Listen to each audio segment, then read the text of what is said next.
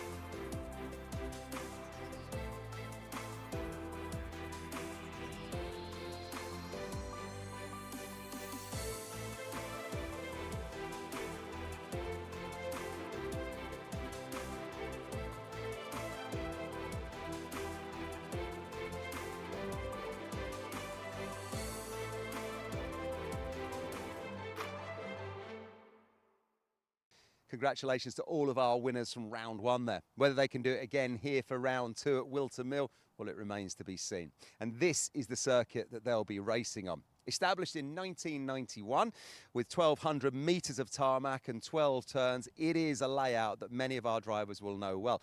And it's one that has it all. From fast straights into hairpins and fast corners and double apex sections. And the names of some of those, well, they're famous within karting, aren't they? We've got Oblivion, and then we've got Fine Lady, Manuel's Bank, Christmas Corner, and the infamous Boot, which has had a little bit of a redesign for 2024.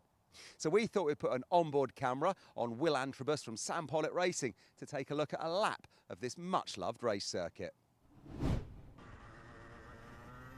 So let's join Will Antrobus then as he crosses the start-finish line on this hot lap. Through Oblivion, down into the bottom end of the racecourse. Take plenty of curb because you're going to need it as you sweep through Fine Lady and up Manuel's Bank into Christmas Corner. Through Christmas Corner then, and you've now got the left and the right of Inkermans heading to the infield, and the hairpin that is Ashby, an overtaking opportunity for sure. Take plenty of curb there as you're into the left-hander that is next, that is Parker. Before you sweep left once again through Chapman, it's a left and then an immediate right kink, so you can take some curb and you're on the back straight, carrying speed into the Boot, the famous Boot, the left and the right. And now we start to see the Boot slightly different for 2024. The chicane, there's the left and the right, and then we're coming back around Pitts Bend and crossing the start-finish line here at Whilton Mill. Well, big thanks to Will Antrobus from Sam Pollitt Racing there for sharing one of his practice laps with us. That's the circuit then, and that's an ideal line to take.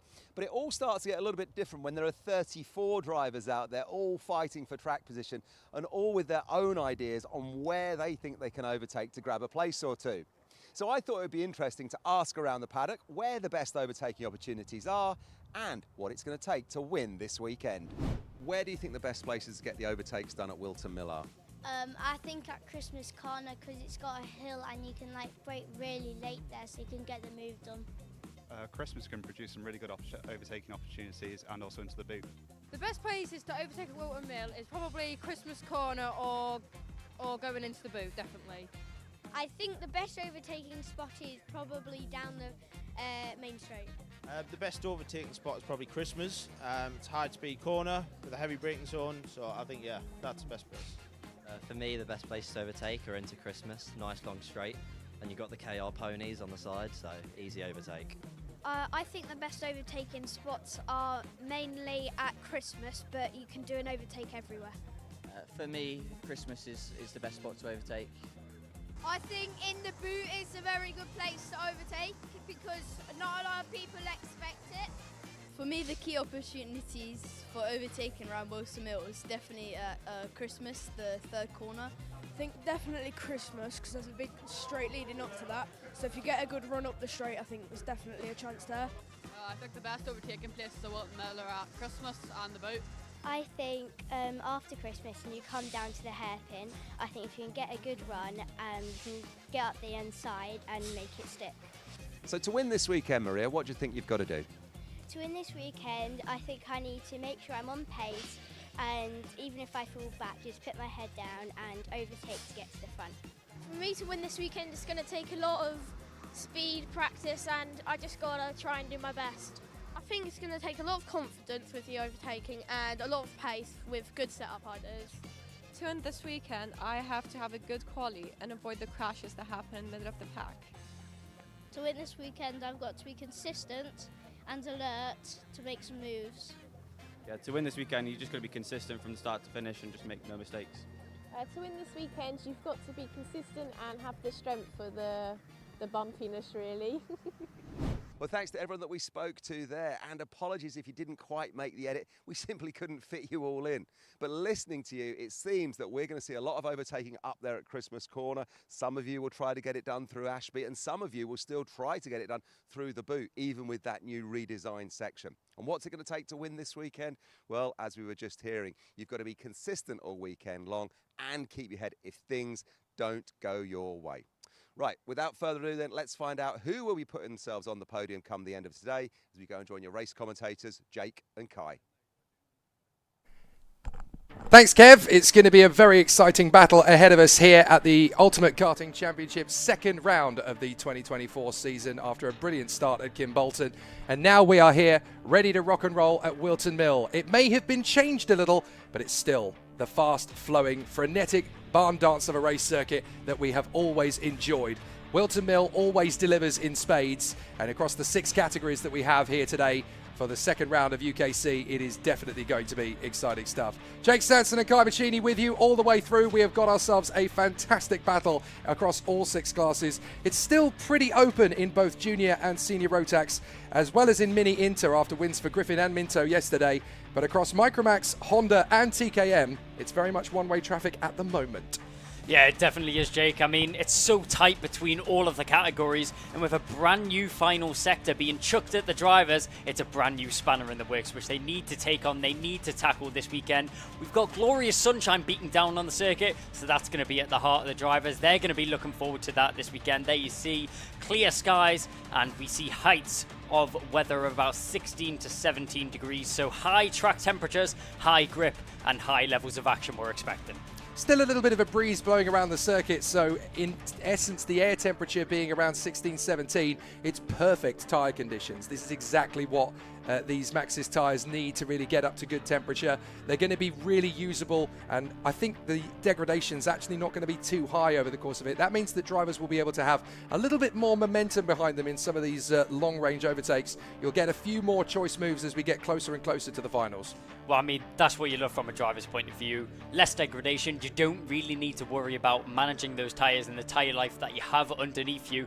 You can really attack these corners, you can really go for it, and I really do think we will see drivers pushing to their limits today, because this is a big race. It's Whilton Mill, it's one of the crown jewels of UK karting, and here in the Ultimate Karting Championship, it's became a staple over the seasons. Yeah, this is a circuit where many a young superstar driver cut their teeth as youngsters. Lando Norris spent much of his youth around this particular circuit, much of his adolescence here as well, of course, and it's not particularly unusual to see George Russell pounding around here in between race meetings when he needs to get karting still in his system. This is the first time we've actually been to Whilton Mill since the track configuration layout change, so it's definitely going to be an interesting one. Super Heats are underway. The Mini Inter is going to be the first race out on track today, and we've got 8 Super Heats before we get ourselves to the 6 finals later on. Big race action to come here at Whilton Mill.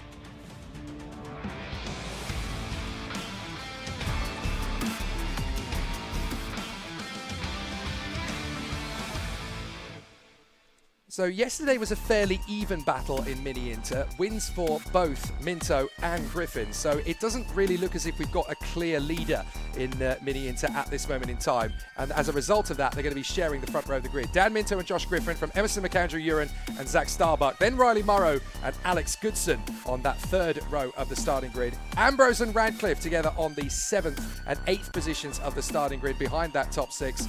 Watch out for White and Cleary as well on the 5th row of the grid. They want to really make a big impact into this race. One of the key riders in the runner for this one is on the 6th row of the grid alongside Braskov. Teapot himself, Thomas Potter. Watch out for him. He's actually been really strong in his first appearance really in UKC, and what he was able to put on in terms of racecraft yesterday, they were really starting on the back foot, but as a privateer going up against the big guns, he's shown some real flair and quality so far. Blair Smith and Miles Burton on the 7th row of the grid, then Tom Jackson and Rayan Townsend, the grandson of Brisker Formula 1 star Gary Townsend. Drew Davidson and Ruben Jenkins on the 9th row of the starting grid. It'll be very competitive indeed in Mini Inter this time. Soren Gallagher and Zach Jennings, followed by the Scotsman David Hjorns, and then Charlie Stapleton, with Lomond Wilcox rounding out the field. Plenty of big talent, good rookies in the field as well, and a very changeable circuit here at Whilton Mill. I was actually talking to a few of the teams and drivers yesterday. Fascinating how different teams and different engineers have got a different opinion as to how this Whilton Mill circuit has changed with this new chicane at the end. Some people were telling me that in terms of the gear ratios, they've been changing them anywhere between 3 and 4 teeth on the gearbox. I asked a few teams, any changes? They said, nah, not really. Well, I mean, setup's always been a massive thing around Whilton Mill. Tyre pressures are always going to be a big difference for the drivers. It depends on how hot you go at the start of the race or if you want to conserve yourself for later on in these races. But with not long on the clock on these Super Heats, only 10 minutes are these races. It may feel like long for the drivers, but that time really goes by in a blast. The drivers will be out on their formation lap, weaving side to side, trying to get as much heat into their tyres as possible on the one singular formation lap that they are handed. But going down to turn 1, it's an interesting one, because here at Whilton Mill, I really don't think there's a preferred side of the grid to be starting on, because you've got a left of Oblivion, then you're straight into the right, dancing up the hill towards Christmas Corner. It's all to play for all the way up to post 3. Yeah, this rolling start comes down to a driver's mentality, how they want to pitch it in those first couple of corners. Dan Minto on the front of the starting grid with the very new and dynamic livery, this CS55 racing colours for Hunter Motorsport, based on the new chassis, which is part of the OTK group, but it's very much a new direction that the team are going in. They obviously will go wide around the old configuration of the circuit for the rolling start, and then on the first lap they will cut in and make that the new chicane. So a fascinating battle to get us underway. Minto and Griffin, front row of the grid. Are we under starters' orders? Of course we are. Up to the first corner. It's a great start from Dan Minto. Josh Griffin has to settle in behind Emerson McAndrew, getting a good launch though, as he now comes up in a second position. So Emerson McAndrew-Ewan right in there behind Dan Minto. Griffin having to work his way through, and that is Griffin, and he's spun at Christmas, getting clattered into by several competitors. It couldn't have gone worse at the start then for Josh Griffin. Back foot and a lot of work to do there for Griffin. Got sent sideways up at Christmas, clattering into the side of the other car, collecting him on the way round. But I mean, a textbook start there for Daniel Minto. You couldn't have asked anything more from the start of the grid. Everybody keeping it safe through the first couple of corners, and that's what you like to see here from the Mini Inters. As up at the front end, we'll go through the new boot section for the first time, seeing how these drivers heap over the curb, go flying into the air. I don't think I've ever seen a car fly like that. Daniel Minto, nearly a second gap is already what he has up at the front of the grid. I mean, the 28 is blasting away on that CS chassis. Yeah, McAndrew-Uren got a good start initially, but then got caught out by Riley Morrow and Zach Starbuck, and it is Starbuck that's now come through to second place with McAndrew-Uren in tow. So up into third position, and that is a retirement already for Teapot. Thomas Potter, that is such a disaster for him. He was going so well at the first part of the weekend, but I'm afraid Thomas Potter on the back foot in the superheat. He'll have to bounce back in style for the final later. His mentor, Charlie Fagg, has just successfully won his first Super GT race out in Japan as well. So at least they can take some comfort in his mentor's achievements earlier on today. Hopping over the curbs. Goodness me, you get some proper airtime nowadays coming through there. Louis Radcliffe will have a headache to last him a week as he flies over the curb at the final turn. And this is where Jamie Ambrose has a chance to really make the move on him. along Fine Lady, up Manuel's Bank, into Christmas. That's a move from McAndrew Urin. He gets back past Zach Starbuck to get into second position. I'm not sure if Ambrose got the move done on Radcliffe. I think he did, actually. So that's Ambrose into P5 ahead of Radcliffe. Then White, Burton, Goodson, Braskoff, Cleary and Josh Griffin. Awesome move there from McAndrew Urin. Textbook overtake. We heard on the VT earlier that all of the drivers prefer to make overtakes up a Christmas corner, and we'll see it time and time again over the course of this weekend. But as we've seen before, Jake, these karts absolutely flying over the curbs here in this final section. Surely that's got to do some damage to the car, and surely that's got to do some damage to the drivers. I mean, that's got to be scary hitting a curb like that. You'll be bracing yourself for it.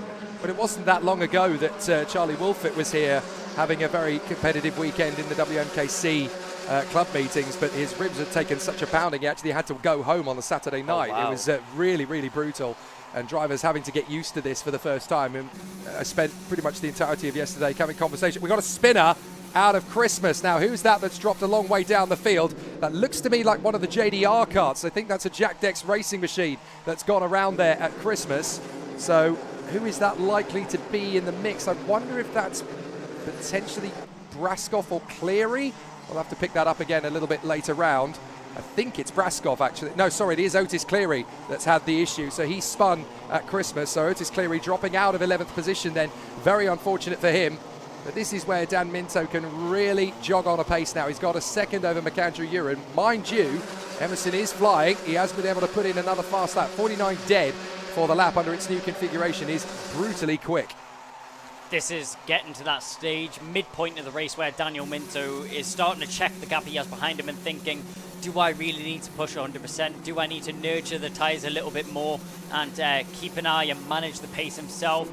As the front leader, he's the driver which is maintaining the pace and dictating the pace of the drivers in behind. Down the inside, not one but two managed to sneak through. That looked like that was Louis Radcliffe and Miles Burton making a move on Ambrose there. That was for 5th and 6th position, and it's just getting even worse. The textbook move there through the boot, diving down the inside. That's what you love to see there from Jensen White as he manages to get himself through. Sorry, that was Alex Goodson on Jamie Ambrose. I mean, such a brilliant move there. We've seen it multiple times, yet the drivers still don't expect it coming. Sweet overtake from Goodson. There's a nice move as well from Burton. He gets Radcliffe at Christmas. So a nice overtake there from Miles Burton. That puts him P5 for the moment, behind Minto, McAndrew Urin, Starbuck and Morrow. Oh, lovely switchback from Radcliffe. He gets Burton straight away in revenge out of Ashby. So even though he lost the place, he was able to gain it back pretty quickly. It's what I love about these smaller classes, your Hondas and your Mini Inters. You can have so much more racetrack to play with. You can make these big dives, where in junior and senior Rotax, you'd be basically coming off the throttle a little bit earlier. You'd be chickening out of the move. With these narrower karts and these shorter wheelbases, you've got more racetrack to play with. You can be a little bit bolder with these moves, and it's wonderful to see these lads and lasses really taking it to the opposition out of Crook and Oblivion. Here comes Miles Burton again. Is he even going to beat round the outside Radcliffe to the corner? That is brutal stuff. Great racecraft, and unfortunately counts out Goodson. He gets held up, and that's Josh Griffin, who's going to be able to counteract him round the outside. He didn't quite finish off the move, but Josh Griffin, who is now the fastest driver on the track, making some gains now. White in 9th, then Ambrose. Rayan Townsend doing a fair job now, up to 11th position. Hopefully not needing as many fisticuffs moves as his granddad used to pull in for Briscoe F1, but certainly working his way forward. There's another great charge from Goodson, but this time Radcliffe is ready for him, but he does run out wide, and that costs him 3 places. Tucks back in now behind Jensen White, and he's going to concede to Jamie Ambrose on the exit of the final turn if he's not careful. That just shows how brutal of a circuit Whilton Mill is. It's not forgiving at all. If you give up that inside line, not just one car is going through, but multiple down the inside. McAndrew Urin's going to try it. They bang wheels as they battle up through Christmas corner. McAndrew Urin just managing to sneak through that move there. Sorry, that was Joshua Griffin making it through on Alex Goodson. Goodson tried to hold it on the outside, collecting wheels between the two of them. Comes off worse does the MLC driver as they now go down towards the boot section once again.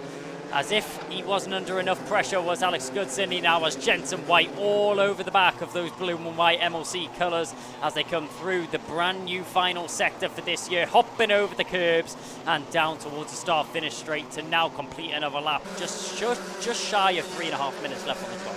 tell you what, in terms of racecraft, we're flirting with boxing match territory at the moment, aren't we? These guys are really going for it in the first superheat of the day. Great to see that nobody's afraid to get stuck in and have a go. Goodson, White, Ambrose, Radcliffe just at the bottom end of this top 10. Townsend's got a little bit of pressure from Tom Jackson. And then you've got Blair Smith right in tow. Braskov's got a little bit of time on Gallagher and Jennings. And then you've got David Hjorns making good progress actually up to 17th place, so good work from him. Cleary, Davidson, Wilcox, Jenkins and Charlie Stapleton. Sadly the one retirement. Thomas Potter not being able to complete the superheat, but after his pace yesterday, he should be able to come back strong from the back of the grid in the final with very little pressure. Once you're at the back, there's only one way, go forward. So hopefully he'll have a good one. There's a warning for contact, and that's at Ashby, I think, for Blair Smith. So Blair Smith is just outside the top 10. Just a little bit of a ticking off there. Just needs to be reminded to wind it in a little bit. Oh, David Horns has disappeared. So David Horns, I think, has had a bit of an issue somewhere and has not come through. So we may well see a stationary number 25. Either that or they've just basically had to crawl their way back to the pits.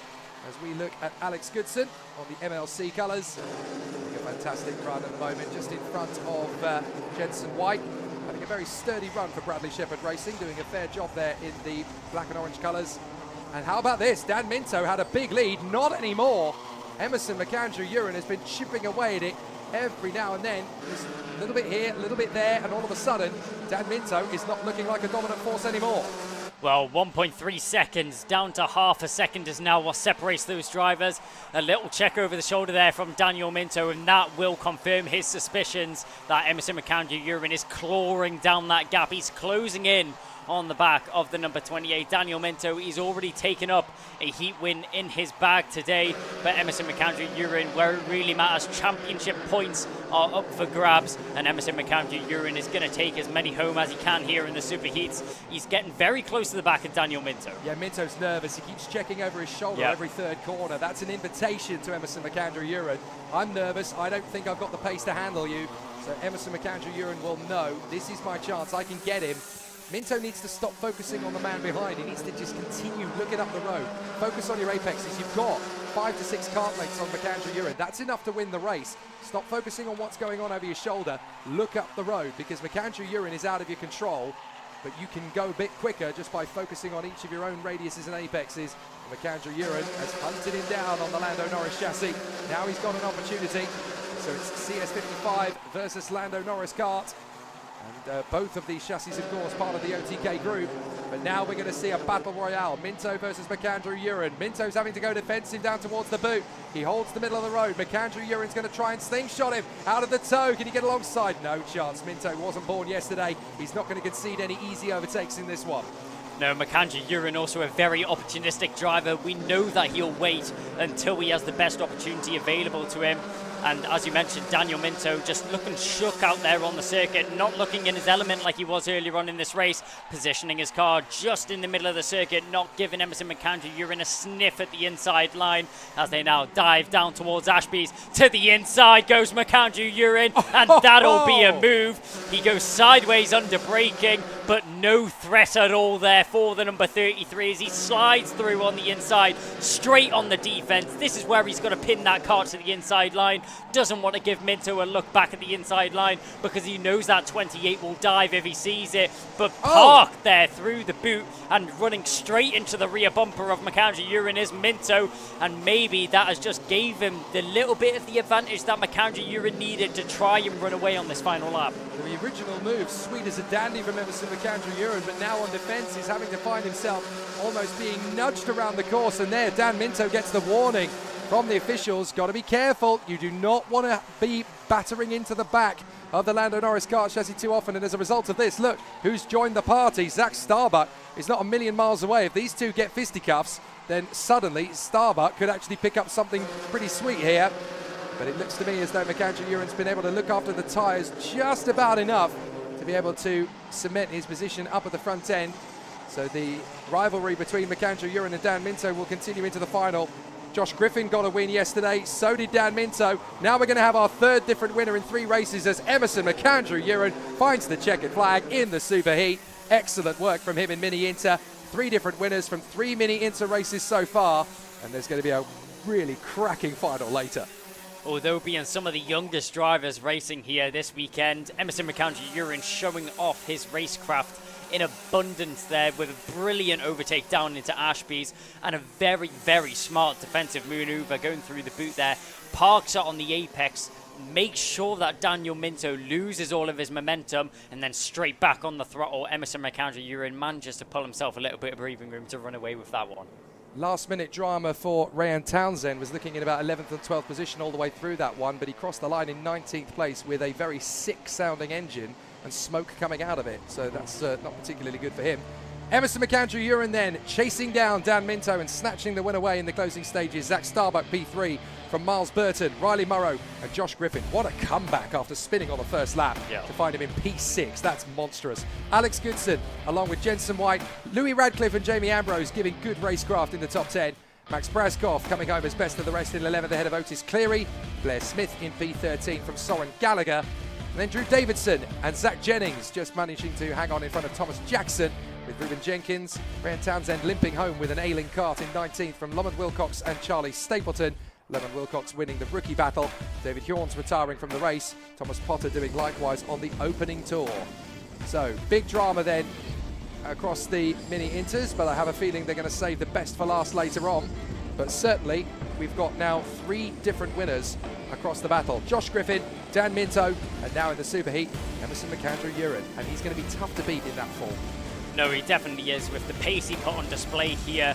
Daniel Minto, he showed dominance earlier on in the race, but started to fall off when it got to that back end second half of the race. Maybe pushed a little bit too hard, a little bit too early, but you always learn from your mistakes. I'm sure Daniel Minto will come back swinging, and he'll come back harder later on today when we have the finals in this afternoon. But I mean, what a way to kick it off this morning. Mini Inter Superheat, they always deliver with some brilliant action once again. Certainly good stuff then from Mini Inters. We now go into the newest category in the Ultimate Karting Championship for 2024. TKM Extreme, bring it on.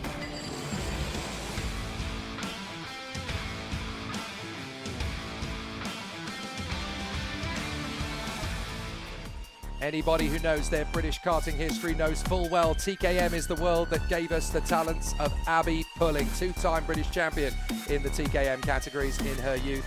Chris Whitton, the dominant force so far this weekend, alongside Kian Bennett, Spencer Lane and Leo Robinson on that second row of the grid. We'll be fascinated to see how Robinson gets on in TKM Extreme Machinery. Adam Sparrow, you can never take karting out of him, even though he's a Mazda driver these days in the BRSCC. He's definitely always ready to bounce back in the TKM Extreme. Alongside Kai Springfield, another driver who should be very eager to watch out for. Al Patterson and Michael Cornell, along with Alfie Garford, who only decided he was going to go racing on Friday night. Johan Kalachern rounding up the top 10, with William Bryant alongside Jessica Fitch-Hall, one of the star new faces in the Ultimate Karting Championship.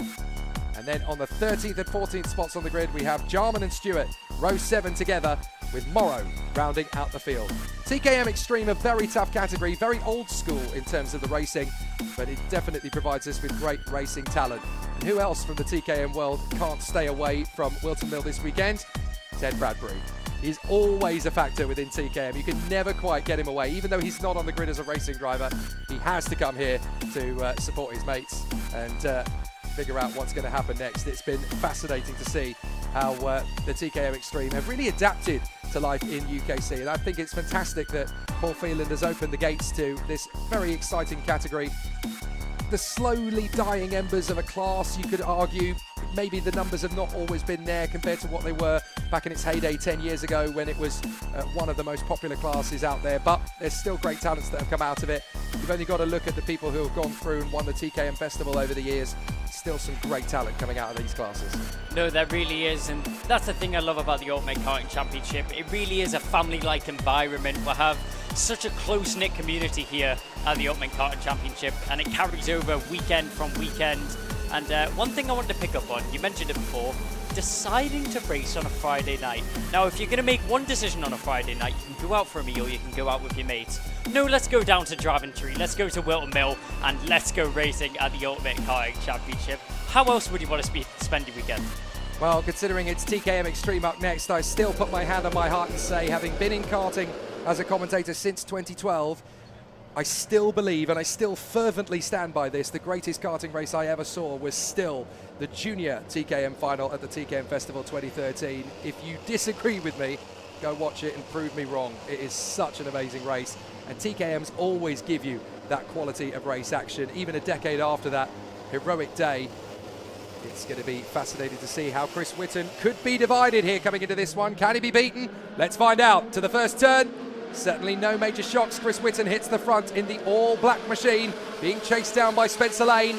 Cian Bennett's got pressure from Adam Sparrow, who's come straight up from 5th on the grid into P3. That is an amazing start from Sparrow. Clearly, his Mazda MX-5 antics have kept him in good stead for racecraft as the rest of the field squirts its way along towards Ashby. Hoping they're going to have a decent couple of moves. 1 or 2 drivers getting in the mix there. I think that was Johan Kalacherd going wheel to wheel with Alfie Garford, who hasn't been in a kart, by the way, for 7 months. So it's really good to see him battling away here again.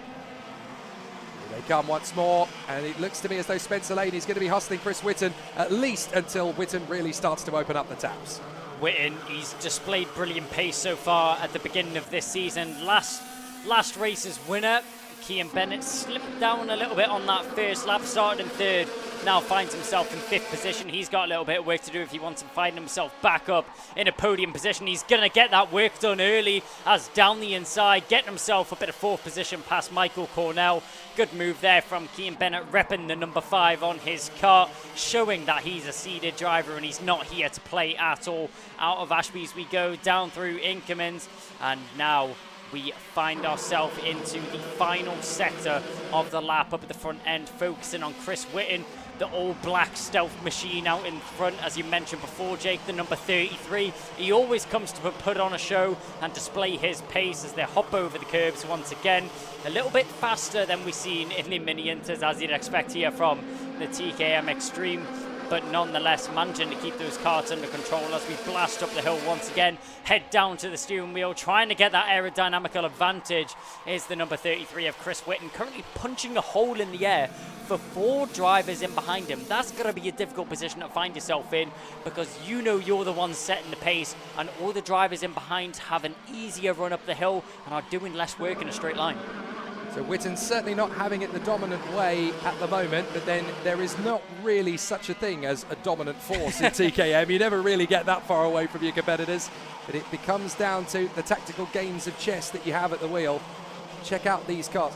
This is the corner to watch in terms of how this layout has really changed, not the least of obviously because that's the part of the course that has changed, but what it does to the kart around the rest of the circuit. A lot of teams have basically said that they've had to change their setup completely, despite the fact that it's only 2 corners that have changed. Sparrow on the inside of Lane. Job done. Absolutely committed to the inside line. Oh. And there's not enough room for Cian Bennett. He tried to get through on Spencer Lane as well. Squeezed out to the grass, and that's dropped him all the way down. He's going to have up the inside Al Patterson and Johan Kalacherd trying to come through, as well as Alfie Garford. So that's going to drop Cian Bennett all the way down to about P9, essentially. Dancing over the grass is Cian Bennett as he finds himself in a world of trouble now. He'd done all such great work to get himself back up onto that top 3 and fighting for a podium position here on the Superheat, and all that work has been undone. He's got loose ends that he now needs to tie if he wants to get himself back up at the front end here in this Superheat. Up at the front end though, Chris Whitton sitting quite nicely, getting himself a little bit of breathing room. But in behind, we see the number 11 of Spencer Lane under a lot of pressure from Robinson. Robinson dives up the inside. No issues there for the move into Christmas. No contest as he now finds himself in 3rd position and pushing onto the back of these top 2, trying to break down the gap which they have formed. A really good run then from Leo Robinson to put him into 3rd position. And the TWM suit Lazarus going around the circuit in fine style in 3rd position. He really is coming back from the dead, to be fair to him. So Leo Robinson there into the top 3.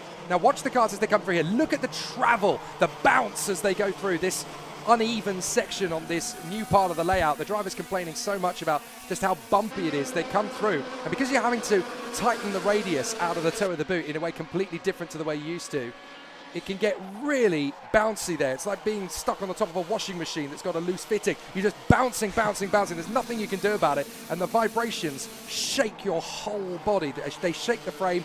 I've had lots of people tell me that at the end of a race meeting, they basically take the frame and chuck it in the bin and go and get a new one. Well, I don't think I was expecting this weekend to hear the comparison of driving a car to sitting on top of a washing machine. You always manage to outdo yourself, Jake. I mean, that's probably one of the best things I've ever heard you say. What is it? It's not even 10:30 yet. I'm just getting started. We're only getting started. There's more to come here over the course of the action here, riding on the top of a washing machine here in TKM. Note to self, Kai Bacchini has never drunkenly sat on a washing machine. We'll get that sorted. You're not even 17 yet, so we'll get that sorted. Yeah, I mean, I don't think that's one thing I will be focusing on earlier on in my life. Sitting on top of a washing machine, that's not really what I focus on. I'd rather actually be driving a car around Whilton Mill. Yes, absolutely. You haven't gone to university yet, have you? Oh, right. no, that's still to come. That's still to come. Chris Whitton and Adam Sparrow having a terrific duel up at the front end of TKM Extreme. This is good stuff from Adam Sparrow, really clicking with this card once again. It doesn't take a driver long to get back into the role of Supreme Racer once they know the craft, and Adam Sparrow really does know the craft of TKM Extreme. I said to him when I spotted him yesterday, oh, this is fabulous, isn't it? You can take the racer out of karting, but you can't take karting out of the racer. They always want to come back at it. And actually, watching Whitton and Sparrow, they're not the only ones in this. Leo Robinson has now dropped lane a little. Cornell's under pressure from Calichurn. So this could be a three-man battle for the victory. And look who's back on the scene. An angry Kian Bennett. He's got the red suit and the red mist. He wants to come straight back into this and go straight for Cornell and Calichurn to get himself back in contention. But Robinson is swarming all over the back of Whitton and Sparrow now. Game on, and anyone is in the hunt for the victory here. It's very much open season.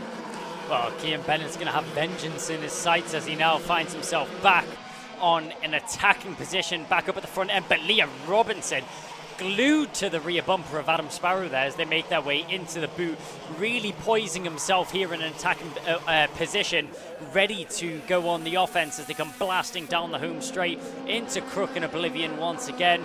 Robinson tight on the inside line. Will he opt for the move up into Christmas? We've seen it a few laps ago. He won't try it this time round, just a little bit too far back. Didn't have the gap quite closed down that he would have wanted to get that move done. Maybe a little bit of a poor run out of Oblivion there. Wasn't able to set himself up quite right, but they come down towards increments once again. Leo Robinson, the trailing of these two. Maybe he's just I was about to say maybe he's sitting waiting for a move to happen, but no, he's going to be the one that initiates the attack. He's going to get the move done. Great move there from Robinson. Promotes himself up in a second. One down, one more to go as he now goes through the final couple of corners. He's straight onto the back of Chris Whitton. Wasting no time as Leo Robinson through Crook and Oblivion once again, virtually pushing the black machine of the number 33 up the hill and up into Christmas. Once again, he'll do it right. Leo Robinson finds himself in the lead of the race for the first time this weekend. Well, Leo Robinson making Adam Sparrow look a little bit hesitant. Here comes Whitton back on the inside for Robinson. Watch out, boys. Sparrow is going to have another opportunity to split them as he comes in on the far side, and up the inside comes Spencer Lane. He grabs third position as a result. Sparrow gets back in on the inside of his teammate, dives through, gets the job done. The two Talcos running away in third and fourth position, but now it's going to be Leo Robinson really edging Chris Whitton to the edge of the radius of each of these corners. Come on, man. You know I've got you. Chris Whitton says, are you sure? I've got you back again, mate. You're going to have to come up with something better than this. And now we've got 1, 2, 3, 4, 5, 6, 7 of them in a long train. This is what TKM is so known for. Battle after battle after battle. Here comes Robinson again, up to Christmas, dives up the inside, that'll do nicely, back to the lead once more. Chris Whitton having to surrender to come for second position, now he'll get the tuck back in for Ashby, and this time Robinson's ready to defend valiantly. Whitton can still get the switcheroo on the cutback, and they bang wheels! Robinson is determined, you're not getting back through on me, sunshine! Whitton cuts back across again, and here comes Spencer Lane and Adam Sparrow. Sparrow's got through, and it looks as though Spencer Lane's actually fallen out of the equation. That's Jan Calichurn. Calichurn has popped up into third position out of nowhere. Defensive efforts have been through the roof here from Leo Robinson. Amazing, valiant racing, which he's managed to keep himself out in the lead right now. He had a great running in with Chris Whitton there. Whitton tried to slap him in the face with a reality check. He throws that backhand back at him, does Leo Robinson. Finds himself still in the front lead. glued to the inside line as they go up towards Christmas. Leaves himself a little bit more room on the outside so he can swing that back in for the racing line. Number 36. He's trying to back off Adam Sparrow into Kalichurn. Let's see if he's going to manage to be able to do it. Through Winkelmans they go. Still on the defensive effort is Leo Robinson. This is going to be a long last couple of laps if he wants to keep this one in his favour. Has all the drivers in behind squabbling for position, backing up all of the drivers. Leo Robinson in a world of trouble at the moment. This is competing with 2013 TKM Junior Rotax finals at the moment. Every time 2 or 3 drivers battle, they queue up the rest of the field. And look at this train now. We've got about 12 of them in the mix, all the way down to Will Bryan in P12. Anybody's in this fight once more. So this is excellent stuff. In fact, Bryan actually got past Al Patterson at the end of that there. All the way down to Harrison Morrow, who's come up from the back of the grid, don't forget. So Harrison Morrow started dead last and now finds himself in P10. What a resurgence. Robinson absolutely determined to keep Sparrow, Kalichurn, Whitton and Cornell off his back. They come out of Ashby. Now towards the 2 left-handers. Round the outside, Spencer Lake trying to get himself back into contention further back. Meanwhile, Chris Whitton down in 4th position, having won both the heats yesterday. Needs to come up with something special to take on Kalichurn. Never mind the 2 men in front. Time has run down to 0. We're only going to have 1 lap after this one. And parking the bus up front, Leo Robinson hunting down this opportunity. Out of the final turn, can he hang on from Sparrow? Last lap begins. Well, if we've learnt anything from the junior ranks for Leo Robinson, the one thing we know from him is he knows how to put that car in the right position defensively and offensively, and he's put that on display throughout the whole of this race. Veers across to the middle of the track, manages to open up Christmas corner there. That's Garford. Look at Garford. He's bounced up into the top 5. The one plate has come straight up. The reigning British champion has suddenly found himself up there in the top 5. Robinson having to hold this, middle of the road. Got to keep it nice and wide. Sparrow's all over him. Robinson knows he's got to keep this kart as wide as a Buick. This is going to be very tricky. We've got a slow kart breaking down as they come past down the back straight. Whitton trying a move on Kalichurn. Kalichurn going for Sparrow. Sparrow thinks he's got one last shot on Robinson. What have you got in the final chicane? Whitton's going to lose out to Garford, who snatches 4th in the final dying embers of this race. And Robinson hangs on for the superheat victory. Wow, wham, bam, 11 karts across the line by 2 seconds. That is TKM all the way. Well, that was definitely some extreme racing there from TKM. Leo Robinson with some of the best defensive efforts I've seen on display all season so far in British karting. How did he manage to hold off that whole pack of drivers tucked in behind him? Adam Sparrow did not let off that throttle at all. He kept the pressure on all the way through those closing stages of the race. Kalichurn hoped to pick up a little bit of debris from those drivers, but wasn't able to snatch anything up. Just to point out how defensive that race got at the end, who was the fastest driver on the last lap? Jess Fitch Hall, who was 12 seconds behind the rest of the pack. That's how slow the battle for the victory got at the end there. Leo Robinson, Adam Sparrow, Johan Kalichurn, Alfie Garford, Chris Whitton, Michael Cornell, Kian Bennett, Luke Jarman, Spencer Lane, Will Bryan and Harrison Morrow. All in a line across the line. 11 karts battling for the victory. Can we have a war later, please? Al Patterson, 12th position, Jess Fitch Hall in 13th, and Jack Stewart unable to bring it home on the same lead lap. 14th place for him. But what a magnificent run from Leo Robinson, finally crushing Whitton's dominance for the weekend so far. And there's a lot of drivers who have now got a sniff of victory. 11 of them could have taken that. So when we get to the final later, all bets are off. Well, what a way to kick off the action. Mini Enter followed up by a hot and heavy TKM Extreme. 10:30 on a Sunday morning, and we're already warmed up and ready to go for the rest of the day. If this is a sign of what is to come, I am so excited for the finals later on this afternoon. Yeah, really good racing from our TKM Extreme competitors. A really strong addition to the UKC catalogue of racing. And I have to say, it's so good to see TKM in UKC. Right, we continue to march onward. The Superheat is up next in Micromax.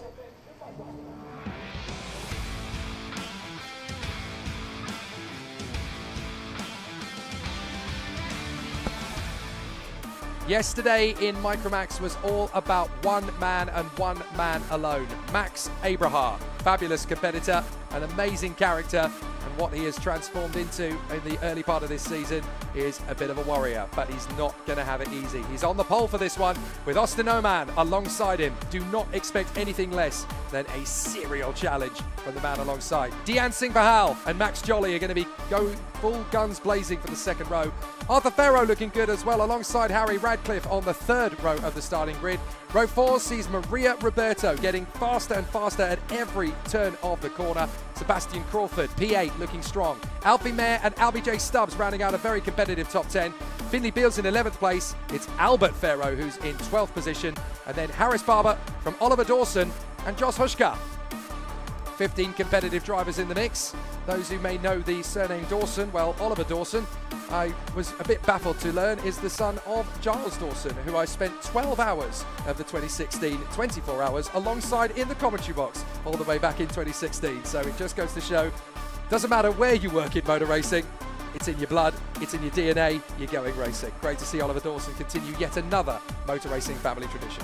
Well, I mean, throughout the whole of British racing, we see so many big names following down from parents or grandparents either being staples in motorsport globally. I think that's what UKC really puts on display. It gives a great platform for these drivers to get their junior and even further on in their career of karting, prove themselves to be up at the top of not just British racing, but European karting as well. One of the biggest competitions here is Ultimate Karting Championship. And as he mentioned, Max Abrahart, he's had a very strong weekend so far, and it's looking like it's going to be difficult to dethrone him, but like Leo Robertson has just done in the TKM Extreme, I wouldn't be surprised if we see a repeat here in the Micromax. So let's see how competitive this one gets, because again, we're into the narrower karting category. Mini Inter earlier was pretty spicy stuff, and now we're going to have yet again a short wheelbase, a narrow kart. You can go 4 or 5 wide in these karts if you're brave enough. So things can get very interesting all the way through this field. And Max Abrahart, definitely the man to beat, but watching the career progression and the way that the racecraft has really stepped up a pace for the likes of Dean Singh Bahal, of Max Jolly, of Austin Oman, particularly Harry Radcliffe really starting to come on a pace as well. I've got my eye on Maria Roberto as well. She really seems to be taking a little bit of strength now. There's always that little bit of a light switch in these drivers at this race. You've done it yourself, Kai. You know it's you're waiting for that click of the understanding of, oh, that's how I'm supposed to race. And that's all you're waiting for in these classes. Yeah, I mean, it's something that the drivers will get over time. The more time they have in the seat, the more experience they get racing. And that's something they'll develop as drivers over the course of their careers as we go blasting down the home straight. Will we go racing first time round? Yes, we will. False start there. So we have the chevron flag out at post 1, which means that we'll go round once again. Maybe just a little bit too eager from the front end. We see that a lot in the younger classes. The drivers just a little bit too eager to get going racing again and just want to get it over the way and done with as well. Max Abrahart a little bit too fast to jump the gun on the accelerator there out the final corner. You're seeing just escaping from the rest of the grid. They will slow it down this time round, pack back up into their formation, and I'm sure we will go racing this time once again. I'm not entirely sure if that was the even side of the grid just getting a little bit trigger happy on the throttle pedal, or whether it was the rear of the grid that was just a little bit on the back foot, or a combination of the two factors. But either way, the false start is declared, and so the contenders, careful guys, a bit of pushing and shoving in the 2 rows. You've got to be careful. You don't want a front fairing loose because of that, because that can get really quite embarrassing when you've had an incredible race and then you've got a front fairing based on the pushing and shoving on the formation lap. You've got to be very careful of that, because obviously if that front fairing comes loose, that's a 5-second penalty that is not contestable or debatable. And then we're going to go racing this time. Are we under starters orders? We are! And it's a cracking start from Max Abrahart. No problems to get into the lead at the first turn. Led in by Austin Oman in second position. The charge forward up along Manuel's Bank. Fine lady, and up towards Christmas. Good start from Arthur Farrow as well. He's able to hold the position and the nerve in front of Max Jolly, so he's been able to leapfrog him. So both Arthur and Albert are going to be working their way forward. Up to the braking zone for Ashby. Everybody keeping it nice and tidy on the opening lap. Good clean start for this one. Yeah, good start here from the Micromax, as we see tucked in the pack, in the mid-pack. That was Max Jolly trying to get his way out of this sandwich that he finds himself in. A little bit of pushing and shoving as the drivers go down towards the boot once again. Out in front, Max Abrahart, there's no surprise there. He's used to being up at the front end of this grid, but Austin Oman, he'll follow very close in order as well, pulling a little bit of breathing room so far has Max Abrahart over the course of this first lap. Just 3/10 is what separates the front two, but that's enough breathing room to give him the confidence to push on. Yeah, interesting. Abrahart tapping his helmet on the opening lap just to kind of remind Austin Oman, you know, think with your head, not with your heart. You can sense that he's seen a couple of the other heats where the drivers who were dominant yesterday have finally been vanquished. He doesn't want to be in that list. He doesn't want to be the driver who gets a win taken off him today. So he's just trying to play every psychological game to say to Austin, look, let's be sensible here. Work with me, which is code for don't overtake me. Let me build up a gap and then you can do what you want. Well, yeah, I mean, Max Abrahart, he's looking for that clean sweep this weekend, and he's looking to be the dominant force. Austin Oman, he's not going to let him run away with this one as easily as he did in the heats yesterday. Dian Sinch Pahal. Whoa! Very, very high over the Did curve there from Max Abrahart. Goodness Nearly me. losing the kart with how high he went up in the order. I'm surprised he managed to keep that one under control, and he's kept himself in the lead of the race there. That will definitely be a Code Brown moment there out that final couple of corners. But he's kept himself under control. He's managed to get that kart back into the order that he would like. Someone that wouldn't like that is going to be LBJ Stubbs. Oh, and who's Down that off the inside, road? Josh Hushka managed to make a move. Someone in trouble further up. I think that might be Alfie Mayer, who's just set the fastest lap of the race. It was certainly a kart with a 5 next to the plate. And I think the only other one other than Josh Hushka is Alfie Mayer, so that is disastrous if that's the case. He's literally just set it is Alfie Mayer. He's literally just set the fastest lap of the race, and the Zip driver, mechanical failure by the look of it. So big disaster for him. Right, Max, take it a little bit more gently. Wow, they're still leaping over. This isn't a race at the front for Max Abrahart. This is an audition for EasyJet. Goodness me. He's absolutely launching his way over those curbs. Yeah, he's not afraid to be pushing the limits of this kart. I'm sure his mechanics will be stood on the sideline, biting their nails every time he goes through that section, just thinking of the damage that could be doing to the kart. He's not worried about that. He's worried about getting moves done. Somebody else who's getting moves done there is the number 16. That's Sebastian Crawford getting a move there done on LBJ Stubbs. So up into 9th position and out of 10th goes Crawford as he gains himself another position throughout the field. Looking at this mid-pack, there's still a good battle going on as we're still keeping an eye on Crawford. In behind him right now, Finley Bales is the driver following in suit as they go down towards the boot. Is he going to think of a move? Is Bales? He had a look to the inside. He'll think better of it. Backs out of that one, just sticking his nose in, letting know of Crawford that he's there to play and he's there to make an overtake if necessary. And if Crawford is going a little bit too slow, Beals is there to pick up the rubble. And interestingly, Stubbs getting back through on Crawford and take... Oh, over the top there. That was Finley Beals getting a little bit too close. He actually mounted the rear bumper, and that's really cost him in terms of momentum. Fortunately, he's able to stay on the road, pointing in the right direction. No big accident comes the way of Finley Beals. He got away with that one, but very sensible from the drivers around him to not force the initiative. He just dived his way up the inside of Dawson and Barber in the same breath. So clearly not being fazed by going over the back of another driver. Thought, right, well, I need to get back on with this. So he's taken on Dawson and Barber as if they were standing still. So good recovery there from Finley Beals. But Austin Oman, fastest driver on the track, just a 1/10 of a second back from Abrahart. Now we're going to see the proper battle kick in. 5.5 on the clock, and it's still very open. Beals clearly wasting no time in gaining back the space that he lost on the circuit earlier on in this race. Looking over his shoulder, another tap to the helmet. Come on, let's push forwards, let's work together, he says to Austin Oman. Oman's been pretty calm, and he's been pretty chilled out so far in this race as we get ourselves going towards the halfway stage in this race. Will Austin Oman start to push onto the back of Abrahart? Will he start to apply a little bit of pressure to the back of the 61? We'll have to wait and see. Only time can tell in this race. But Austin Oman, this is probably the best chance he's had all weekend of getting a heat victory. And the super heat, well, it's the place that really matters, and it's one hell of a race that you'd want to get a race win in. This and the finals are the two biggest races of the weekend. Austin Oman just keeping in suit, making sure he's still stuck to the back of Abrahart. Dian Sinch Pahal in third, though, trying to break down that gap, and he's doing a good job of it, gaining himself the final lap, fastest lap, sorry. Loving the body language of these guys. Obviously, Max Abrahart tapping his helmet to Austin Oman to say, come on, let's just work together. Let's just make sure we're staying in the front. Austin Oman's response is quite clearly, no, no, I want to beat you, so I'm not going to work with you, mate. I'm going to make you second guess when I'm going to make the bid, and then I'm going to make sure it is a nice, clean and succinct move. Right, this battle in the midfield, still plenty of life left in it. Stubbs, Crawford, Beals. It's a very impressive comeback from Finley Beals under the circumstances. B12 no longer, now up to 11th place, having got past Dawson Barber and Albie Farrow. So still some good racing going on then in this mid-pack, and it's really important, even though you're not fighting for the win. When you've got this battle, you know you've got to try and use your opportunities. You've got to learn through the racecraft, try and figure out where you're going to make your moves. And it's important to win in your own little battle out there in the course, because even though it's not for the win this time, give it 2 or 3 races, maybe 2 or 3 weekends, you could be fighting for the win. So what you learn here is essential.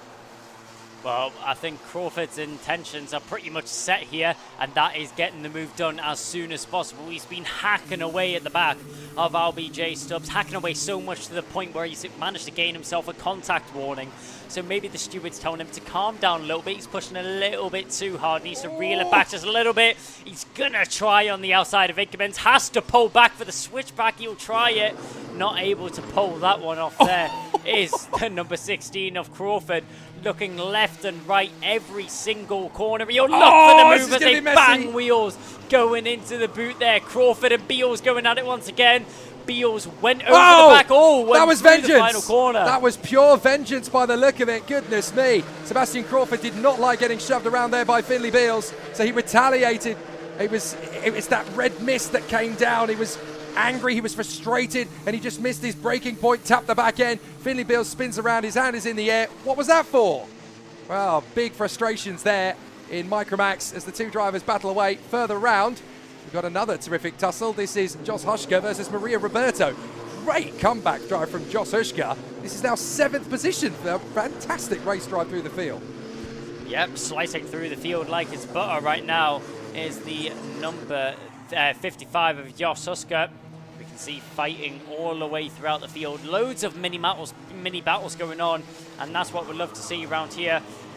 Bales, although he had a bit of an issue earlier on, he's not afraid to get himself stuck straight back into the action and find himself racing once again. He wastes absolutely 0 time in gaining back some of the ground that he lost. That's the lead change. Yep. Austin Oman's got the lead. He's managed to make the bid then on Aberhart. He's timed it to perfection. He's got 2 minutes on the clock. And now Aberhart is vanquished in the lead of the race. So Austin Oman has hit the front. And not only has he got down to 2nd place, but now he's got Dian Singh Pahal and Max Jolly for company. Here comes Dian Singh Pahal on the inside line in a second. Almost joined by Max Jolly. This is definitely warning signs now for Max Aberhart. Not only has he lost the lead, but he's also lost 2nd, and there is definitely daylight now between Austin Oman and Dian Singh Pahal.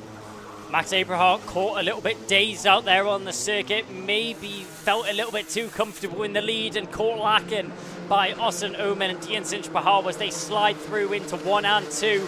Now Aberhart needs to go straight back on the attack. He has no time to waste. Only a minute left on the clock. He'll try and get one done up into Christmas, but it's well contested there by Dian Singh Pahal. Pahal managed to hold the inside line there and manages to just about keep himself in 2nd for the time being. Through Ashby's around the outside, hand in the air. How is he doing this, says Max Aberhart, as they go through Ashby's and into Incumbents now, going down towards the boot. This is where it's going to really be interesting here. Will Max Jolly even try for a move on Aberhart, or will Aberhart keep applying the pressure onto the back of Pahal? Yes, he will, and there goes That's Dian Pahal. Singh Pahal. So what happened there? Was there contact? Did the engine seize on him? What on earth happened? Well, he certainly didn't seize on him because he's able to keep going again. I couldn't really see. Was there any contact? Was he just nerfed on the inside line there?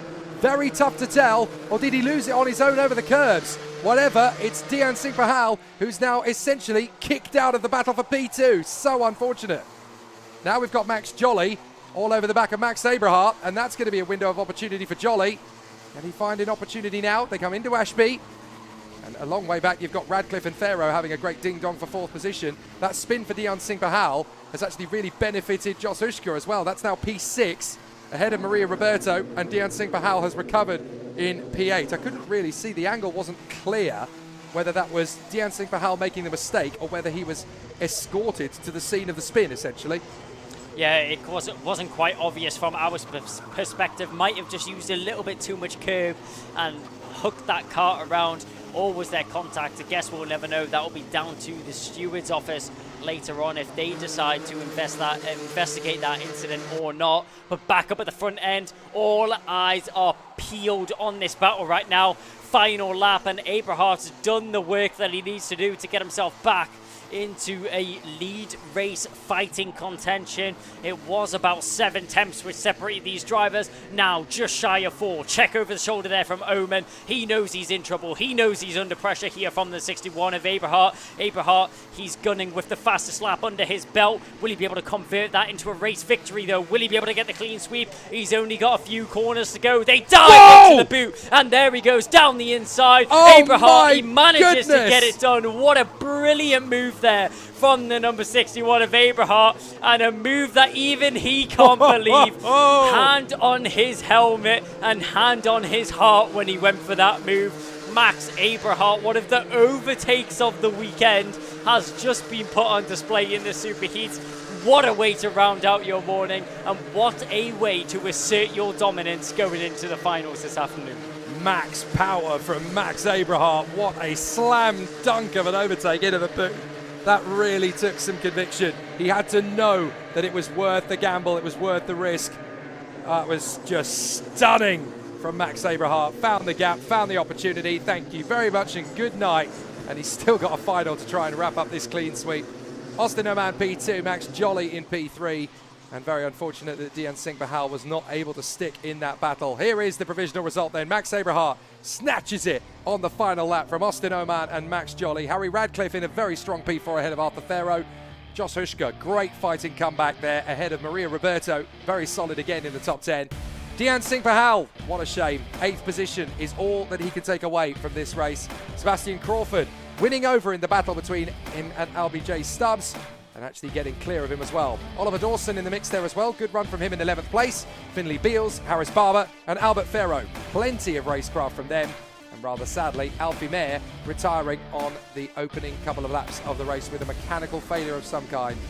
Well, exciting stuff from the Micromax Superheat, and for Max Eberhardt, it's going to be very tough for anybody else to pull off a kung fu move like that one. Was perfectly clean, no worries at all, but you had to be really brave to know you could pull that off.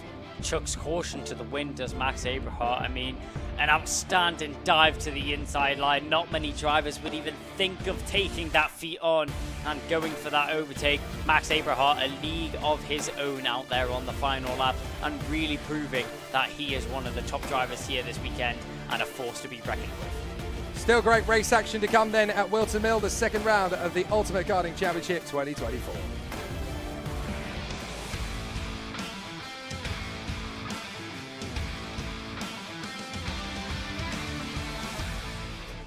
Well, if Micromax was one-way traffic yesterday for Max Eberhardt, it's definitely a similar story for young Ed Spade in Honda Cadet. He's been absolutely mighty all of yesterday.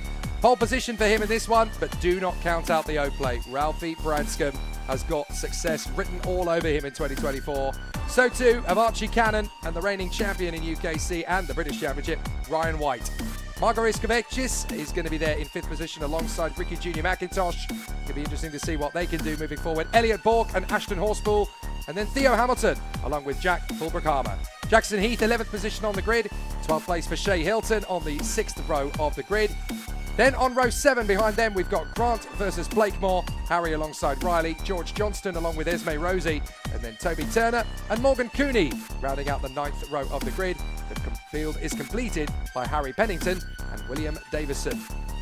And I've got a feeling this is going to be a bit of a crescendo battle at the end of this one. Ed Spain versus Ralphie Branscombe. And Ralphie has a habit of saving his best for the final. I don't really think we've seen all he can do yet. Well, if it's a rinse and repeat of Kim Bolton, we don't count him out until the closing stages of the race. He fought all the way to the end for that one, did Ralphie Branscombe, and the O-plate being repped on the side of that car shows he knows how to race. He shows that he's got brilliant racecraft and brilliant pace, because the O-plate doesn't come easy at all in British karting. One of the staple races of the year. Branscombe walks away with that one, and he'll rep that number 0 all the way to the end of the season. Starts second on the grid though. Ed Spain's had a very strong weekend so far. maybe knows this track like the back of his hand. We'll have to see how he goes in this superheat though. We've seen everything can switch up in this superheat. A little bit more pressure for the drivers and a little bit more for Stake. Ed Spain, will he be able to tackle the Titan which is in front of him? Will he be able to keep his winning streak going and take another one going into the heat and into the finals later on this afternoon? It's all about confidence and it's all about a boost going on to it later on. But Ed Spain or Ralphie Branscombe, Archie Cannon and Ryan White, the number 1 plate from last year, is sitting there in 4th position. Make sure to not count him out. So many big names, so many strong drivers. Honda Cadets obviously the only standing start for the classes here this weekend. Throws another spanner in the works and a little bit more developmental work here for the drivers, but it always provides great action. Reaction times combined with brilliant racing. It's Honda Cadet. What more could you ask for? Yeah, it's a very different skill in karting circles, and you know, some drivers like it, some really feel that they should be doing the same thing on the rolling starts, but it just mixes things up a little bit. And certainly in Honda Cadet, you've got some real talent that's able to utilize and put on an excellent display and an excellent show. The drivers not shying away from the opportunity to move their way forward in terms of speed and lap times. Karts making their way to the starting grid once again. Ralphie Branscombe with the pink racing helmet to the far side of the course. Very distinguishable, very talented young man is Ralphie Branscombe. Going to be a very interesting challenge for him to see him work his way forward. Ed Spain, though, the dominant force so far this weekend. But as we've seen already for the likes of Chris Whilton, all it takes is one little mistake here or there and suddenly the opposition are on you like a ton of bricks. And Ed Spain does not want Ralphie Branscombe to crack his defences at the moment. Archie Cannon, though, right there in 3rd position, could be one to keep an eye on for this. So too Marjoris Kavechkis, as well as Ryan White, reigning champion, of course. Let's go racing at Whilton Mill. And it's a perfect start for Ed Spain. No worries at all, chopping across in front of the O-plate, Ralphie Branscombe. And a good start, too, for Ryan White. He puts himself into 3rd position without hesitation as the field works its way through Crook and Oblivion, along Fine Lady up Manuel's Bank and into Christmas. Everybody keeping themselves to themselves. No silly moves on the opening lap of racing. Everybody all the way down to Morgan Cooney, able to keep themselves on the racing line without issue. And now the drivers jogging away. Just a little bit of a squirrely moment for a couple of drivers there into Ashby. But in essence, everybody's still on the black stuff. Yep, all drivers facing the right way, and that's what you love to see here for the Honda Cadets. The youngest drivers which are racing this weekend, but they always still put on a show with some brilliant action throughout the race, and they kick it off on the first lap, a dive to the inside. We've seen it done in the previous race, but it's not going to be easily repeated there. That looks like that might have been Elliot Bork going for that overtake, the number 14, getting down and dirty, ready to get racing here on the first lap of this race, making a statement as they go up the hill, down towards, up towards Christmas Corner, checking over his shoulder twice on that straight. Elliot Bork is not looking comfortable. Branscombe's got through on Spain, so we have a lead change. Ralphie Branscombe, the O-plate, hits the front ahead of Spain and Ryan White. So just to come back to Elliot Bork, moving his way over to 6th position with some feisty racecraft, not afraid to get stuck in nice and early. Always good to see drivers really starting to push the envelope in the early phases of these super heats. As the tension mounts over the course of a weekend, Saturday you can pretty much just take your results and get yourself into a relatively good position. Things start getting serious on Sunday morning. Very different style of racing, of course. Ed Spain just hunting down the gap on Ralphie Branscombe once again. Branscombe controlling it on the O-plate, looking very neat and tidy at the moment from Spain. Then White, Cannon, Kavechkis, Bork, Horspool, Hamilton and McIntosh. Some good starts to this race then already all the way through this field. But is Ed Spain going to come straight back in on Branscombe?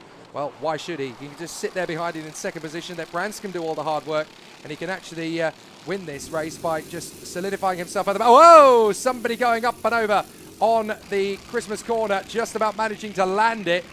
So just as well, we did have a flip over the course of one of yesterday's earlier heats. I think it was in the senior Rotax race that we had of it. But fortunately, everybody relatively okay after the difficulties yesterday. But then, as you pointed out to me, when do you get the Whilton Mill weekend when somebody doesn't go over? It's a tough circuit, this one. Yeah, it is a difficult one. It's one that the drivers always look forward to, and look forward to the challenge that they have paved out in front of them when tackling this circuit. The final sector has definitely thrown a spanner in the works for these drivers when coming into this one. quite a few of them, these drivers haven't raced on the new circuit layout with that new final sector. So new and fresh to them this weekend, and it's great to see how the drivers have adapted to it. Ralphie Branscombe, though, he may find himself in the lead of this race earlier on, but he's definitely got his work cut out for him if he wants to keep himself in that position. You know, and it's been a tough one for these guys in terms of simulator prep as well, because it's happened so quickly, this layout change. They haven't had a chance to practice it on the sims. So it's basically been a bit of a new experience for the drivers to learn this circuit without having any preparation time on the sims beforehand. And you're sitting there at home thinking, yeah, but how much of a benefit can you really gain in karting on a sim compared to, well, you'd be surprised. The drivers at this tender young age, they do learn an awful lot about racing lines, about where the throttle needs to be applied, where the braking zone should come in, how that changes in a racecraft situation. You'd be surprised just how efficient those simulators are actually proving to be, particularly in the younger categories. Yeah, it's amazing how realistic simulators are evolving to be at this stage, which they are now used for development of drivers, all the way up to the stages of Formula One drivers being stuck in the simulators for hours on end, simulating laps around the circuit before they go out for race weekends. And it works the same here in the karting paddocks, and you can see these drivers putting that knowledge to the test. There's a lot of racing there. The number 24 was trying to get stuck in a battle there. That was Archie Cannon. He's in fourth position, trying to fight his way forwards a little bit. Yeah, indeed. I mean, we saw Max Verstappen going Formula One racing for his hobby the other day and doing the serious business of winning the Nürburgring Virtual 24 Hours in the evening. So, yeah, it was nice to see. Anyway, Branscombe, Spain, White, Cannon, Kvetskis, Borg, Horspool, Hamilton. Still very close between all of them. 1.5 seconds covers the 8.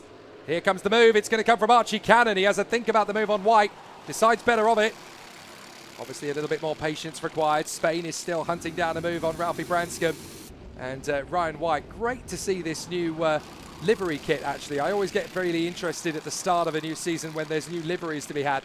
And the silver insignia on the Project One racing car, it's really quite aesthetically pleasing to the eye. It looks really quite fresh and original compared to what we've seen from Project One the last 2 or 3 seasons. Always great when a team goes for something new. Ed Spain's gone for it at the exact moment that Riley Blakemore goes into the grass and out of the race. So Blakemore's gone. And is that a lead change? It certainly is. Not only that, but Ryan White got through as well into second position on Ralphie Branscombe. So Branscombe down to third. Ed Spain into the lead of this race now. He has his work out for him. The glistening silver of the Project One dancing in the sunlight as they go up towards Christmas Corner. There was a stationary yellow because of Blakemore's kart. Now, was there a green? We didn't see the green flag, but we did see the yellow flag in the background. It was a stationary yellow. So as long as he's made that move by passing a green flag, he's okay. But I didn't see one, so they'll have to investigate it. Yeah, I'm sure that'll be looked into by the marshals and the stewards on the circuit. But for the time being, Archie Cannon, now finds himself up into third position as he made the move just there on Ralphie Branscombe. The bright pink helmet has been dropped down from first down to fourth. It's a ruthless category here, is Honda Cadets. Maybe the youngest drivers, but they still put on a show when they put their racecraft on display. Ed Spain, opportunistic, did great timing for that overtake, and great time for another overtake. Feels Archie Cannon as he goes down the inside. This time, no yellow flags out in the view. He gets himself up into second position, meaning that Ryan White, last year's champion, now down into third position. Ed Spain, will he be the next victim of Archie Cannon? Only time will be able to tell, and with time running out, only 3 minutes remaining on the clock, we're going to have a great battle on our hands going forwards. Yeah, great driving from Archie Cannon to get into P2 on Ryan White, and now he's got 0.4 of a second to make up on Ed Spain. Ralphie Branscombe getting himself straight back on the horse to move himself back onto the toe of Ryan White, and again these guys going airborne as they work their way through. Very tricky stuff. Ryan Branscombe, of course, racing in the LMM Motorsport colours, the team from Scotland. Very passionate about working with young drivers, was chatting to their team principal yesterday. Obviously very passionate about having a new fresh-faced set of drivers every year. They find a lot more excitement working with the new faces than they do establishing champions year upon year upon year upon year. It keeps everything fresh and keeps everything really exciting. And there's some really strong talents in the LMM awning this year. Good to see. So Ralphie Branscombe fighting his way back into contention, right in behind Ryan White. Kvetskis going well, P5. Elliot Bork, Ashton Horspool and Theo Hamilton still there or thereabouts. A little bit of a gap back to Ricky J. So Ricky Junior McIntosh hoping for his chance to move forward. But you can see that it's a waiting game at the moment. They're just ticking down the laps, ticking down the minutes. And now we've got 8 karts battling away for the victory. You've got to be very careful about how you time these moves. You don't just want to go in and go hungry early. You've got to really time it right to know that the momentum is going to remain with you after the battle. White defensive on Branscombe, and that holds off the charge for the moment. Yeah, going defensive so early on in these closing stages of the race could be detrimental to his attempt of trying to get into this leading 2 battle. Ed Spain maybe was feeling comfortable earlier on when he had a bit of breathing room and find himself with a bit of a gap compared to the other drivers earlier on in this race. But Archie Cannon carving his way through the field, making an overtake lap on lap, has done a great job at closing in on the number 72 and now finding himself fighting for race contention and for the lead here in the Superheats. This is the big one leading up to the finals this afternoon. The question is, will Archie Cannon be able to pick up that pace? Will he be able to get the move done on Ed Spain? We'll have to wait and see. But going on in behind, we can see the O plate. That's Ralphie Branscombe. He was in the lead of the race earlier on, going defensive. 0 versus 1 as Ryan White once again pinned to the inside line. Hand in the air there from Ralphie Branscombe, saying, what are we doing here? Why aren't we working together? Why aren't we pushing forward and contending for the lead of this race? Instead, we're stuck here fighting for 3rd position, letting them drive away and letting them get away with the race contention and the race lead. Ralphie Branscombe maybe getting a little bit frustrated here in 4th position as he's finding himself stuck in behind Ryan White. Yeah, this is racing driver code for, I don't mean to be rude, but we're wasting our time here in 3rd and 4th place, mate. So a little bit of hesitation and agitation from Ralphie Branscombe, just wanting to get Ryan White to hurry up. 3, 2, 1, time up. So now we are on the penultimate lap. Archie Cannon now sets the fastest lap of the race, tucking in right behind Ed Spain. So Cannon's got a real shot at this. We thought at the start of the race that maybe Branscombe would have a shot at this. Maybe White would have a go at it. But Archie Cannon has been the one who, at the closing stages of this race, has really held the torch to try and take on Ed Spain and crush his dominance so far this weekend. But it's all going to come down to timing. When do you get the move? When do you make the pitch? Are you going to leave it to the last lap? Are you going to take the first gap that presents itself available? And you can see that Ed Spain is running scared. He's now got the left shoulder engaged as he looks over it to try and figure out, where is Archie? Where am I going to put the car? How am I going to respond to this into the last lap? And it's game on for the victory. Well, nerve-wracking moments here for our leading driver of Ed Spain. The number 72 has been dominant so far this weekend. Can he keep it going in style, though? That's the question. Archie Cannon has been firing his way through the field. Will he try it up at Christmas? No, he won't. He'll actually opt to be picked in behind Ed Spain as they go into the braking zone. Battling going on in the background, but our ties are focused. Out up at the front end, Branscombe tries to the inside. Ryan White defends once again. We've seen this lap after lap, the number 1 pinning it to that inside white line, and Branscombe finding difficulties to make his way past that car in 3rd position right now. But up at the front end, Archie Cannon looking over the shoulder there is Ed Spain. He's worried going into the boot, and so is Ralphie Branscombe. He's finally got himself into 3rd position, but Ryan White, will he be able to pick up the cloth? No, he won't. That's the question, which will be answered when they cross the line. But Ed Spain, he keeps his force going. A great race from him as he crosses the line in 1st position. Archie Cannon crosses the line in 2nd with the fastest lap to his name. And Ralphie Branscombe, after frustration lap upon lap, struggling to make his way past the number 1 car of Ryan White, finally gets it done in the closing stages of that final lap as he gets himself into 3rd, Ryan White in 4th, and Kovacic crosses in 5th. So 2 drivers then remain unbeaten over the course of this weekend. Max Aberhart in Micromax and Ed Spain in Honda Cadet. Fabulous performance from both young men. Ed Spain, your provisional winner of the Honda Cadet Superheat. Archie Cannon right in behind him all the way. Ralphie Branscombe able to steal that 3rd position away from Ryan White on the final lap then. That bodes well for the final later. Martin Iskanovickis in 5th position in front of Elliot Bork, Theo Hamilton and Ashton Horspool. Then Ricky Junior McIntosh and Shea Hilton from Jack Fulbrook-Armour right in behind him. Harry Grant, Toby Turner, Esme Rosie, and then Morgan Cooney. The leading novice in 16th place, Harry Pennington.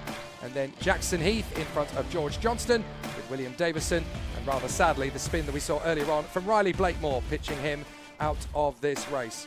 Great battles so far then, and certainly across Honda Cadet Superheat, it is Ed Spain that remains victorious. However, the Honda Cadet drivers can take comfort from the fact that perhaps there is a little more to come in the final. Things are going to be very different when we go to the main event. Well, if you haven't been entertained by the action-packed morning that we've had so far, some of the biggest races are coming up now. We've got Junior Rotax Group A and B, and followed up to finish the morning before our lunch break, Senior Rotax are also coming out to play. It's going to be an interesting last couple of races here of the morning. Junior Rotax, their qualifying was separated by minimal fractions between our top drivers, but the question is, when it comes to that race pace, who's going to come out on top? Yep, for those who are collectors of vinyls, you've had the B-sides. Now it's time for the double A side, Senior and Junior Rotax. We'll kick off with Superheat A in Senior.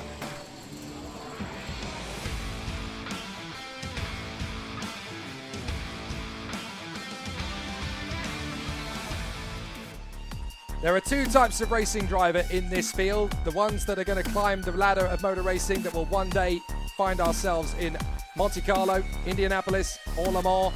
The other type of racing driver are already in the pinnacle. There's nothing quite like Senior Rotax at the top level.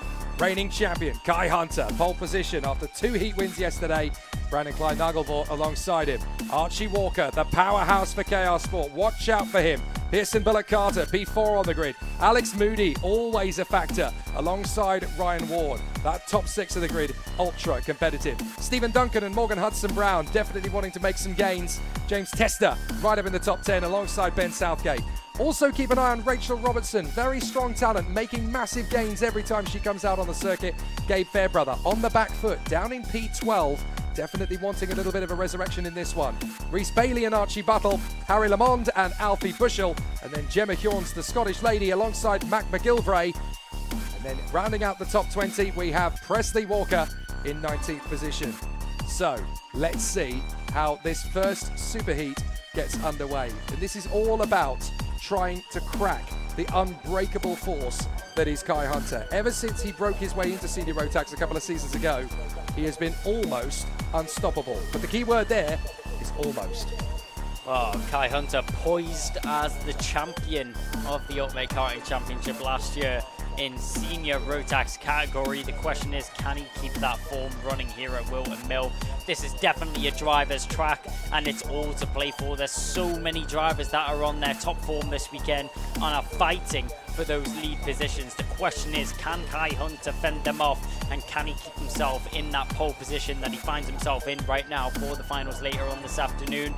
He's going to have a lot of work to do. He's got it all cut out for him, and it's going to be close, but we're ready to get it started here for Senior Rotax. We're definitely in Dinah Washington mode here at Whilton Mill.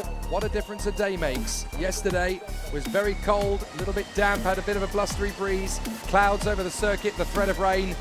Not today. The sun is out, the sky is a beautiful pale blue, and it's all going to be about the driver's mentality and racecraft on track. Now we're going to get to see if anybody can get under the skin of Kai Hunter. And that's the thing, when you're the number one, when you're the guy at the front, yes, you've got all that pace, you've got all that passion behind you, all that ability, but you've also got the biggest height to fall from. Well, you definitely do, but there's big shouts coming from names right in behind him. Brandon Klein Nagelvort, he's been so fast over the course of this weekend. He was putting in blistering pace in qualifying, blistering pace in practice, and also proving that he has the racecraft to fend up with the top dogs up at the front end. Archie Walker, the number 7 seed from last year, he's looking to improve that position. And don't forget about Alex Moody. He may be an underdog name which many don't recognise at home, but he's a force to be reckoned with. He's proved his pace multiple times over the course of last season, and he's here to do it again this weekend.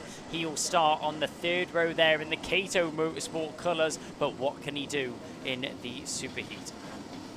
Very true words spoken. Kai Hunter backing this pack up so slowly out of the boot.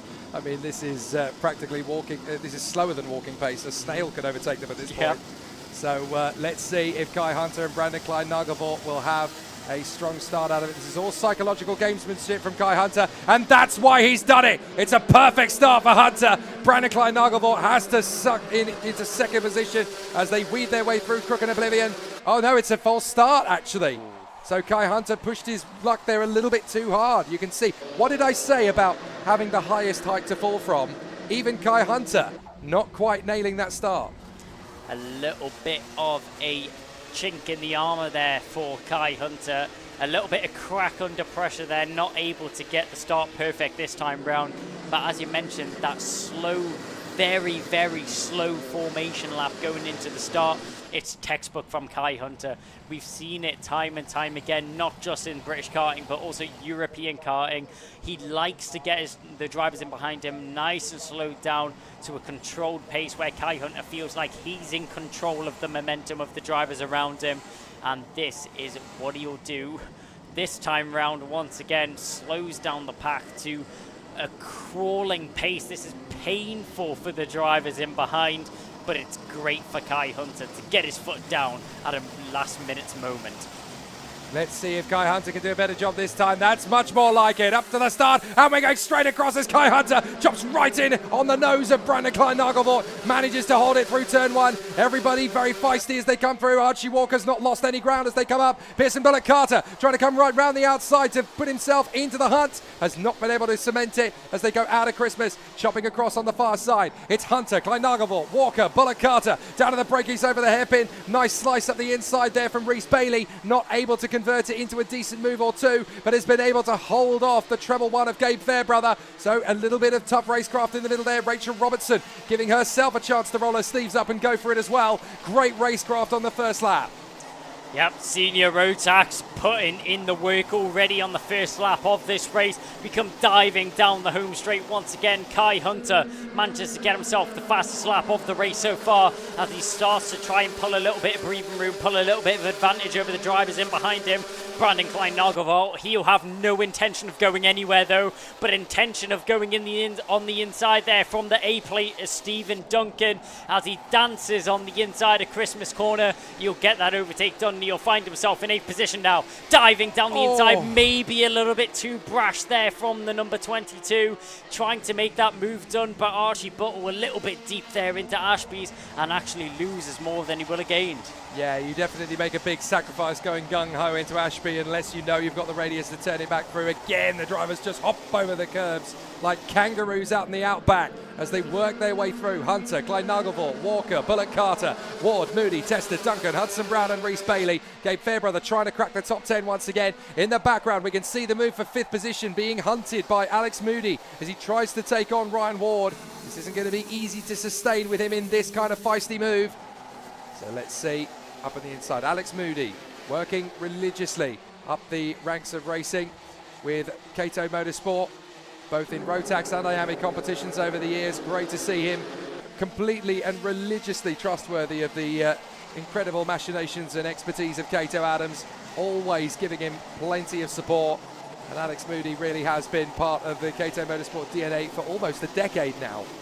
Yeah, Kato Motorsport always take care of their drivers that they have underneath that awning, and it's great to see when that pace is translated into good results on the circuit. Here comes the move. Yep, there down the inside. There's the move that we were expecting. What's happened to Brandon Klein-Nagelvoort? Brandon Klein-Nagelvoort slowing by the look of it. He's disappeared from second position. He's out. He's out. Brandon Klein-Nagelvoort out of the race with a mechanical problem. That is disastrous going into the final later. That will plummet him down the order, and it hands the lead to Hunter on a silver plate as Moody gets his man then, finally gets the move on Ryan Ward. James Tester's coming in behind him. Oh no, sorry, that is Tester versus Duncan, the A plate. Trying to work his way forward once more, but devastating bad luck for Brandon Klein-Nagelvoort. Bullock Carter now with the man on a mission. He's the one with all the work to do. He needs to push as hard as he can now to try and break down that gap to Kai Hunter as quick as possible. The sooner he finds himself on the back of our leading driver, the easier it makes the second half of the race, and the easier it makes that attacking opportunity easier there for the number 3, as blasting through forwards in the pack right now. great camera angle as we look down through Ashby's. Now we're keeping an eye on Stephen Duncan, and it's a good job we work as down the inside he dives nonetheless to make the move on James Tester up in a 6th position. Stephen Duncan not afraid of putting that car in a dangerous position to get a move done, and it pretty much always pays off for him. Flies over the curb there as he goes down towards the final corner. A little bit of airtime never hurt anyone. You couldn't film that overtake shot on Stephen Duncan better if you'd had another dozen goes at it. That was absolutely textbook.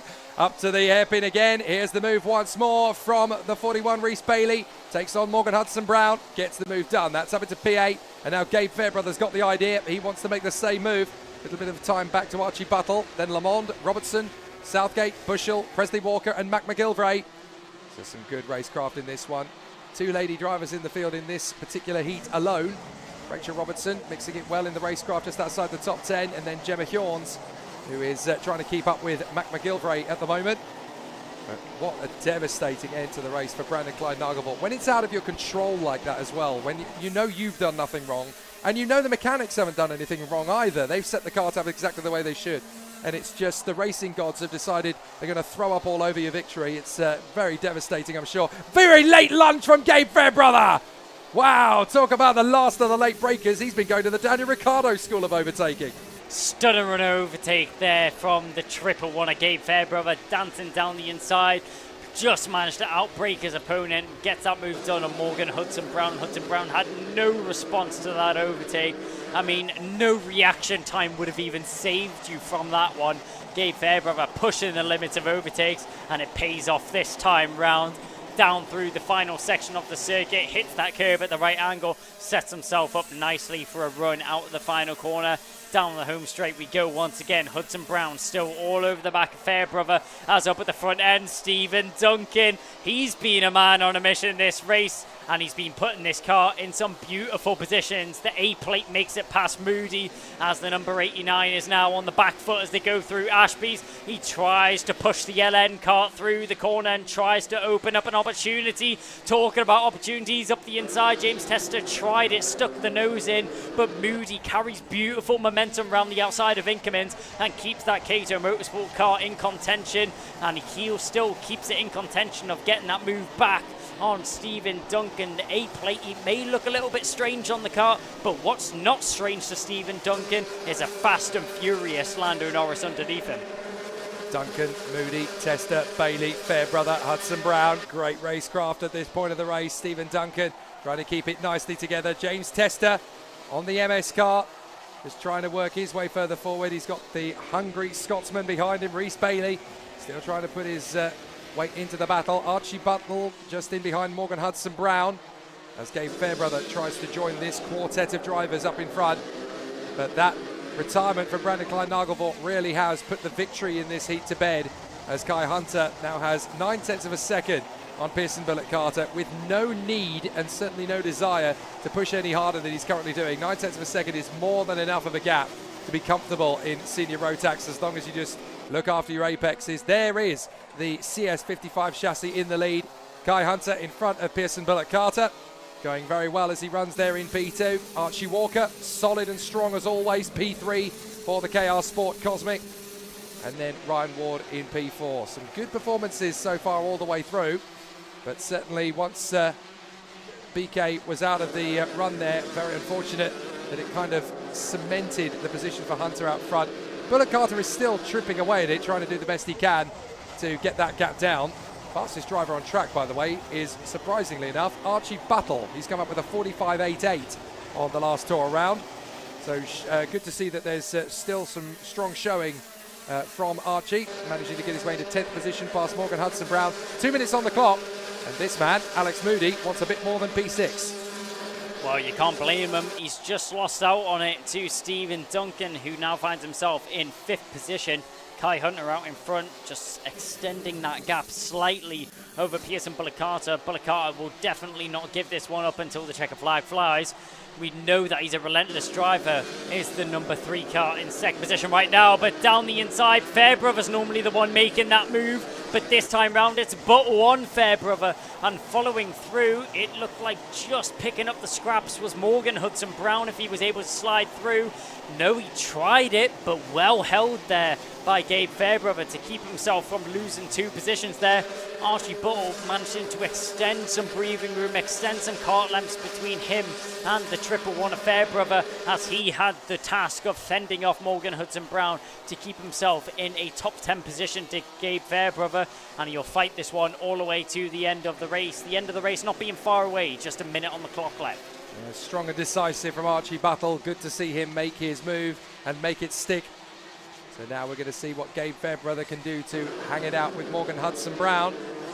Good racecraft all the way through. And again, as we keep saying it, this may not be for the win between these two, but you certainly want to battle your opponent.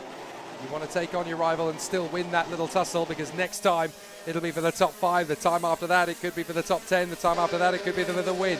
You've got to just keep in, and you learn so much in karting. This is a sport where you can never know everything, and you're always learning. You're always reacting to it.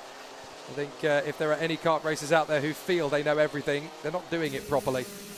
Yeah, you're always taking little wins that you can get as a driver. It just boosts your confidence going on to the latter stages of the weekend, or the latter stages of the day in this case, with only one more race remaining for these drivers on the grid right now. Pushing through to the final sector, we're keeping an eye on Morgan Hudson-Brown and Gabe Fairbrother, but up at the front end of the field, he'll cross the line, and he'll have 2 more, just 2 more parade laps for Kai Hunter. Feels like he's comfortable enough to do another 2, but Pearson Bullock-Carter following in behind, 1.25 seconds in 2 laps. It's looking like this race may be eking out of his grasp. Well, if Kai Hunter had just blipped the throttle coming out of that final turn, we'd only have 1 lap to go rather than 2, because he crossed the line with a second to spare in the timer. So we get 2 laps out of it rather than 1. That's probably to the good for Pearson Bullock-Carter, because that's 1 extra lap that he's got to try and take on Kai Hunter. But for the man up front, it's just delaying the inevitable. Yeah, Kai Hunter, he's done a job that you can't fault out in front right now. I mean, managed to get the move done early on in the race, blasted it down towards the first corner, and it was pretty much a flag to lights victory at this stage in the race. Don't want to put any commentator's curse on him, because there is still about 2 sectors remaining in this race. We'll see how he tackles that one in front of him, but I highly doubt Kai Hunter will be pushing this kart to its absolute limits on the remainder of this lap. This race is pretty much in the bag here for the northern driver. Pearson Bullock-Carter, he's done a good job to keep Hunter on his toes throughout the whole race and to keep applying the pressure. He didn't give up until the end of this race. Based out of Warden Law in Sunderland, Kai Hunter doing a fantastic job out in front, driving to command this one, and it's 3 wins out of 4 so far for Kai Hunter. Certainly for the races he has started, it's 3 wins out of 3. So it definitely helps him out heading into the Senior Rotax final later on. And don't forget, of course, there's only a limited amount of spaces on the grid for that one. So you've got to make every single result count. And it certainly has counted for Kai Hunter at the right time. Pearson Bullock-Carter P2, Archie Walker, superb, very smooth, not really overdriving at any point, coming home in a very commanding 3rd position with the points that he racked up from yesterday's heats, added to a 3rd position in the super heat. That should steer him well going into the final. So here is the provisional result then. Kai Hunter, Pearson Bullock-Carter and Archie Walker. That's your top 3 from this one. Ryan Ward in P4, the A-plate, Stephen Duncan in P5, Alex Moody in P6 for Kato Motorsport. James Tester, Archie Buttle, a brilliant drive to P8, the fastest lap of the race too. Rhys Bailey and Gabe Fairbrother cracking the top 10. Great racecraft from Rachel Robertson, staying strong and managing to catch Morgan Hudson-Brown in the closing stages. Harry Lamond and Ben Southgate just outside the top 10 as well. Alfie Bushell P15 from Mac McGilvray. And then Gemma Hjorns, Presley Walker, and a rather disgruntled Brandon Klein-Nagelvort. Mechanical failure while in P2, right on the tail of Kai Hunter. What can he hope to salvage from the final later? It's the worst timing. Well, this was really a race that had to count in his books. This is the one that sets you up for the final later on this afternoon, and it's a big one that the drivers all take much more seriously than any race or session so far this weekend. With Bland like Klein-Nagelvort's situation, I mean, it's a difficult one that he's going to find himself in going into the final later on this afternoon. he'll be starting for the back of the grid, if that. So there's only way that he can go, and that is forward. Well, Senior Rotax has definitely started in the right frame of mind. We'll carry it on with Superheat B.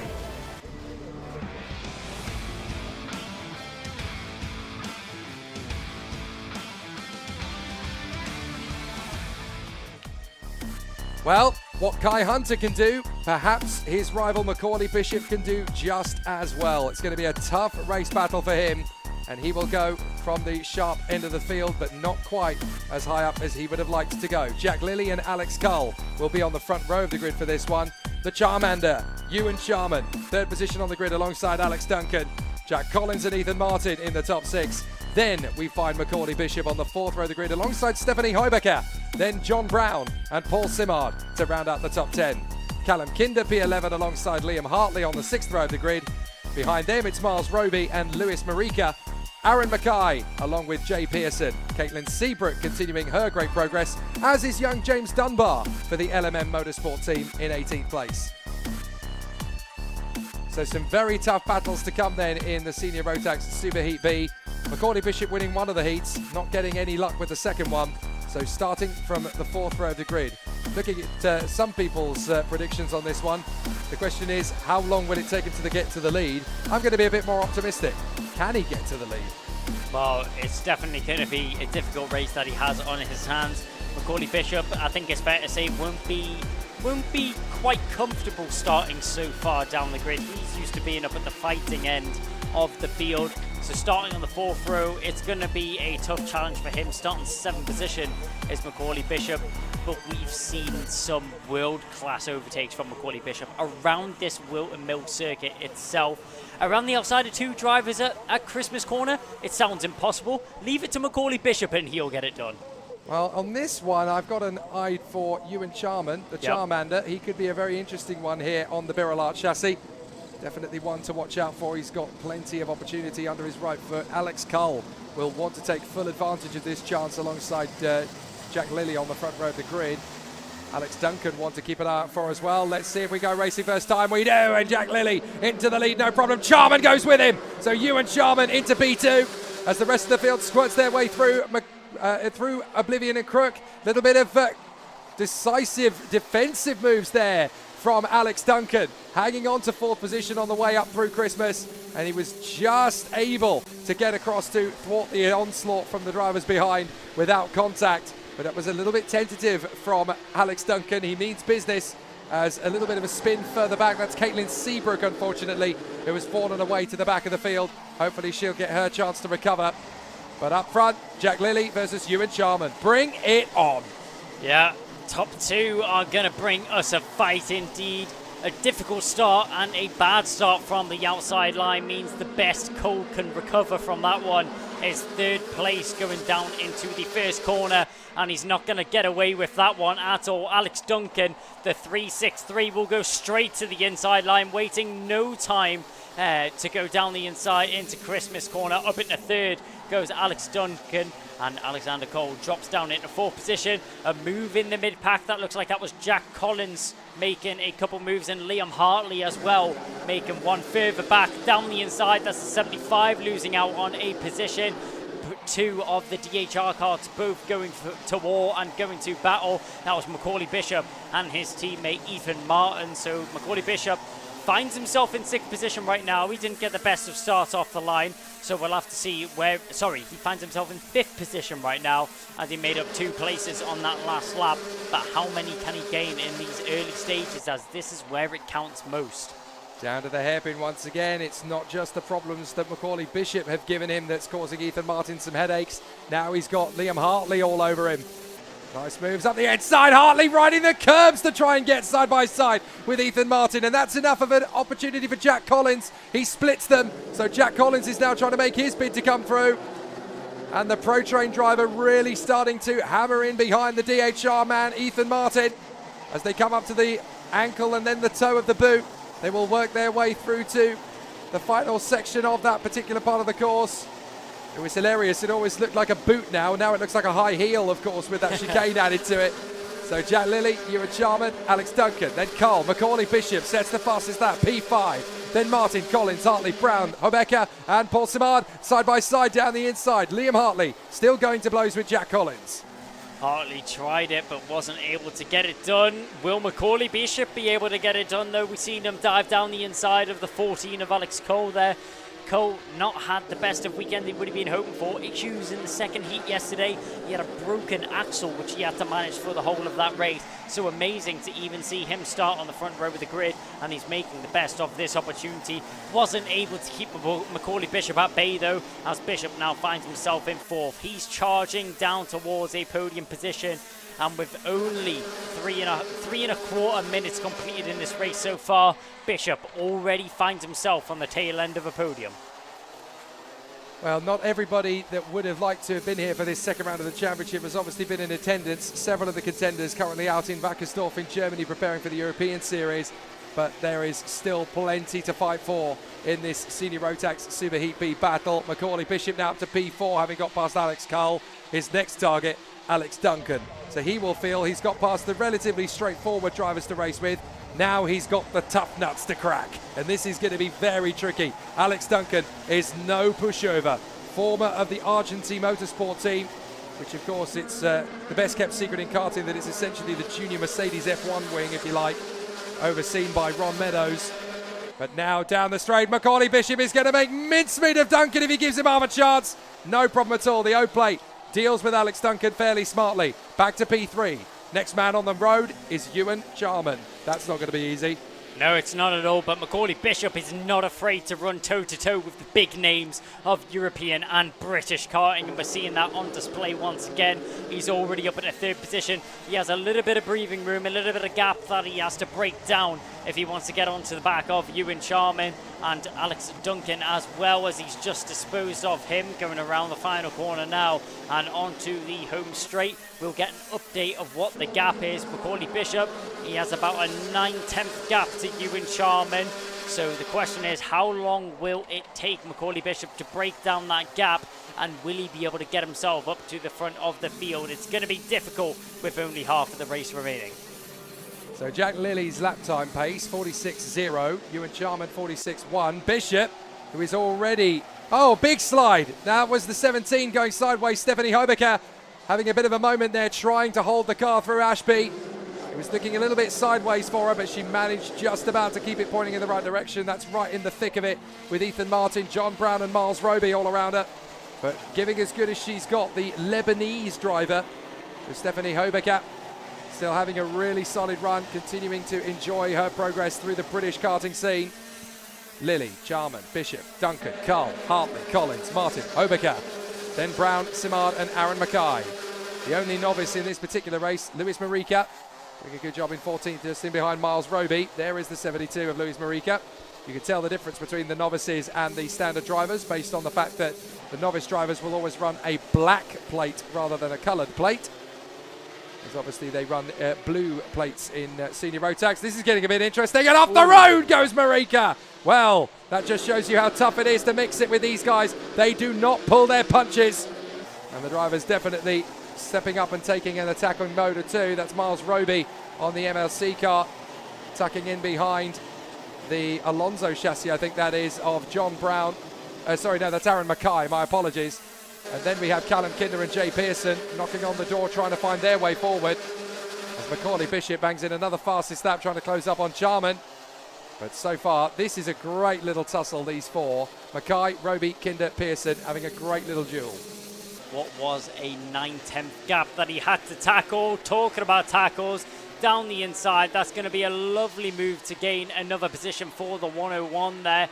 Making his way through the field. Miles Roby's going to have to cover off that inside line, and just manages to, as Aaron McKay came back swinging and tried to get that move back done as quick as possible. As I was mentioning, what was a 9/10 gap between Macaulay Bishop and Ewan Charman is decimated so quickly, and so is the move. He dispatches of Ewan Charman of no real issue at all. You've seen Ewan Charman nod his head to the inside line. He wasn't trying to pose any battle. Ewan Charman maybe playing the smarter game here. He'll let Macaulay Bishop pass and then latch himself onto the rear bumper of the O-plate to try and catch onto the back of Jack Lilly out in front. And that looks like that's what's going to be the tactic here for the Birrell driver as they go through the final sector, down through the final couple of bends now. Ewan Charman, all he has to do is sit on the back of Macaulay Bishop, and he finds himself in a good position to be fighting for the race lead towards the latter stages of this race. Fascinating stuff from Bishop to get through on Charman. Now chasing after Jack Lilly with a seconds deficit. 2 minutes left on the clock. People will be looking at that move, how straightforward it was on Ewan Charman, and wondering how is he just able to catch up with so much speed? Is that to do with engines? Is that to do with the equipment? Is that to do with Bishop being a better driver than everyone else? I don't really think it's one of those things. It's a combination of the factors, but it's also, you've got to take into account that at this level, it's confidence. It's about the extension the kart that gives you as a natural driver. It essentially becomes like a shoe that you wear. It feels that in sync when you are that in the flow with the machinery that you're driving, and it just feels so natural to be behind the wheel, to hop over those curves, to get that apex. Once you're in that zone, and racing drivers in karting sometimes take a little bit longer to get into that mind frame. Some get it almost instantly, your Lewis Hamiltons, your Charles Leclercs, your Max Verstappens. Some, it takes a little bit more time. Macaulay Bishop is certainly at British level one of those, and it just exudes the confidence he has in spades when he's able to work his way back into a competitive position and charge after these guys. There is Alex Duncan in the CS55 car. This new chassis that enters UK racing for the first time, courtesy of Hunter Motorsport. A chassis that's still very much part of the OTK Tony Kart group. They're having a good run, and he's got pressure from Alex Cole. Yeah, Cole, who previously started on the front row of the grid, is now trying to catch onto the back of Alex Duncan. We've seen these two battling earlier on in the race. The question is, who will come out victorious out of the both of them? They're currently fighting away for fourth position on the grid. Would be a great setup for the final later on this afternoon. But Macaulay Bishop, 20 seconds left on the clock. He's got time ticking away and not in his favour at all. Jack Lilly out in front still has quite a substantial gap back to the O-plate in second position right now, and it's going to be a tall order if Macaulay Bishop wants to catch on to the leading driver and dispatch of him for that race lead position. The clock's going to tick down, and it looks like we'll have one more lap of racing, but what is the gap? 8/10. It's going to be so difficult, and it looks like it might even be impossible for Macaulay Bishop. Even the O-plate Macaulay Bishop isn't going to be able to get that kind of gap down to Jack Lilly. Jack able to really maximise his incredible racecraft in the early stages of this one. Good run from Charman as well. Got a very good start. Worked his way up into that second position. Slotted in nicely behind Lilly and certainly gave him a good run for his money. In terms of the racecraft, you've got to say as well, Alex Duncan, forceful but determined. Nothing wrong with the way he's been able to assert himself in the top five. But this man, Jack Lilly, doing a very fair job indeed for the Sam Pollock Racing team, keeping it nice and tidy all the way through, never overdriving the kart, natural, full of flow, full of rhythm, and he takes his first win of the weekend. Excellent work then from Jack Lilly, who adds himself to the winners list. And that now means that of the 5 races, 3 of them have been won by Kai Hunter, 1 by Macaulay Bishop, and 1 by Jack Lilly. This final is going to be fascinating. Well, it is indeed Jack Lilly putting his pace on display there, proving that being in the lead, he's not going to feel pressure from the drivers behind. He's going to focus ahead and drive on forwards. A great race victory there for the number 5 to put in his bag. So, Senior Rotax has delivered with the 2 Super Heats, Kai Hunter and Jack Lilly, now race winners. Macaulay Bishop in second place from Ewan Charman, ahead of Alex Duncan, Alex Cull, Liam Hartley and Jack Collins. Then Ethan Martin, John Brown, and a solid top 10 finish for Stephanie Hobecker. Paul Simard and Aaron Mackay ahead of Miles Roby and Callum Kinder. Jay Pearson, P15, ahead of the novice Lewis Marika. And then James Dunbar ahead of a rather disappointed, I'm sure, Caitlin Seabrook. That moment on the first lap, stunting her progress. Well, some good battles still to come then from Whilton Mill, but certainly in Senior Rotax, it's harder to predict how it's going to go. Bishop is obviously fast and confident. Kai Hunter is the immovable force at the front end of that field. But Jack Lilly throwing his weight into the hunt now. Could be interesting to see what little tweaks they can make to be ultra competitive going into the final later. Well, just looking at the stat sheets, you may look and think, it's going to be a 3-way battle with Hunter definitely having the upper hand coming into the final. But I say it's going to be more. I say there's plenty of drivers which can put up a good fight. We've got Jack Lilly, we've got Macaulay Bishop, and we've got Kai Hunter, but we can't count out the likes of Ewan Sharman, Alex Duncan, Alexander Cole, and many more drivers which will be challenging up at the front end of this race. It's going to be a tough one to call, but one that we'll look forward to. Senior Rotax will put a pin in it on the board for the moment, but we've got 2 more races to come before we head to the finals this afternoon. Bring on the juniors.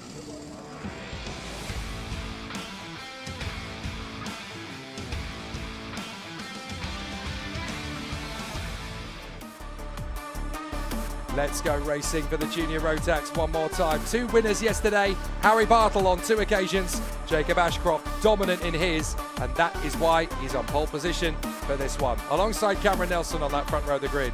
Lewis Goff and Jack West looking hungry for success on the second row of the grid. Then Zane Quaker alongside the Kenyan star Shane Chandaria. Could be interesting to see how he goes. Will Archer and the ever-impressive Lucas Blanford still rising the ranks. Jared Fox-Whiteley and Noah Barham in the top 10. Kian Bernard alongside Oakley Garthwaite just outside the top 10. Row 7 of the grid will see Ollie Wise alongside James Kell. Then the Indian talent Aryaman Bansal alongside Kai Veach. Lizzie Mentia, a strong day yesterday, hoping for more on Sunday alongside Elliot Powell on the grid.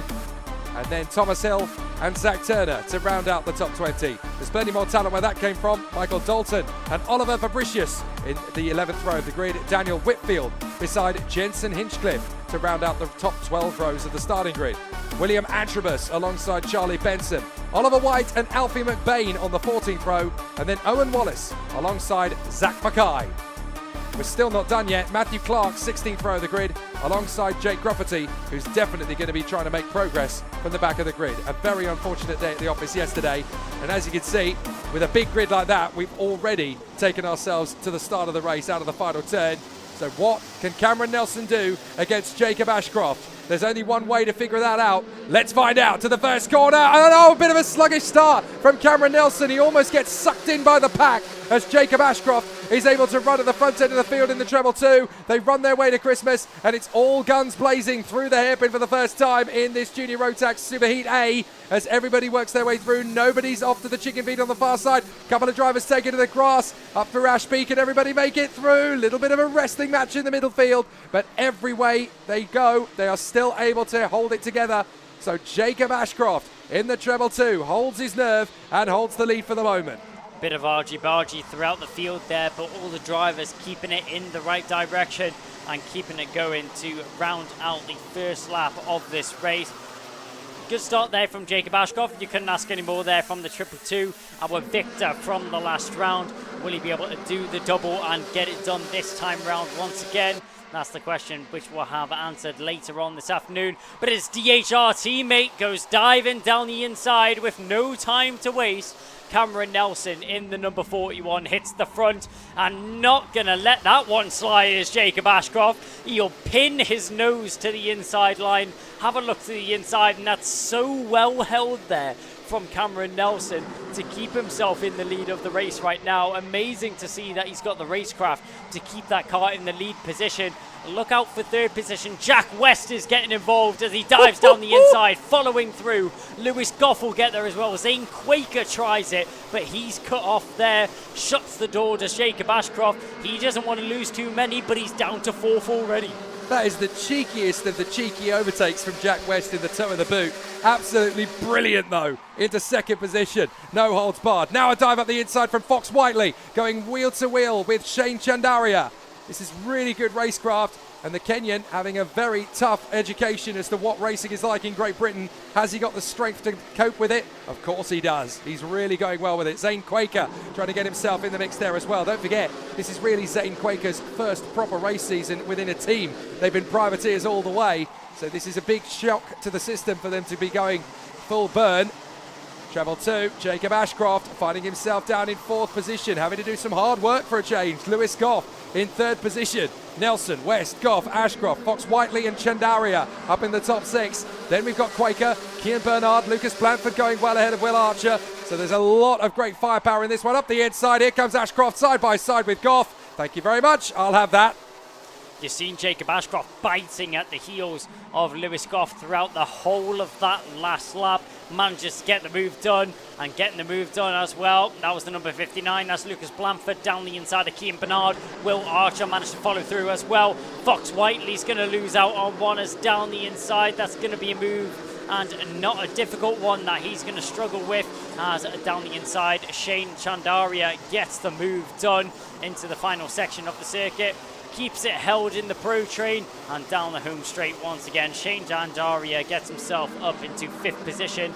Lewis Goff now down into 4th, and Jacob Ashcroft trying to undo the overtakes which were done on him, but new leader of this one.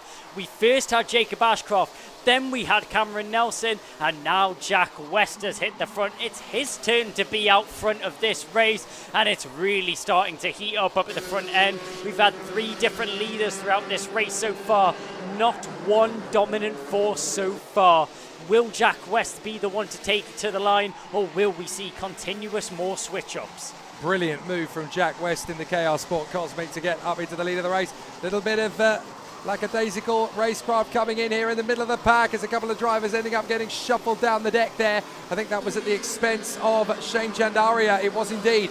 Garthwaite got through, Barham got through, and even before that, Blanford and Bernard got through, so that's Chandaria down to 11th position. Now we're going ultra defensive. Jack West feels that Cameron Nelson is going to be too hot for him, and here comes Jacob Ashcroft. You've just given him an invitation to the big show. Down at the inside of West comes Nelson, and they hit each other, and that's enough for Ashcroft and Lewis Goff to sweep past them. Is there going to be damage for Jack West? Cameron Nelson seems to have got away with it, but that was enough for Ashcroft and Goff to sweep through. Desperation from both Jack West and Cameron Nelson there, going wheel to wheel, maybe going too far between those 2 drivers as they bang wheels.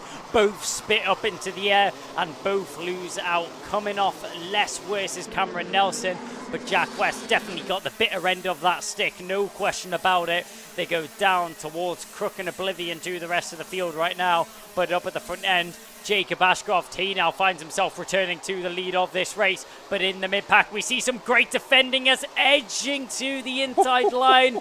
Maybe a little bit of a push and pass there from Noah Barham, but he gets it done nonetheless. Kean Bernard is going to be the one that loses out in that situation as he's bouncing all over the exit curb through Ashby's, as on the inside Mentia will pick up the scraps of a disheartened Kean Bernard, who seems to be struggling with momentum as he's cut down one after another driver, sending it in on the zip car of the 182 here. Kean Bernard just going from bad to worse as he fumbles and tumbles down the order, now into 11th position. Yeah, that was Lizzie Mentia, Aryaman Bansal, Noah Barham and Zane Quaker cutting their way past. Up at the front end though, once again, the 48 making a move as he manages to get his way through. That's Aryaman Bansal on Noah Barham. So Noah Barham losing out on a position. And Junior Rotax, they don't even give you a chance to catch your breath. Ollie Wise is now on the attack as everybody making move after move, corner after corner. This is what you expect, and this is what you love to see from Junior Rotax. This is nothing new from Junior Rotax. They always keep you on your toes. Ashcroft leading the way now from Goff, Nelson West and Fox Whiteley. Then Lucas Blanford, who just banged in the fastest lap of the race. Then the second fastest lap times coming in now, while Jack West has just taken the fastest lap back again. But who's been on the march all the way through as Cameron Nelson makes his bid on Lewis Goff and gets the move into P2 at Christmas? Who's on the charge? Lizzie Mentia. Great to see her on the tail end of the top 20 at the start, coming through now to the top 10 again. So Lizzie Mentia, full of strength and full of determination. Great to see her crack the eggs of the top 10 once again. Now she's got to carry on making the omelette and work her way to the big show. Well, she had a great qualifying session, some disappointing heats in her books, was unlucky with some circumstances that she found herself in, started down the tail end of this session. Whoa. And now finds herself in 10th as it gets very tight and very clustered through the final corner. Looking over his shoulder there, maybe a little bit disgruntled there was the 74 of Lewis Goff as he loses out on another position at Jack West. Yes, see, Cameron Nelson got airborne and almost landed on the front fairing of Lewis Goff, so he had to back out of the throttle. And as a result of the upset, Jack West was able to seize the opportunity. It's getting mad just how quickly these guys are going through these curbs. You've got to be so careful about it now, because obviously the more speed you carry through, the more airtime you're going to get. They're looking more like Tony Hawks than they are Tony Schumacher. It's going to be interesting stuff out there at the moment. Jacob Ashcroft, Cameron Nelson, Lewis Goff, Jack West, Jared Fox-Whiteley, and then Blanford, Quaker, Bansal doing a great job. The Indian talent really mixing it for the Strawberry Racing team. Then Noah Barham and Lizzie Mentia, Ollie Wise, and then we have Fabricius doing a fair job in 12th position. Kian Bernard has gone all the way down to, well, just outside the top 18 now. It's down to 19th place. As up the inside, that's Blanford. Blanford gets the run then on Jared Fox-Whiteley. Fox-Whiteley doesn't want to lose ground. The Jacks driver still going wheel to wheel with the Ultimate R youngster Lucas Blanford, hoping that he can keep this together under the tutelage, of course, of the Hinge these at Ultimate R. And it's great to see Lucas Blanford has really settled into this team with plenty of confidence. Yeah, as he's still fighting away with Fox-Whiteley. Whiteley not giving up this position lightly at all. They go into the final section. Skill points for jumping over the curb as they go around the final bend and down the home straight once again. Contact warning going out to William Antrobus. Didn't catch that on our screens, but that was going down into Ashby's. William Antrobus having a, not William Antrobus, sorry, Blanford having a little look over his shoulder there, checking the whereabouts of Fox-Whiteley. Fox-Whiteley actually needs to be careful of him behind here. Zane Quaker arriving onto the back of this battle. He's now sticking his nose into Fox-Whiteley and wanting to get involved for that 6th position. Let's see where or when this overtake is able to be done. They come out towards the boot once again. Blanford leading from Fox-Whiteley, then Zane Quaker in 3rd. Oh! And an issue there, that's the 56. Who is that, which is retired? That's Shane Chandaria. Yep. So Shane Chandaria, the Kenyan, has had an incident there somewhere on the course going into the boot. I'm not sure if that was mechanical or whether that was an incident with another driver. It's hard to tell, but he's certainly got the marshals around him to give him some support, so we hope it's nothing too serious. But certainly there'll be yellow flags in the boot as a result of that. So now we've got Ashcroft, Nelson, West, Goff, Blanford, Whiteley, Zane Quaker, Lizzie Mentia up to 8th place now. She's now got past Adiman Bansal, who's in 9th, and then Noah Barham, P10 ahead of Wise, Fabricius, Hill, Archer and Zach Turner. So Lizzie Mentia absolutely cannoning through this field now like a battering ram through paper, just absolutely monstering every overtaking move she can find. She's making good use of it. Last lap, and it's all down to Jacob Ashcroft to hold on to this half-second advantage over Cameron Nelson. Well, he's looking quite comfortable out in front right now. Half a second is a decent amount of room going on to the last lap of this race. All he needs to do is string together a half-decent lap, and this race will be under his grasp. But Cameron Nelson, he's going to push this kart to the end, because if he doesn't, he might fall into the grasps of Jack West. West is just here waiting for the final stages of this race, waiting for the final couple of corners. An opportunity may arise as he goes into the boot. We'll see. Hooking the curb on the inside. Opportunity has not arose just yet, and I don't think it will through the final couple of corners. Great race from Jacob Ashcroft, was put on the back foot early, but put on the burners and takes away the race win once again. Cameron Nelson in 2nd did a great job to hold off Jack West to the line. Lewis Goff, Lucas Blanford, Jared Fox-Whiteley and Zane Quaker finish in the order. No changes between them, down to 7th. Yeah, really good comeback drive. Goodness me, nearly 4 wide in the middle of the pack there as they came across the line. If you could do it, why not? But no, a good recovery from Jacob Ashcroft. Really had to measure himself through the course of that race to try and earn his stripes back to the front once more. So really good to see drivers all the way through. Looks like Ollie Wise had an issue right at the end there. Was able to come through though, that's the main thing. So Jacob Ashcroft getting the win from Cameron Nelson and Jack West. Very close between them. A 2nd covers the 3. Lewis Goff, Lucas Blanford and Jared Fox-Whiteley in that top 6. Then Zane Quaker ahead of the hard-charging Lizzie Mentia, Adiman Bansal and Noah Barham in the top 10. Oliver Fabricius in front of Thomas Hill. Zach Turner coming home 13th in front of Will Archer by only a 1/10 of a second at the flag. Will Antrobus and Ollie Wise were right in there with them as well. That was the quartet going through the line side by side. James Kell, Dan Whitfield, Kian Barnard, really difficult to see him drop all the way to 19th.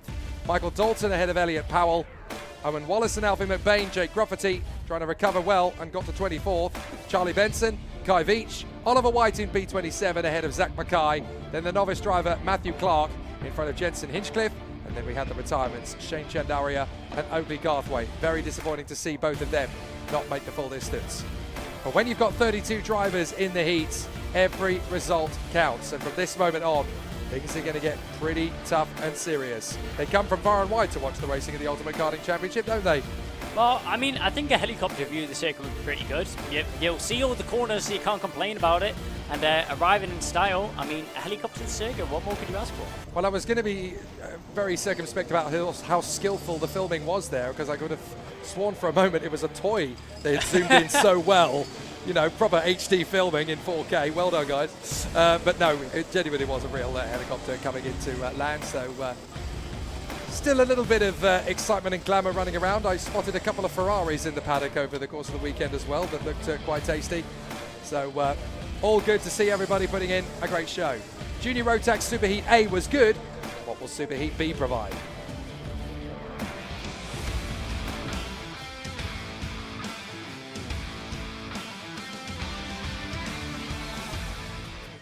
Two each then for Jacob Ashcroft and Harry Bartle. Can Bartle make it 3-2? Let's find out. He's going to be there from the sharp end of the field after a great day yesterday. The Thai-based driver Charlie Neve will be alongside him on the front row of the grid. Then Josh Turnbull and Adam Wooden, second row of the grid. Finley Buck and Jacob Dukes on the third row of the grid. They'll be ones to definitely keep an eye on as we fight for the sharp end of the field. Sky F1's young gun, Zach McDonald, on the fourth row of the starting grid. Seventh position on the grid for him alongside Callum Foster, Benjamin Baker and Addison Smith rounding out the top 10. Jack Thompson and Logan Lauder on the sixth row of the starting grid. Then it's William Webb and Dan Kilpatrick, another great talent to watch out for. Mikey Walker and the now fully recovered Charlie Wolfett. Rayan Dharmadasa will be there in 17th place, the Sri Lankan, alongside Emily Cooper on the 9th row of the starting grid. Rounding out the top 20, Vlad Tomachuk alongside Stanley Clark. Then James Philip King and Rex Ashley, with Amy Peacock beside Joshua Whitcomb on the 12th row. Just beside them, we'll have on the row 13, Henry Cameron will be alongside Sebastian Lush, fresh out of the world of Micromax.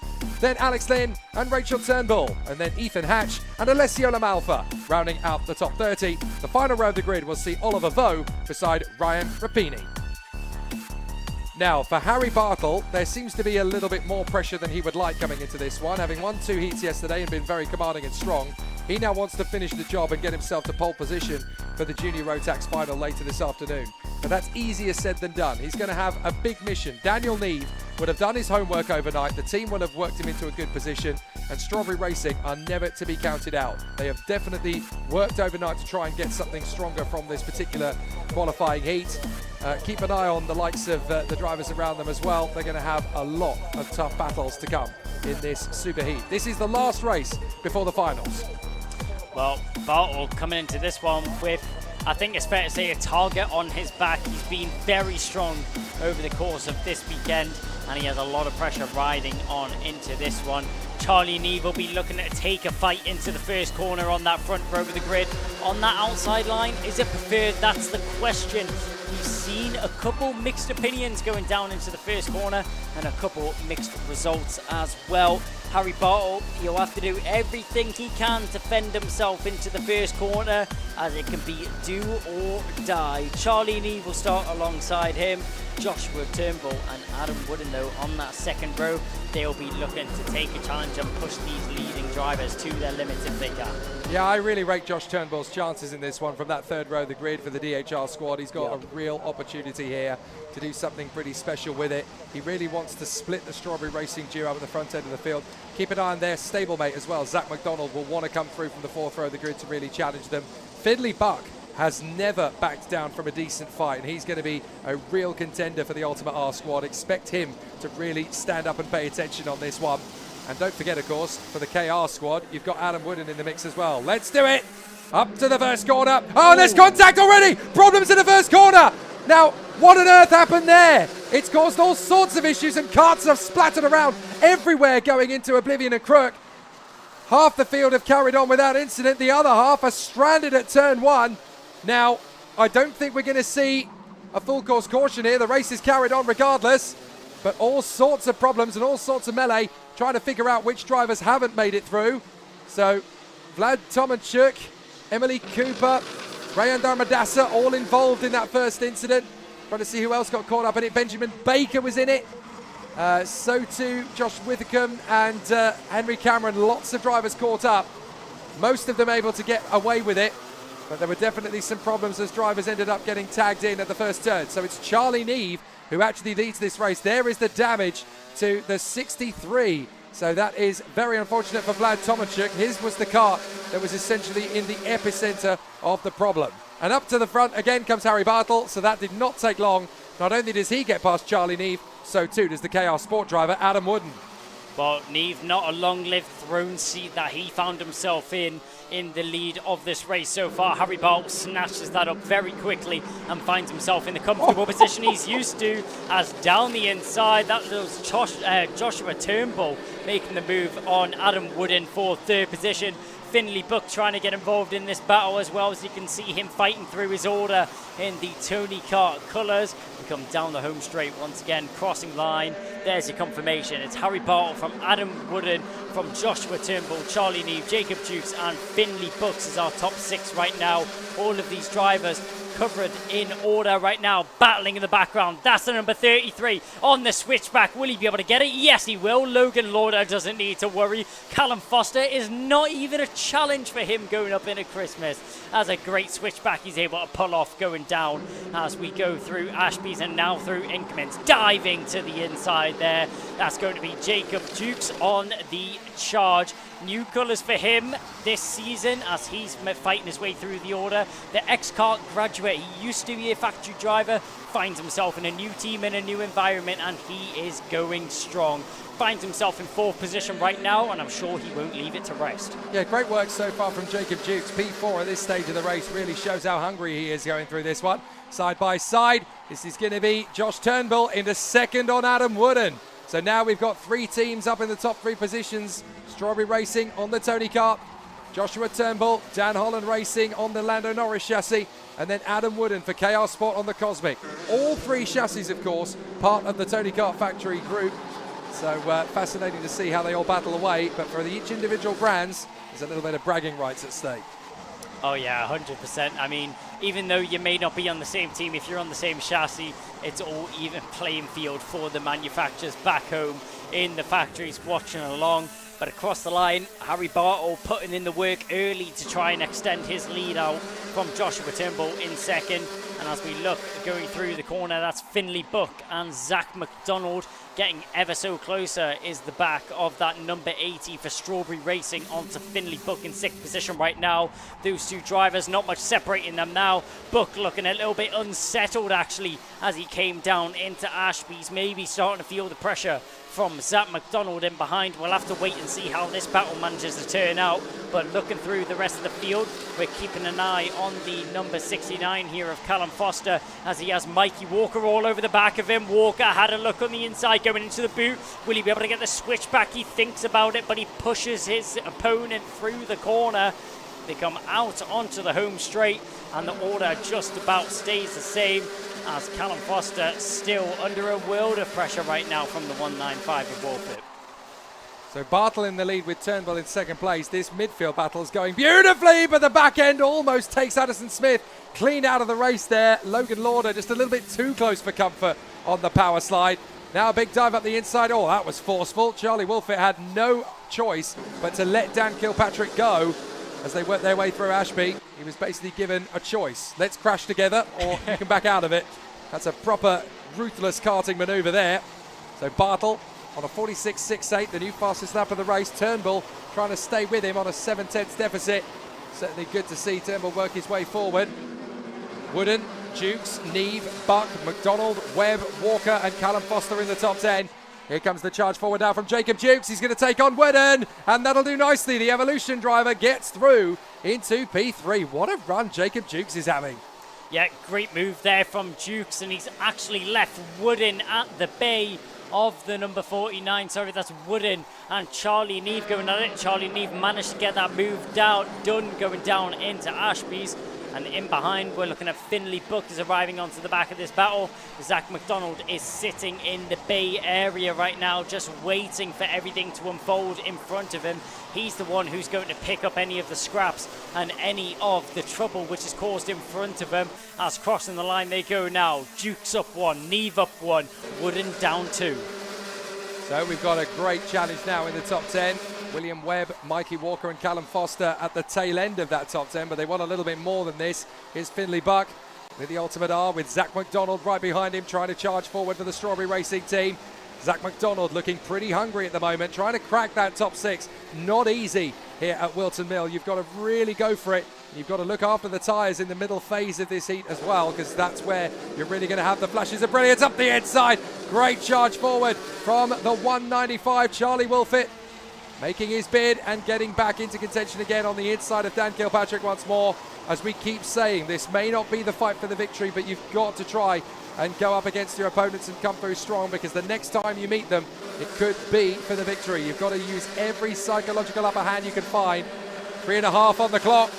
And still, you've got a big challenge coming from Charlie Wolfett. Dan Kilpatrick wants to hold on to this. But Charlie Wolfett having already dealt with Callum Foster, and in the tow, you've got Emily Cooper on the back of these guys as well. Here comes Emily Cooper on the inside line. Beautifully done on the inside of Ashby. No second chances needed there for Emily Cooper. That's a textbook overtake at Ashby, and full of the joys of spring, she now charges after the top 10. Well, I hate to say it, but all the work she's doing is going to be undone in a heartbeat. Oh no, she's got a mechanical. Mechanical flag has been handed out there to the number 38 of Emily Cooper. So all of the brilliant racing and all of the brilliant work she's now put out on the track is undone in a heartbeat. That's so sickening there for Emily Cooper. That's such a shame for her. Really was starting to pick up the pace and make up some places throughout the order. So unfortunately, within the next 2 laps, she will have to pull into the pit lane and retire from this one. Yeah, up to P12 as well. You've got to take the positives from these moments, but Emily Cooper will be bitterly disappointed. And I have a feeling they won't want to put cameras on that, because when she comes in, she'll look like a Thunderbirds puppet with the strings cut. So dejected after such a strong race. Can't really see what it is that's caused the mechanical flag. Maybe the bumper's a little bit loose, maybe the chain guards come off, whatever it might be. But certainly for Emily Cooper, she doesn't deserve that. Right, Zach McDonald hunting down Finley Buck. This battle just outside the top 6. As 5th position in front of them is Adam Wood, and if he is on the back foot, Finley Buck may be able to use Zach McDonald to his advantage. They may be able to work together here and chip away at the chaos spot. There is Emily Cooper. So unhappy, and she doesn't deserve that at all. She's driven like an absolute champ out there. Does not deserve to be sat on the sidelines with a mechanical difficulty. Zach McDonald squeezed by the absolute resurgence of Finley Buck, and that's really bounced backwards on McDonald. Through comes Webb, through comes Walker, very nearly through comes Charlie Wolfett. So really feeling the after effects of that as Zach McDonald caught out. Very unfortunate, but that's 2 places lost. Yeah, McDonald just needs to meet the physicality of these drivers, get his elbows out a little bit, and don't be afraid of the contact, especially in situations like that. Finds himself pushed out of the way and dropping down a couple places as Walker and Webb were able to slip through. Yeah, it doesn't really help that Zach McDonald is one of the smallest, one of the shorter and the lighter drivers, because obviously you get that physicality as you grow. Nice move on the inside there from Walker. Going wheel to wheel with William Webb. But yeah, to come back to Zach McDonald, all he needs is that little growth spurt, and he's going to go straight to the front of this field. When you're a little bit more diminutive in the first season in a junior class, it's never easy to assert yourself, and you find that unless that growth spurt really kicks in, for these teenage lads and lasses, you know, that's when you really get the authority. The taller drivers will have a little bit more stability in the slower corners, and that's the only thing really that negates a driver at this level. So that's going to come with time. The good thing is that Zach McDonald's still got plenty of raw pace. That's keeping him in the top 10, and that's definitely giving him plenty to work with. Watch out for Mikey Walker. He's choosing it to right to the end of the race here to make this attack on Finley Buck. Up the inside at Ashby. Lovely job from Mikey Walker. That was full of conviction. Never going to say die on that move, as Bucky is now going to try and shake off William Webb. Well, shake off the web is going to be difficult indeed. They go diving down towards the boot once again as we keep an eye on this battle all the way through. McDonald's managed to shake off that incident. No! Oh, and straight off the track there. That looks like that's the number 17 of Amy Peacock. So Amy Peacock off into the wall. Oblivion. Yellow flags will be out through that corner, but back out onto the circuit. Final lap is now upon us. Diving down towards the inside line, trying to cover off his Mikey Walker. He's going to have some work to do if he wants to keep that one under his belt. Yeah, fate has not been kind to either of the fast females in the top 20 in this class. Both Emily Cooper and Amy Peacock robbed of a decent result. Out in front, though, the O-plate, Harry Bartle. Once he got back into the lead on his teammate Daniel Neve, it was pretty much done and dusted from there.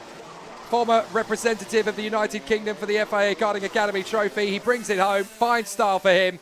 Great work from Harry Bartle, and that makes it an incredible 3 wins out of 3 in junior Rotax for Harry Bartle this weekend. Excellent work ahead of Joshua Turnbull. Full credit, though, to Jacob Dukes. That was a really strong race for him to come through in 3rd position. Some really good work done on that kart overnight. And good to see Jacob with his elbows out, really giving some good overtaking moves to his opponents. Not backing down from the fight, not losing ground, not losing heart when things weren't going right at the start.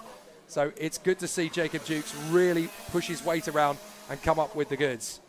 Yeah, opportunistic to say nonetheless for Jacob Dukes there. Every single time he arrived onto the back of a driver, it was instant dispatch and down the inside, got the move done, and no messing around at all. He wasn't waiting around for anyone, and the result really shows that. Jacob Dukes, a brilliant 3rd position. What more could you ask for?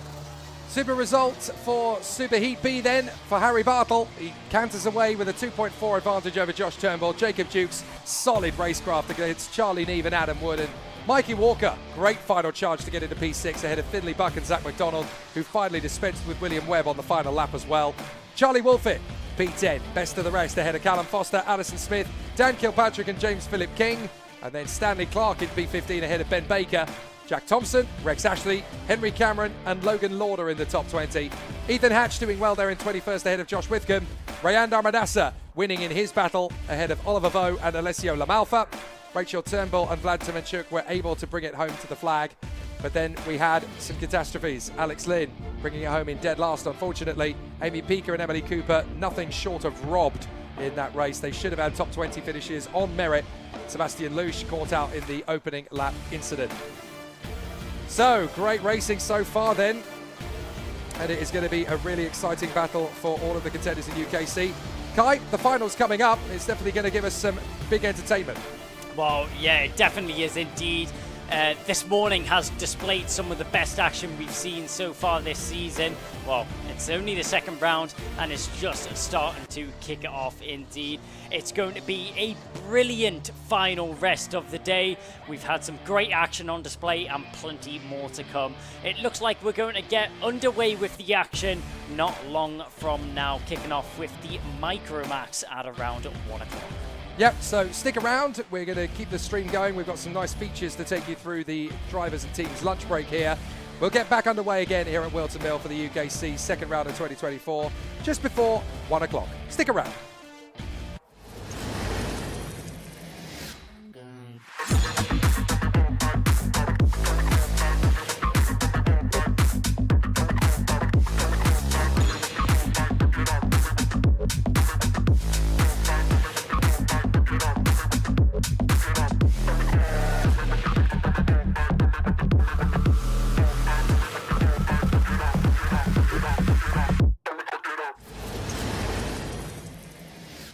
Well, TKM Extreme were new to UKC at the opening round in 2024, and this man did really rather well, putting himself 2nd on the podium. Adam, that first round, TKM was new for us, but not new for you, and you had a good weekend, didn't you? Yeah, I had a good weekend. Some solid points on the table. Didn't get the win, obviously, but leading the championship, which is the main thing. And it was a good weekend for you, like I say, 2nd overall, but leading up to that, I think you had a 2 seconds in the heat and then a 1st in the pre-final, so you obviously knew you were running well going into that final. Yeah, obviously, what didn't help is rubble was going down, and I think I gripped up a little bit on the final, which didn't quite help, but obviously I'm quite a tall driver, which is a little bit of a disadvantage in what was a very hot day. See, that's interesting. Listening to that, you said rubber was going down and I gripped up a bit, and that didn't help. But like a layperson or even me would think more rubber on the track, the better, more grip, that's better, surely. It is better in general, but obviously I'm a tall driver. I'm comparing to Kean, who won it, and he drove a brilliant race. I've got a little bit more weight up high, which would be a bit more grip. I see. So looking ahead to this weekend, it is a bit grey skies and a bit chilly here. It might not be as sticky and as hot on the tyres, but what are you thinking ahead of this weekend? Points is the main thing, but yeah, just see how it goes. Qualifying's a major thing. Make sure we get that, so we're in the ballpark, and then take every race as it comes. Adam, very best of luck for the weekend. Thank you very much.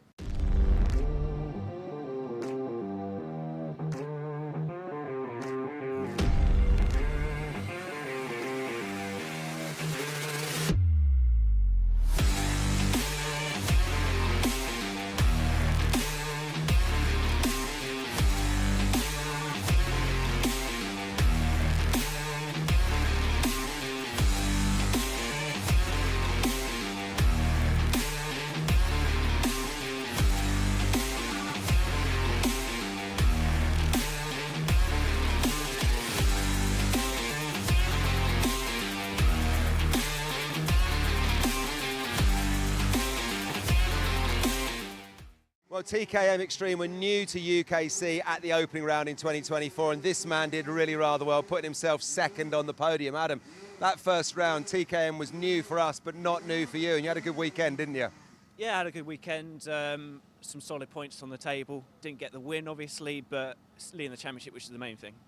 And it was a good weekend for you, like I say, second overall, but leading up to that, I think you had a second, 2 seconds in the heat, and then a first in the pre-final, so you obviously knew you were running well going into that final. Yeah, obviously, what didn't help is rubber was going down, and I think I gripped up a little bit on the final, which didn't quite help, but obviously I'm quite a tall driver, which is a little bit of a disadvantage in what was a very hot day. See, that's interesting. Listening to that, you said rubber was going down and I gripped up a bit, and that didn't help. But like a layperson or even me would think more rubber on the track, the better, more grip, that's better, surely. It is better in general, but obviously I'm a tall driver. I'm comparing to Kean, who won it, and he drove a brilliant race. I've got a little bit more weight up high, which would be a bit more grip. I see. So looking ahead to this weekend, it is a bit grey skies and a bit chilly here. It might not be as sticky and as hot on the tyres, but what are you thinking ahead of this weekend? Points is the main thing, but yeah, just see how it goes. Qualifying's a major thing. Make sure we get that, so we're in the ballpark, and then take every race as it comes. Adam, very best of luck for the weekend. Thank you very much.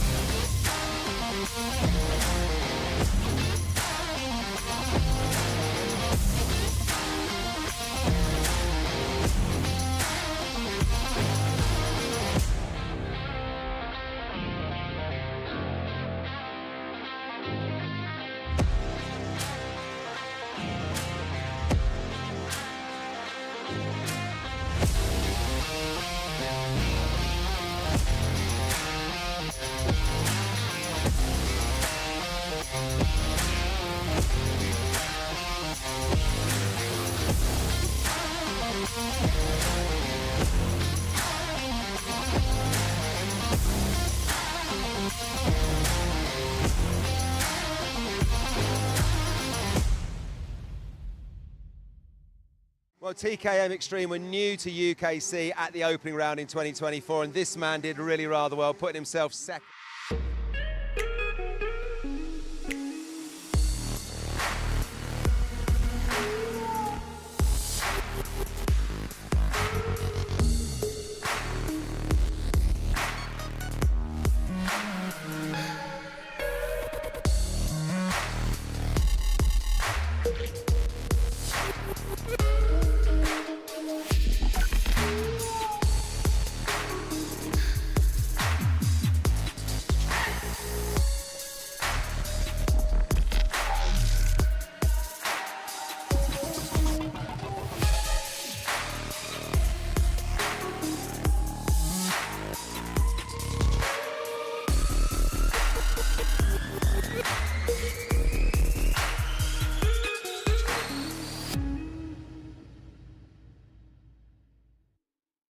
Senior Road Tax was hard fought at round one, and this man, Archie Buddle, put himself on the podium. Archie, talk to me about that final. It was all go, wasn't it? We had Kai and Macaulay battling it out. It was quite some race, wasn't it? Yeah, it was one to really, well, I was really enjoying to drive. When it all happened, it was just like Aaron parted ways and through I went. And then it was just a hard-fought battle with Gabe to the end. So. Yeah, it was a good battle. It was a great one to watch. Your weekend, it did well. Kind of got better as it went on, didn't it? You had a 6th and a 6th in the heat. I think a 3rd in the super heat. And then you got that 3rd in the final. So you're obviously sort of like, moving in the right direction the whole weekend. Yeah, we missed Friday because of exams, and then we just kept finding pace with the kart throughout the weekend, and then just tuned it for the final. Brilliant. So coming into this one, how are you feeling? What are you thinking ahead of round 2? Just going to try carry the momentum. Got a strong pace this weekend already. Just need to focus on a couple of corners, and then we should be up there. Is Whilton a track that you like? Yeah, I prefer the old one with the old corner. The new one's quite tricky, but getting used to it. So. All right, well, best of luck for the weekend. Thanks for talking to us, Archie. Thank you.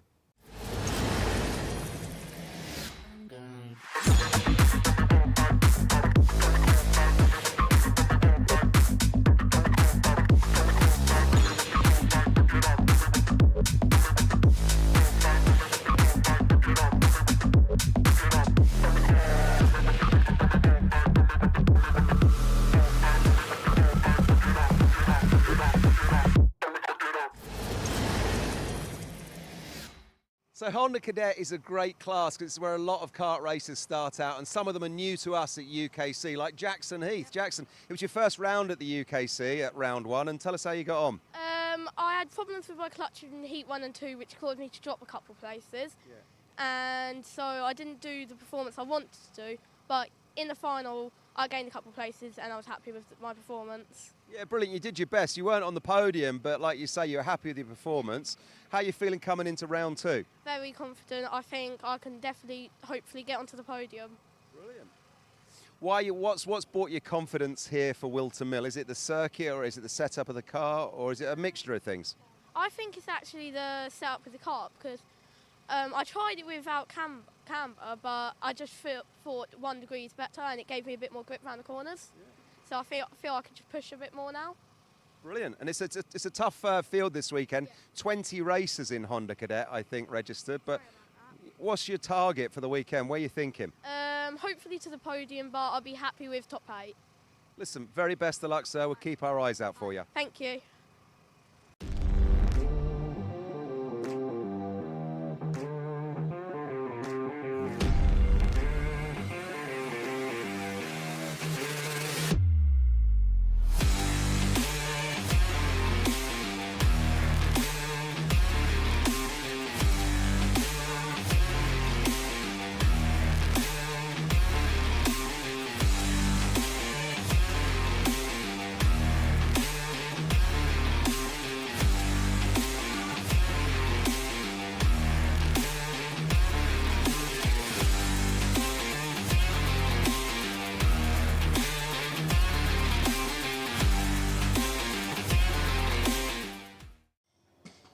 Well, continuing to run around the paddock here and find youngsters that did well at round 1. And how about this man in Micromax, 2nd on the podium, Joss Hushka. It was a great weekend for you, wasn't it, Joss, last time when we were at Kimbolton?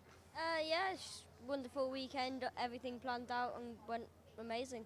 You got better as the weekend went on because you had a 5th in the first heat, 5th in the second heat, 2nd in the super heat, and then finished 2nd in that super final. It was like you were getting better and better the weekend went on.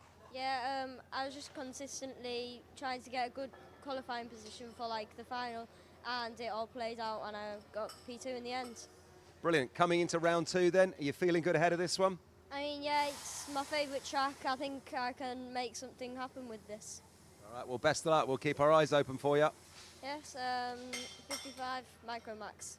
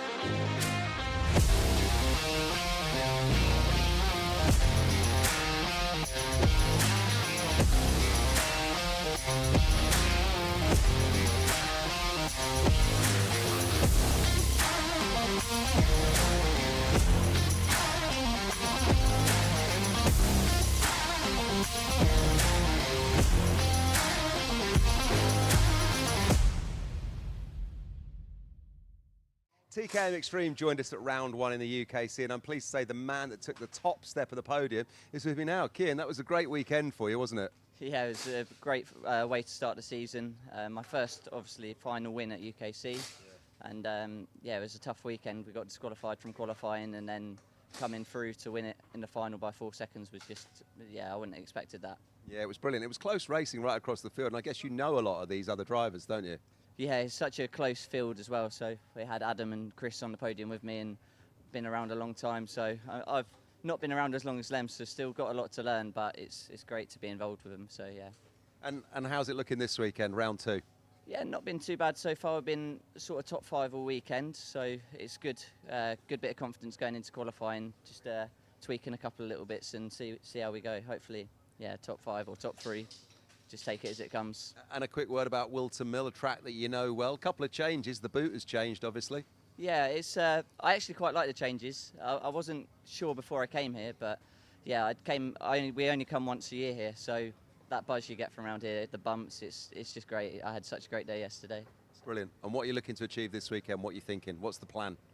I don't know. I don't like setting targets, but you know, top 5 is about consistency in the championship. So just get the points on the board, especially at this point in the season. So yeah, it'd be nice to get another podium, obviously, but let's just see.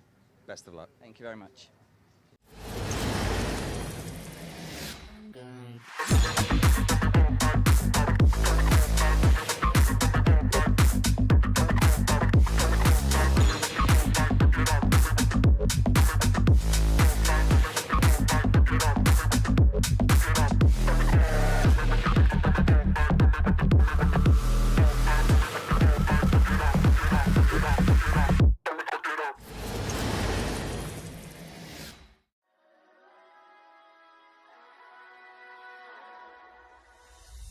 So let's take a look at the classes that will be running in 2024, and we start with Honda Cadet. Now these drivers are just 8 to 13 years of age, and they're running that Honda GX200 engine on a 900 or 950mm chassis. Vega supply the rubber that will keep them on the tarmac, and they have a choice of the Cadetti Slick or the WM1 for when it's wet. Next up, it's Micromax, also younger drivers here, aged 8 to 12 years, but now running that 125cc Micromax Evo engine on a 950mm chassis. Vega supplying the rubber once again, and it's the Cadetti Slicks or the WM1 wets.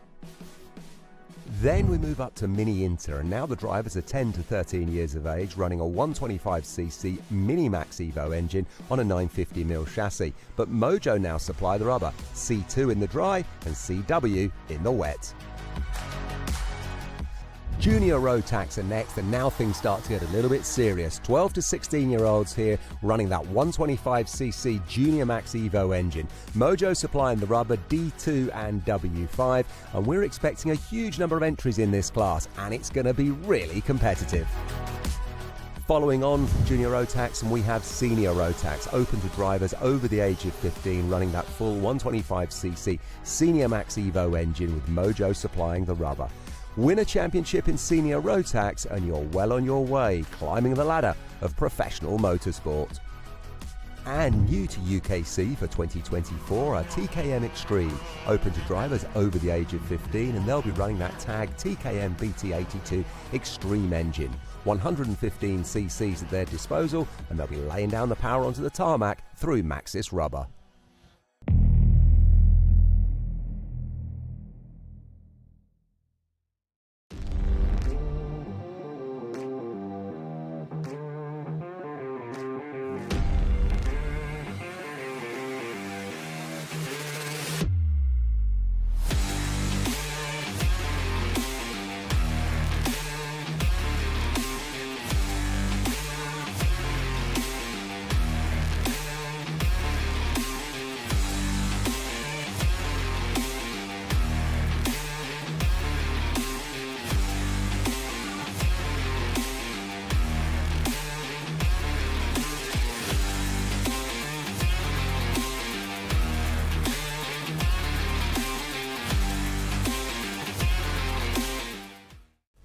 Let's take a look then at the road to the podium over race weekend in 2024. It all starts on Saturday morning with timed qualifying. All drivers take part here, and this will determine your starting position for the heat races. Then all drivers take part in a minimum of 2 heat races where you'll gain championship points and determine your starting position for the superheat. The superheat follows for the top 68 drivers, and not only will you gain championship points here, but you'll also decide your start position for the super final based on the heats and the superheat. Then it's the top 34 drivers who will compete in the super final and gain those all-important championship points based on their finishing position.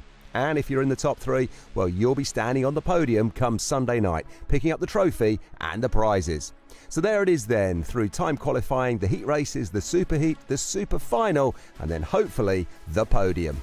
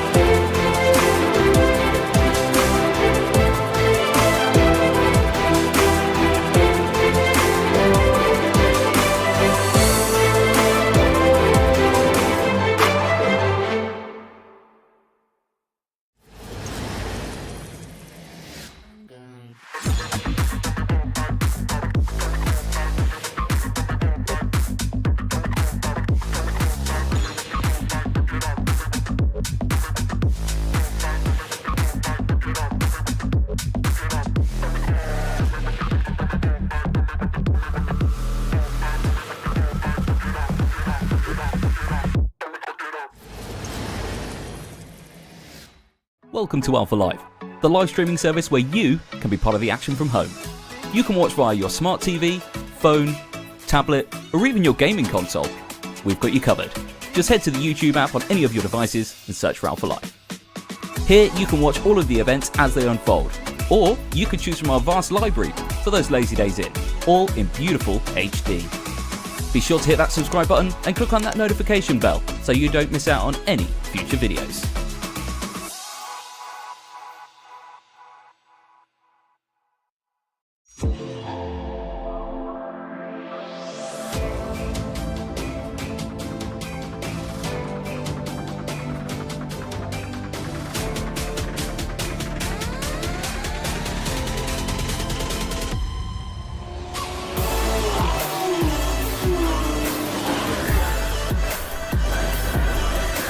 Side by side, who's going to be the bigger man? Oh, big off! Straight in the gravel trap, both cars out.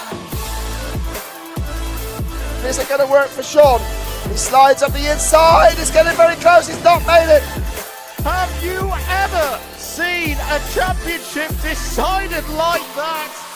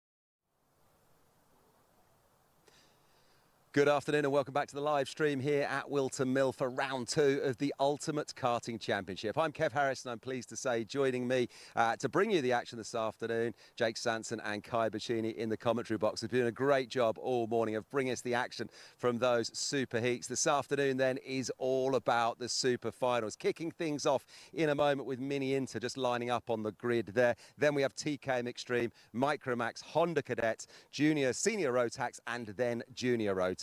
Now this morning, the fastest round the track in those super heats, maybe predictably, was a senior Rotax driver, Kai Hunter. 45.88 is what he managed to do in the super heats this morning. But also this afternoon, we're waiting with bated breath to see if Jacob Ashcroft in junior Rotax can do what he did at round 1, and that's win everything. Both heats, the super heat and the super final. He's on course for it today. So that junior Rotax race later on this afternoon is certainly going to be a great one.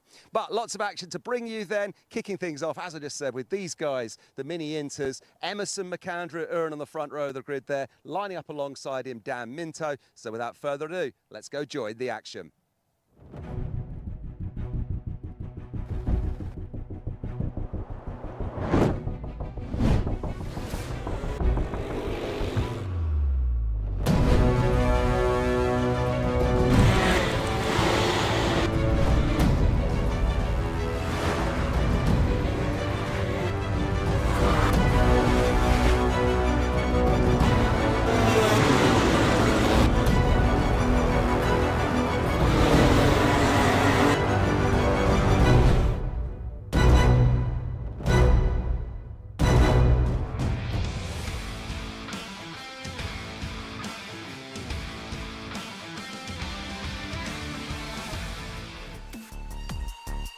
And so we come to the business end of the Ultimate Karting Championship Round 2 2024. We've had some amazing super heats over the morning. Now, the big show, the finals. This is where you put up or you shut up. You let everything happen as you come into this fantastic event. And in the Mini Inters, there are 3 drivers all gunning for the victory, all of whom have been race winners so far this weekend. Cometh the hour, cometh the young man. Daniel Minto and Emerson McAndrew Uren on the front row of the grid. Zach Starbuck and Joshua Griffin on the second row.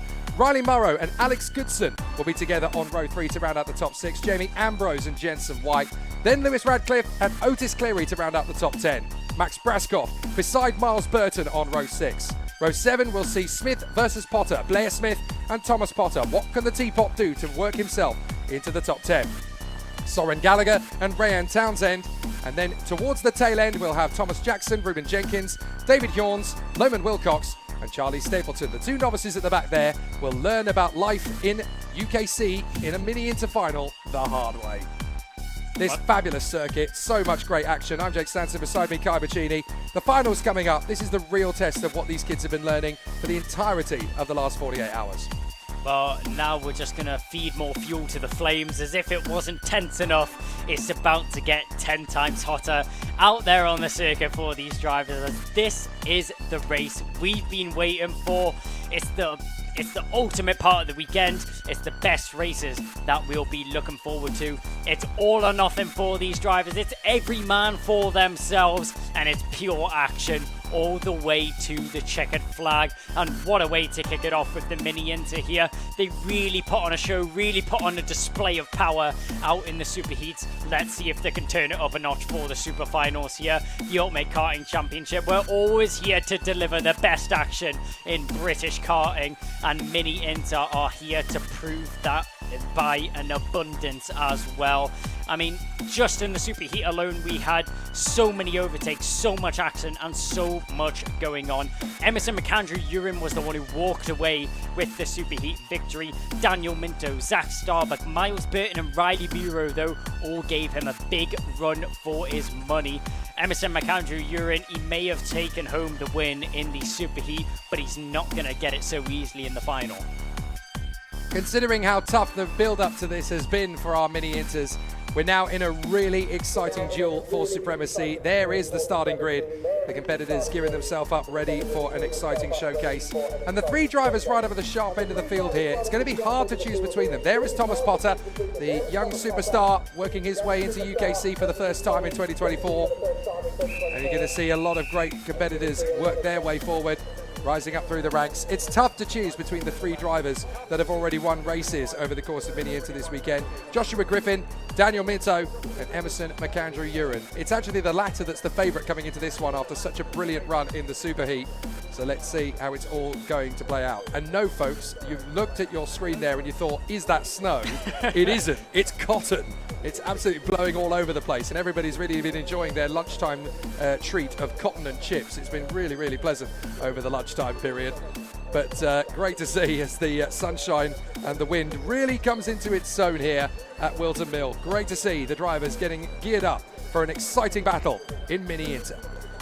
Well, summer skies and summer action here at the Ultimate Karting Championship. As you can see, spring is pretty much just out the way, moving into summer now, and this is where the drivers really come into their element. What is better than some summertime karting?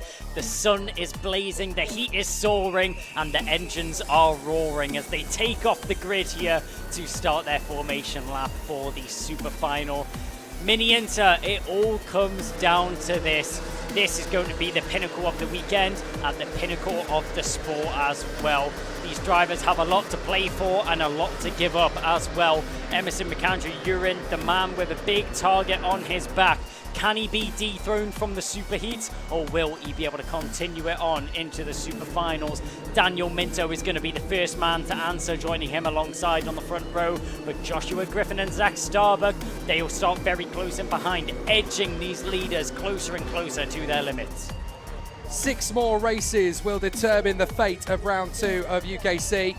And we are in for an exciting showdown between these young men on the front end of the field. Daniel Minto and Emerson McAndrew-Uren. Watch out for Zach Starbuck as well. This could be his chance to become the 4th different winner of the weekend in Mini Inter.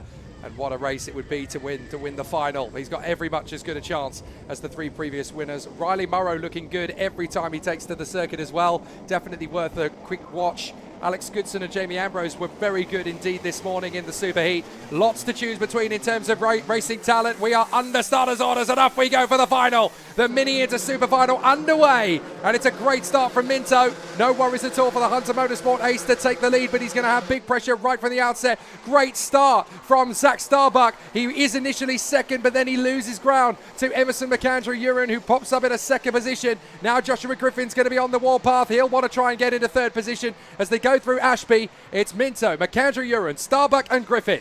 McAndrew-Uren wasting absolutely no time in gaining himself back the ground that he initially lost, and now on the back foot, losing a few positions. 2 places going down right now is Zach Starbuck. It looked so promising off the line, and now he's dropping down with Joshua Griffin and Emerson McAndrew-Uren able to slip past on this first lap of the race. All of the drivers bouncing over the curb, coming down the straight for the first time this race. We cross the line. Daniel Minto with a start of dreams. He gets himself into the lead, but Emerson McAndrew-Uren, he's the Grinch. He's going to steal it, maybe even at Christmas, as they come down through Christmas corner for the 2nd time in this race.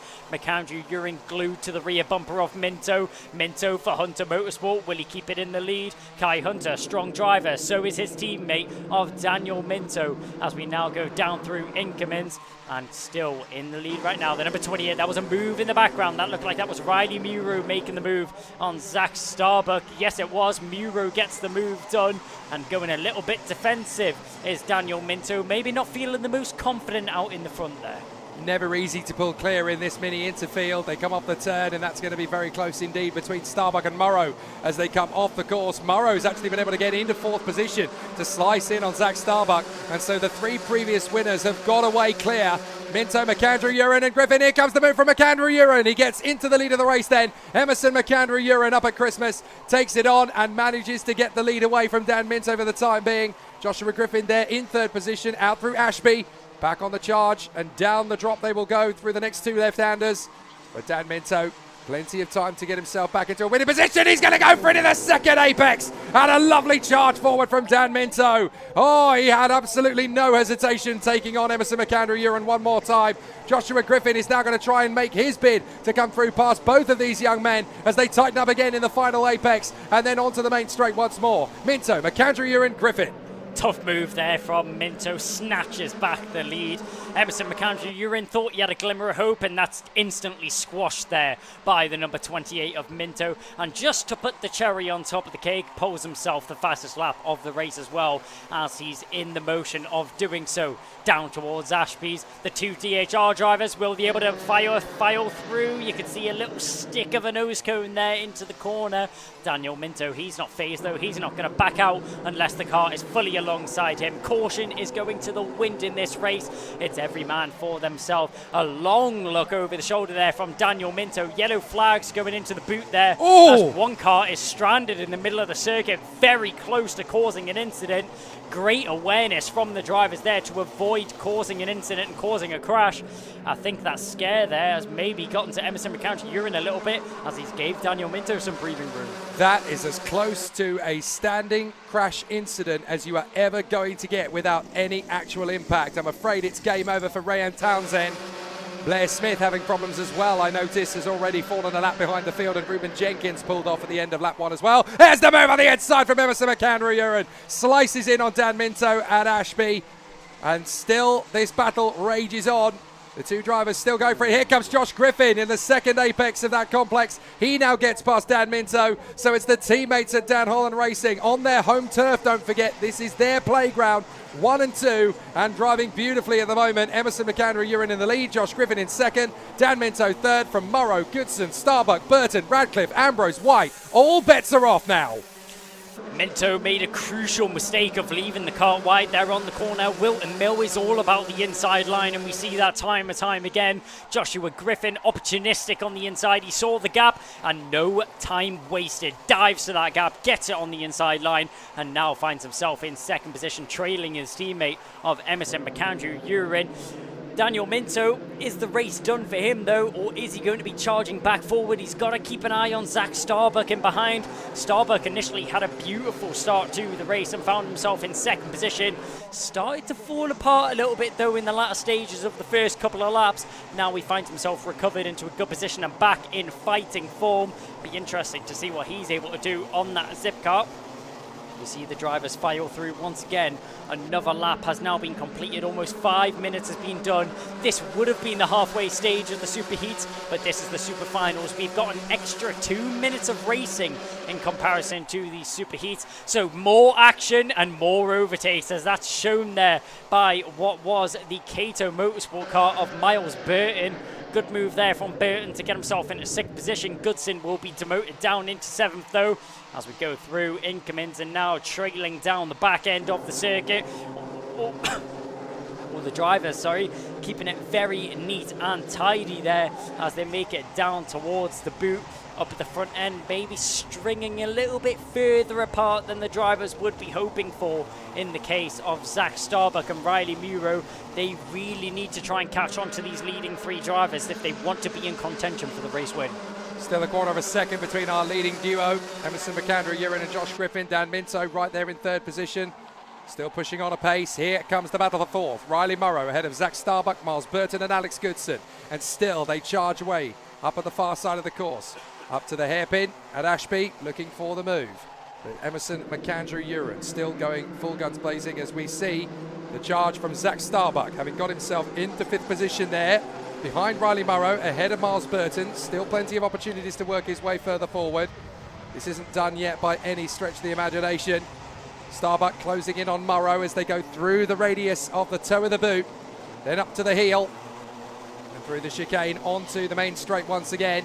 And they fly up to Crook and Oblivion. In these karts, it is flat on the throttle through these first two corners. And you've got to keep it nice and planted on the exit. You don't want to go too far over the curves as you go down the straight to Christmas. And here comes Miles Burton. He is the Grinch that stole Christmas. Got the move on the inside line there on Zach Starbuck. Lovely job. And that puts him up into the position. He's going to go for another one in Ashby. Wow. Ruthless. Wow. Ruthless from Miles Burton. Oh, and a tag as Zach Starbuck goes around for a spin.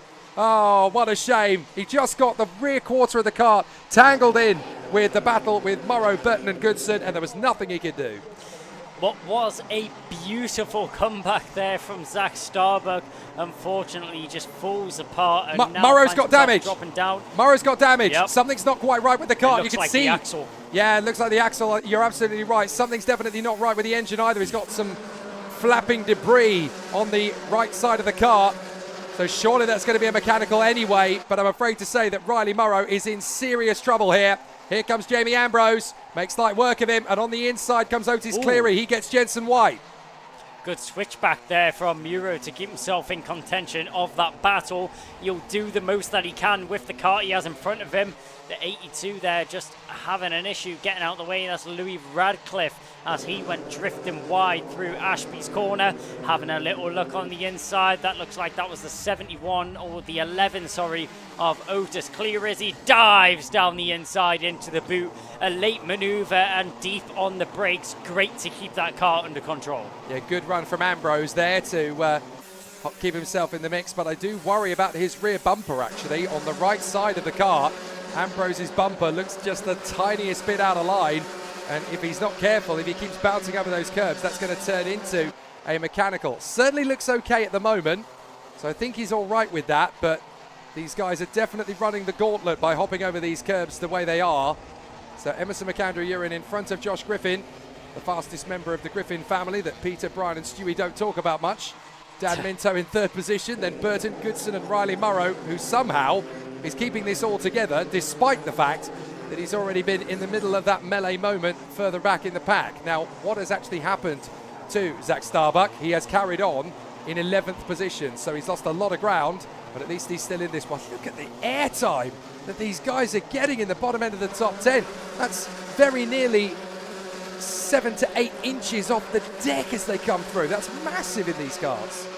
Oh, yeah, as you mentioned, Jake, I think it's fair to say that Joshua Griffin's a family guy as he pushes forwards in this battle right now in second position. Emerson McAndrew-Urin just shy of 4 tenths is now what separates Griffin and McAndrew-Urin out in front. I mean, it's going to be a difficult one to try and break down that barrier. McAndrew-Urin's been consistent throughout this race, but on the inside, trying to get the switch back there.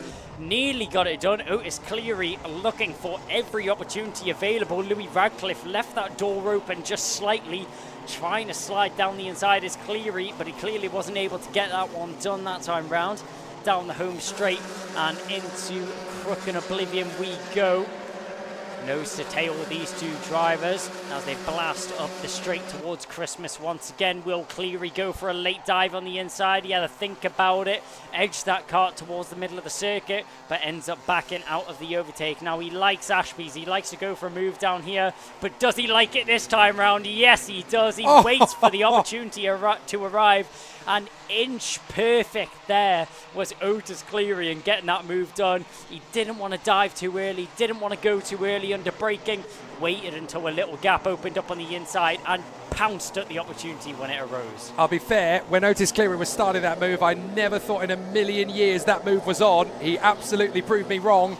Fair play to Otis Cleary. A pat on the back is coming your way, sir. Excellent racecraft. Not easy to get a move like that done at the best of times, never mind when it's literally at the 11th hour of the apex. So very well handled there by Otis Cleary. That puts him into 7th, chasing down Riley Murrow. Then Louis Radcliffe, Jamie Ambrose, Jensen White, Zach Starbuck in 11th now. From Braskov, Tom Potter, Drew Davidson, Soren Gallagher and Zach Jennings. There's the battle for the lead here. And that is Emerson McAndrew-Urin, Josh Griffin and Dan Minto. It is literally stalemate. We go into the final half minute of the race. So this is going to be the penultimate lap that we begin. And Emerson McAndrew-Urin has definitely had his Weetabix this morning. He was amazing in the superheat yesterday. And now, this morning I should say. And now here he is leading the charge. Joshua Griffin and Dan Minto just can't keep up with him. Well, it's all to play for Emerson McAndrew-Urin. Nearly 7 tenths of a second is the gap that he currently has extended out in front. That gap could go in the blink of an eye if he makes just one minor mistake around this circuit. Whilton Mill is not forgiving at all when drivers make a mistake around here. And we'll have to see if he can keep his head and keep his cool on these last 2 laps of the race. He's looking pretty secure to take another one home with him, is Emerson McAndrew-Urin. But you can't count it out until that checkered flag flies, as Joshua Griffin and Daniel Minto will be racing to that line. So the time has ticked down to 0. Watch again as they fly through this chicane. So physical. These guys are dealing with it well. Into the last lap goes Emerson McAndrew-Uren with a 0.7 of a second cushion over Joshua Griffin. That should be enough to not have to worry too much about it, Emerson. You can coax this through all the way to the line. And what a great run this has been for the Dan Holland Racing youngster. He's been so strong in the lower categories. He was a very talented competitor in Honda Cadet. Stepping into the Mini Inter category, this has really been a massive revelation for Emerson. He's always had the speed and he's had a lot of flair in his past, but now he's really starting to unlock this vapid pace that is going to characterise his 2024 campaign. It's still early days in UKC 2024, but I tell you what, Emerson McAndrew-Uren came to play this morning. He did not let the fact he hadn't taken a heat win until today get him down. He has launched his way around this course. He's done the job. Emerson McAndrew-Uren takes the flag and wins round 2 at Whilton Mill in the Mini Inter Super Final from his teammate Joshua Griffin. It really is a pair of family guys, the Dan Holland Racing family to be precise. Dan Minto in a solid third. Burton, Goodson, Morrow comfortably there in the top 6 after great racing.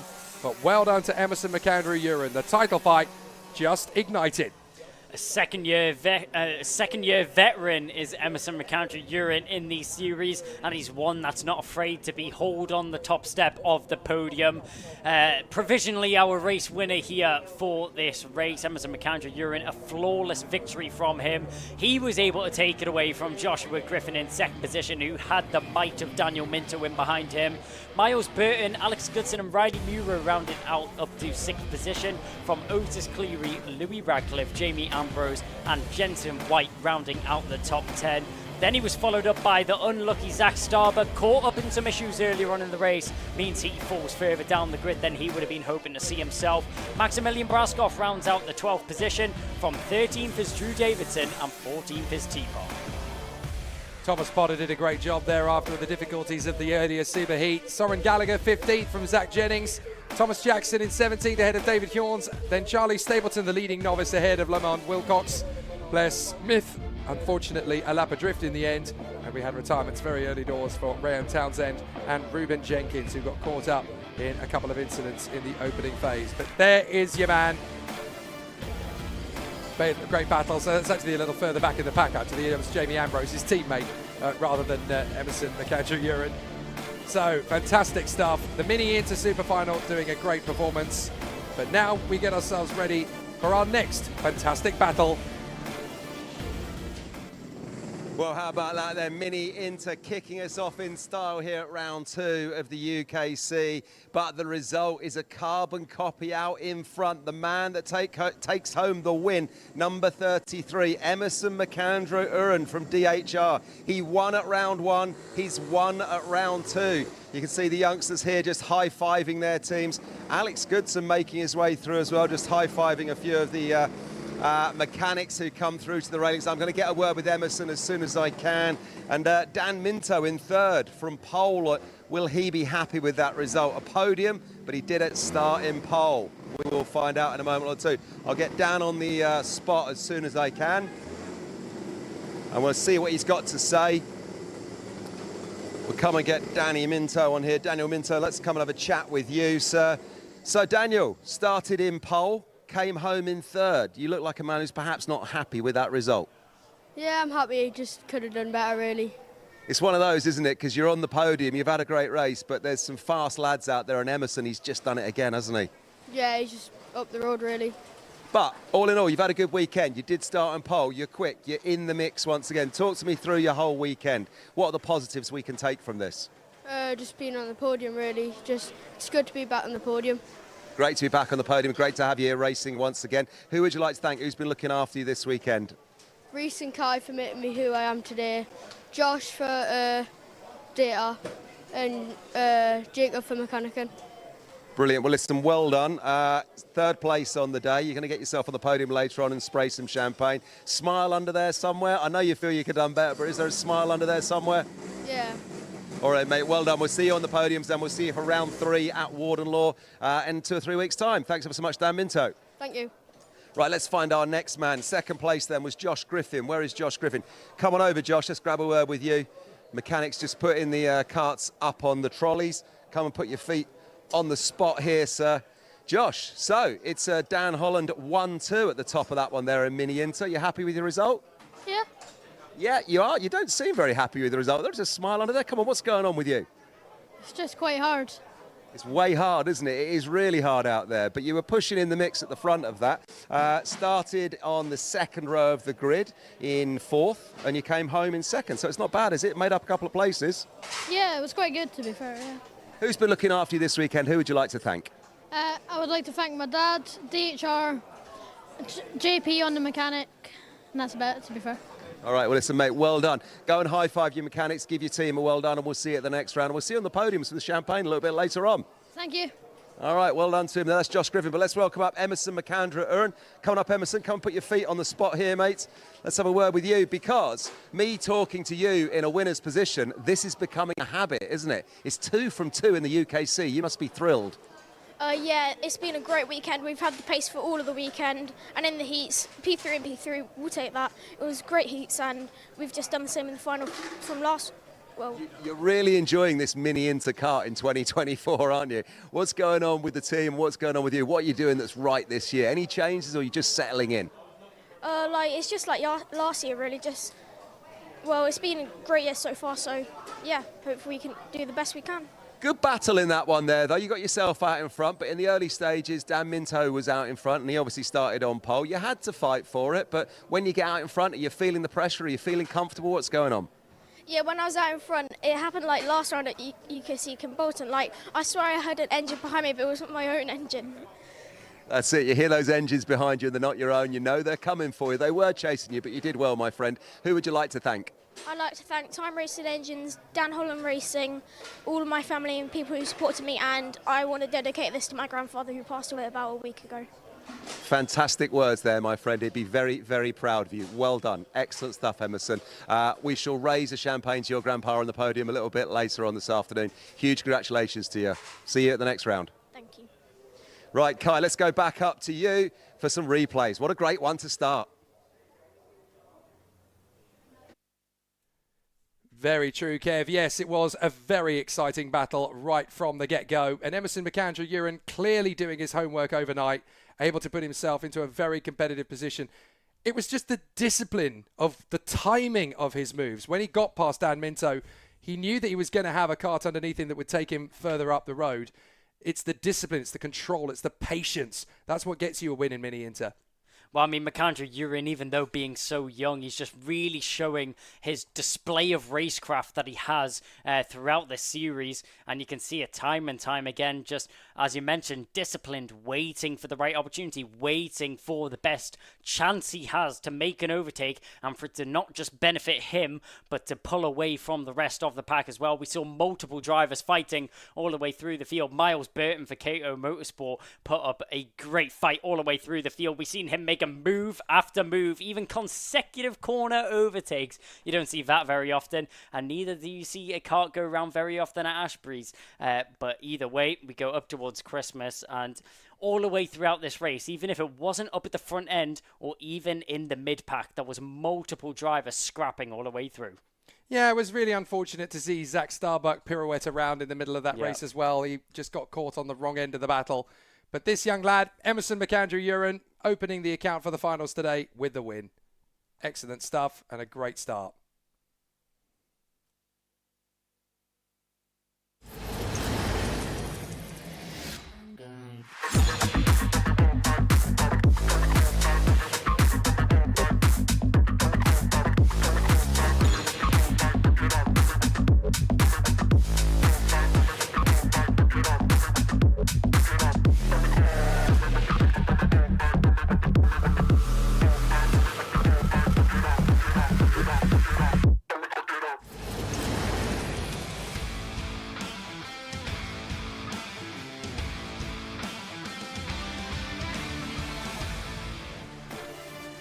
Time to go for an old school final battle now. The TKM Extreme Super Final. Chris Whitton was the man on form yesterday. He's on pole position for this one after some great results, but the others are slowly gaining ground. Cian Bennett alongside him on the front row of the grid. Leo Robinson took the superheat from him earlier on today, and Adam Sparrow, back from his Mazda exploits, still right up at the sharp end. Spencer Lane and Alfie Garford, reigning British champion. P6 on the grid for him. Johan Calichurn, Michael Cornell, Al Patterson, and Kai Springfield rounding out the 10. William Bryant making good recovery drives at the moment. 11th position on the grid for him in the final. Luke Jarman in 12th position for this one. And then Jessica Fitch-Hall, Jack Stewart, and once again from the back, it'll be Harrison Morrow. But he was able to assert himself very well in the earlier superheat to get himself back into the top 10. So expect the same again. Now, as we saw from the superheat earlier on, TKM Extreme, as well as Junior TKM, although we don't have them in the UKC paddock, have this tendency. You get 2 or 3 guys battling for position, they hold each other up, 2 or 3 more join the party.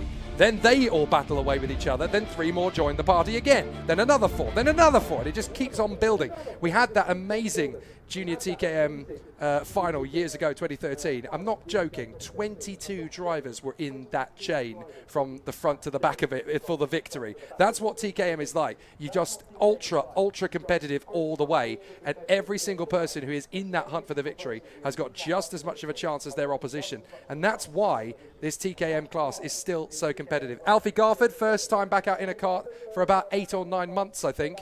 So good to see him straight back in the mix. Johan Calichurn, good to see him fighting up at the sharp end of TKM Extreme as well. Some great opportunities for these guys to push in and show us how it's done. There's nothing quite like the old school, and TKM Extreme is one of the best old school classes you're ever going to see in British racing. No, it really is. We see amazing racing weekend after weekend from this class.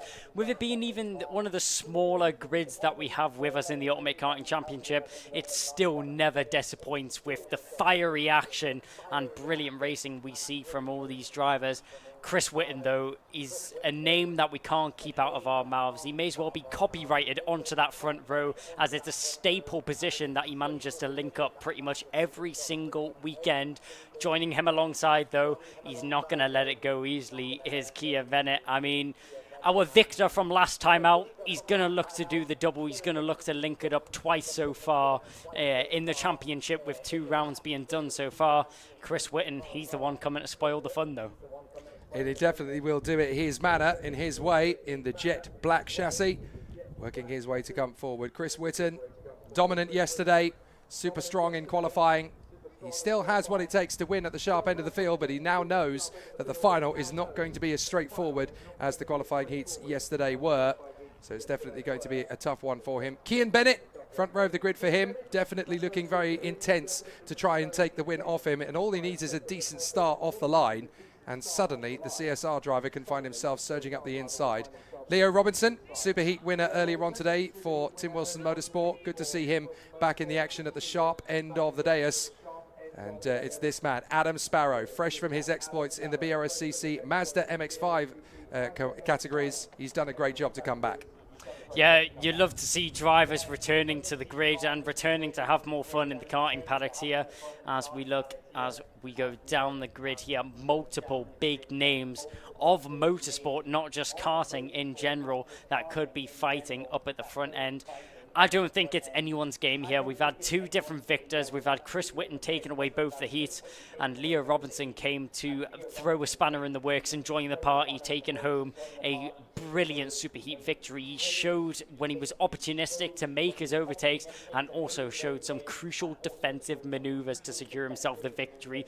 I don't think in this class I can put my finger on one name and say he's going to walk away with this one. I know exactly what you mean. It's not going to be very clear-cut, this one, and all of the lessons that will have been learned after the superheat as well. The track conditions today very different to what they were yesterday. The track will be slightly hotter. The humidity will have decreased quite considerably compared to yesterday. Jessica Fitch-Hall looking to continue her journey through the world of UKC, and certainly going at it in one of the toughest classes to do so, TKM Extreme. But we already know that this is a class that can give women a fantastic path up the ladder of racing. Morgan Kidd, who went on to do some fantastic work in the Fiesta Championships on the British Racing and Sports Car Grid, and of course, two-time British Junior TKM champion Abby Pulling, who is now a race winner in both F1 Academy and British F4, the first woman ever to do so. From these small trees, mighty oaks will grow, and it is wonderful to see that TKM is one of the classes to really showcase what racecraft is really all about. From that front row of the grid, Chris Whitton and Cian Burnett, this will be a fascinating charge to the first corner. I mean, you've summed it up perfectly, Jake. This class and this championship in general is a breeding ground for young British talent to make their way up through the routes of motorsport and make their way through the stages as well, which we'll see some drivers already doing in this class, just coming back for a little bit of fun for an Ultimate Karting Championship weekend. What more else would you want to do on a weekend off apart from jump back into your roots of racing and karting as well? A little bit of a longer race here. We've seen 12 minutes for the mini inter race, and now we are going to see 14 minutes of pure racing action here from the TKM Extreme drivers, and I'm sure that time will absolutely fly by with pure racing all the way through and never a dull moment with TKM Extreme. Usually does. 14 minutes go on the clock.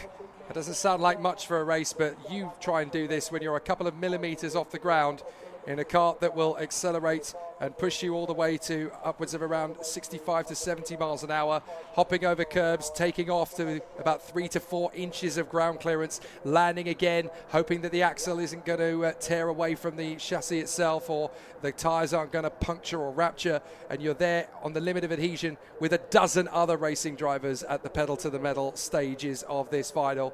I couldn't do it. These guys are absolutely extraordinary, and it is wonderful to see the kind of the caliber and the quality of the racing that we see before us. Just one driver electing that they're going to push start it.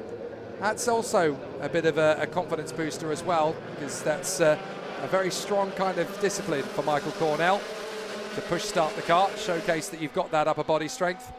Most of the time the drivers will get a push or get themselves up to a decent starting position regardless of that. Alfie Garford in the number 1, the Werra Tools livery, which of course he carries from his time fighting for the British TKM title last year. And having obviously worked himself into the world of Fiesta Juniors, he has been doing a fantastic job on the club racing scene, trying to work his way up to the world of the British Touring Car Championship in years to come.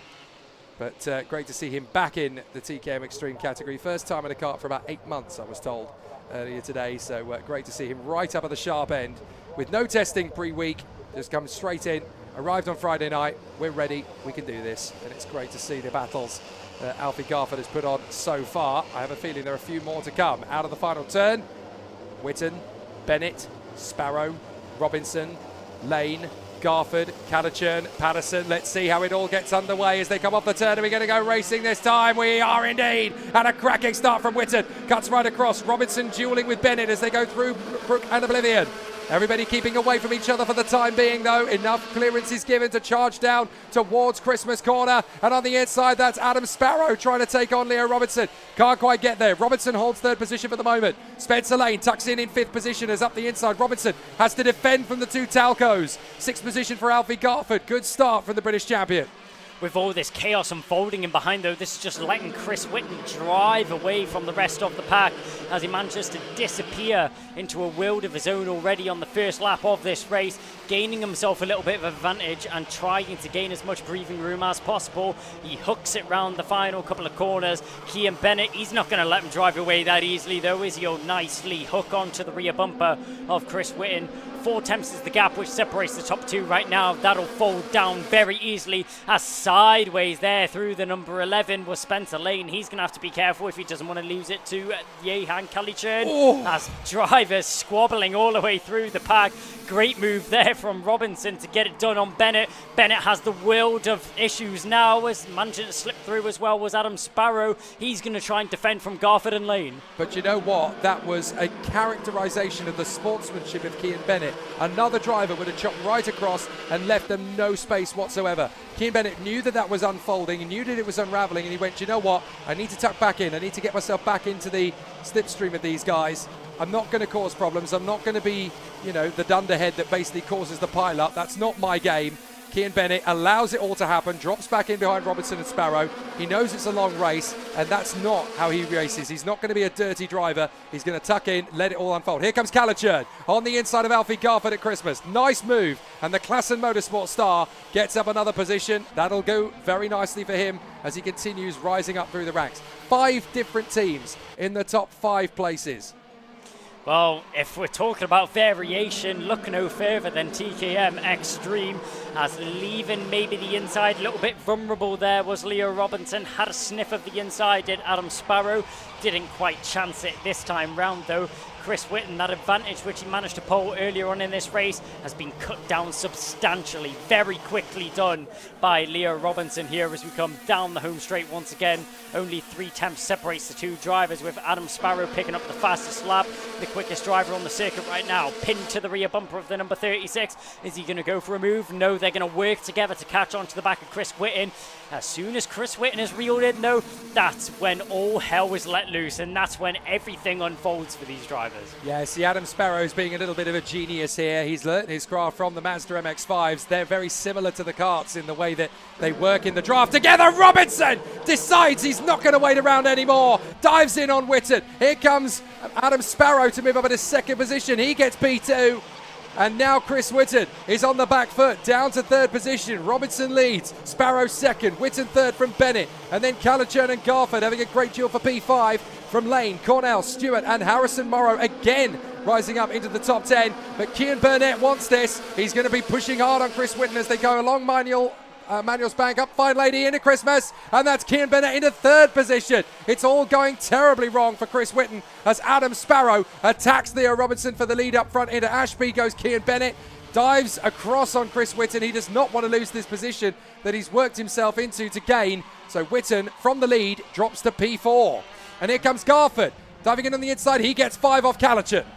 Whitton's wounds just left unattended there as he seems to get scraped. Driver after driver manages to regain his balance now as he tucks in behind Kian Bennett, and I'm sure he'll work even harder to get himself back up to the front end of the grid.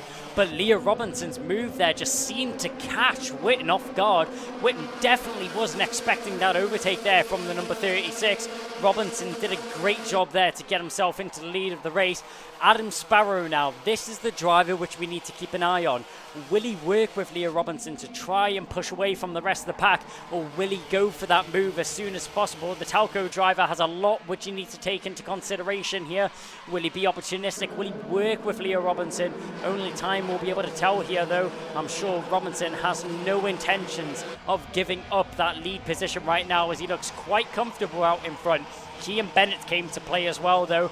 He's finding himself in 3rd position after dispatching of Chris Whitton just on that previous lap, and I'm sure he will waste no time in getting himself a little bit further forwards.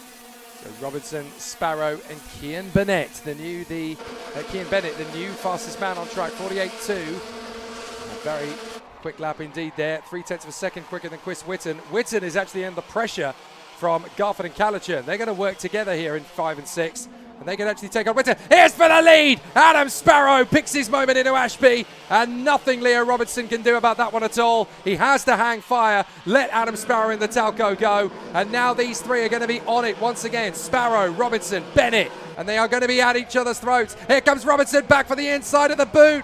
Sparrow has to let him go. There's not enough space for 2. So Sparrow concedes it for the moment on Leo Robinson as Robinson practices what could end up being the race-winning move later in the race. Knowing that he can get that done into the boot, that's so important for Robinson's confidence. That will help him out. But this race is far from over. If anything, it's only just got started. Here comes Sparrow again. And it's going to be Kian Bennett that moves up into 2nd place. Job done. Yeah, you could see Sparrow just wasn't going to risk there battling with Leo Robinson and possibly losing more positions. Does the smart thing, tucks in behind Leo Robinson, doesn't want to battle that move any more than he has to, but now he's got a fierce and feisty Chris Whitton tucked in behind him. Whitton's coming for revenge in the black stealth machine as they come down towards the boot once again. Who's going to be the first one to nudge? Nobody this time round, but Leo Robinson out in front. He's not afraid to get a move done, and he's not afraid to get on the move as well. Keep an eye on Kian Bennett in 2nd. That's my new favourite camera position in karting. I love that down low through the chicane as they hop over the curbs. And it didn't take long for that one to get established as my favourite karting shot. Here comes Kian Bennett for the lead on Leo Robinson. We have had a 4th different race leader almost in successive laps now. Whitton was the leader, Robinson was the leader, Sparrow took it, Kian Bennett took it, and now Robinson takes it back again in Ashby. Brilliant racing at the front end of the field, and once again TKM Extreme proves one thing and one thing alone. The fat lady is nowhere to be seen. We are nowhere near the end of this one.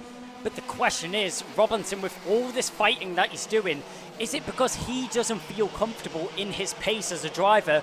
Does he feel like he has to keep battling to get himself into this lead position, to even have contention of fighting up at the front end? He's definitely got the pace to be up there, but does he have the pace to be fighting from behind? Robinson not one to be sleeping on the back foot. As soon as a move is done, we'll see it once again up into Christmas here from Bennett. Will Robinson respond down into Ashby's like he did last time? Let's see if he does. He's tucked in on the bumper and he doesn't go for it this time, but Bennett covers it off just in case. Goes to the middle of the circuit, covers off the line, doesn't want to risk losing that leading position already. Leo Robinson, as we now go diving down towards the boot, nearly clipping, and did clip the back of Adam Sparrow, did Alfie Garford, nearly taking him out of the race when overtaking Chris Whitton. These drivers will continue to go at it as the number 33 of Chris Whitton is going at it with Adam Sparrow now as they dive down through the boot and around the final couple of corners across the line. It's getting really messy here and really scrappy in the TKM Extreme final. It's all to play for, and up at the front end, Leo Robinson, when's he going to make the move? Now he is. Down the inside goes Leo Robinson for probably about the 5th or 6th time this race. He regains the lead from Kian Bennett. Bennett's going to tuck in behind this time. He's not quite going to go for a move just yet, but I'm sure it's not long till we see that red suit back on the inside line. Almost as many overtakes for the lead as the Indy 500 last week. Excellent stuff from them so far in the battle up front.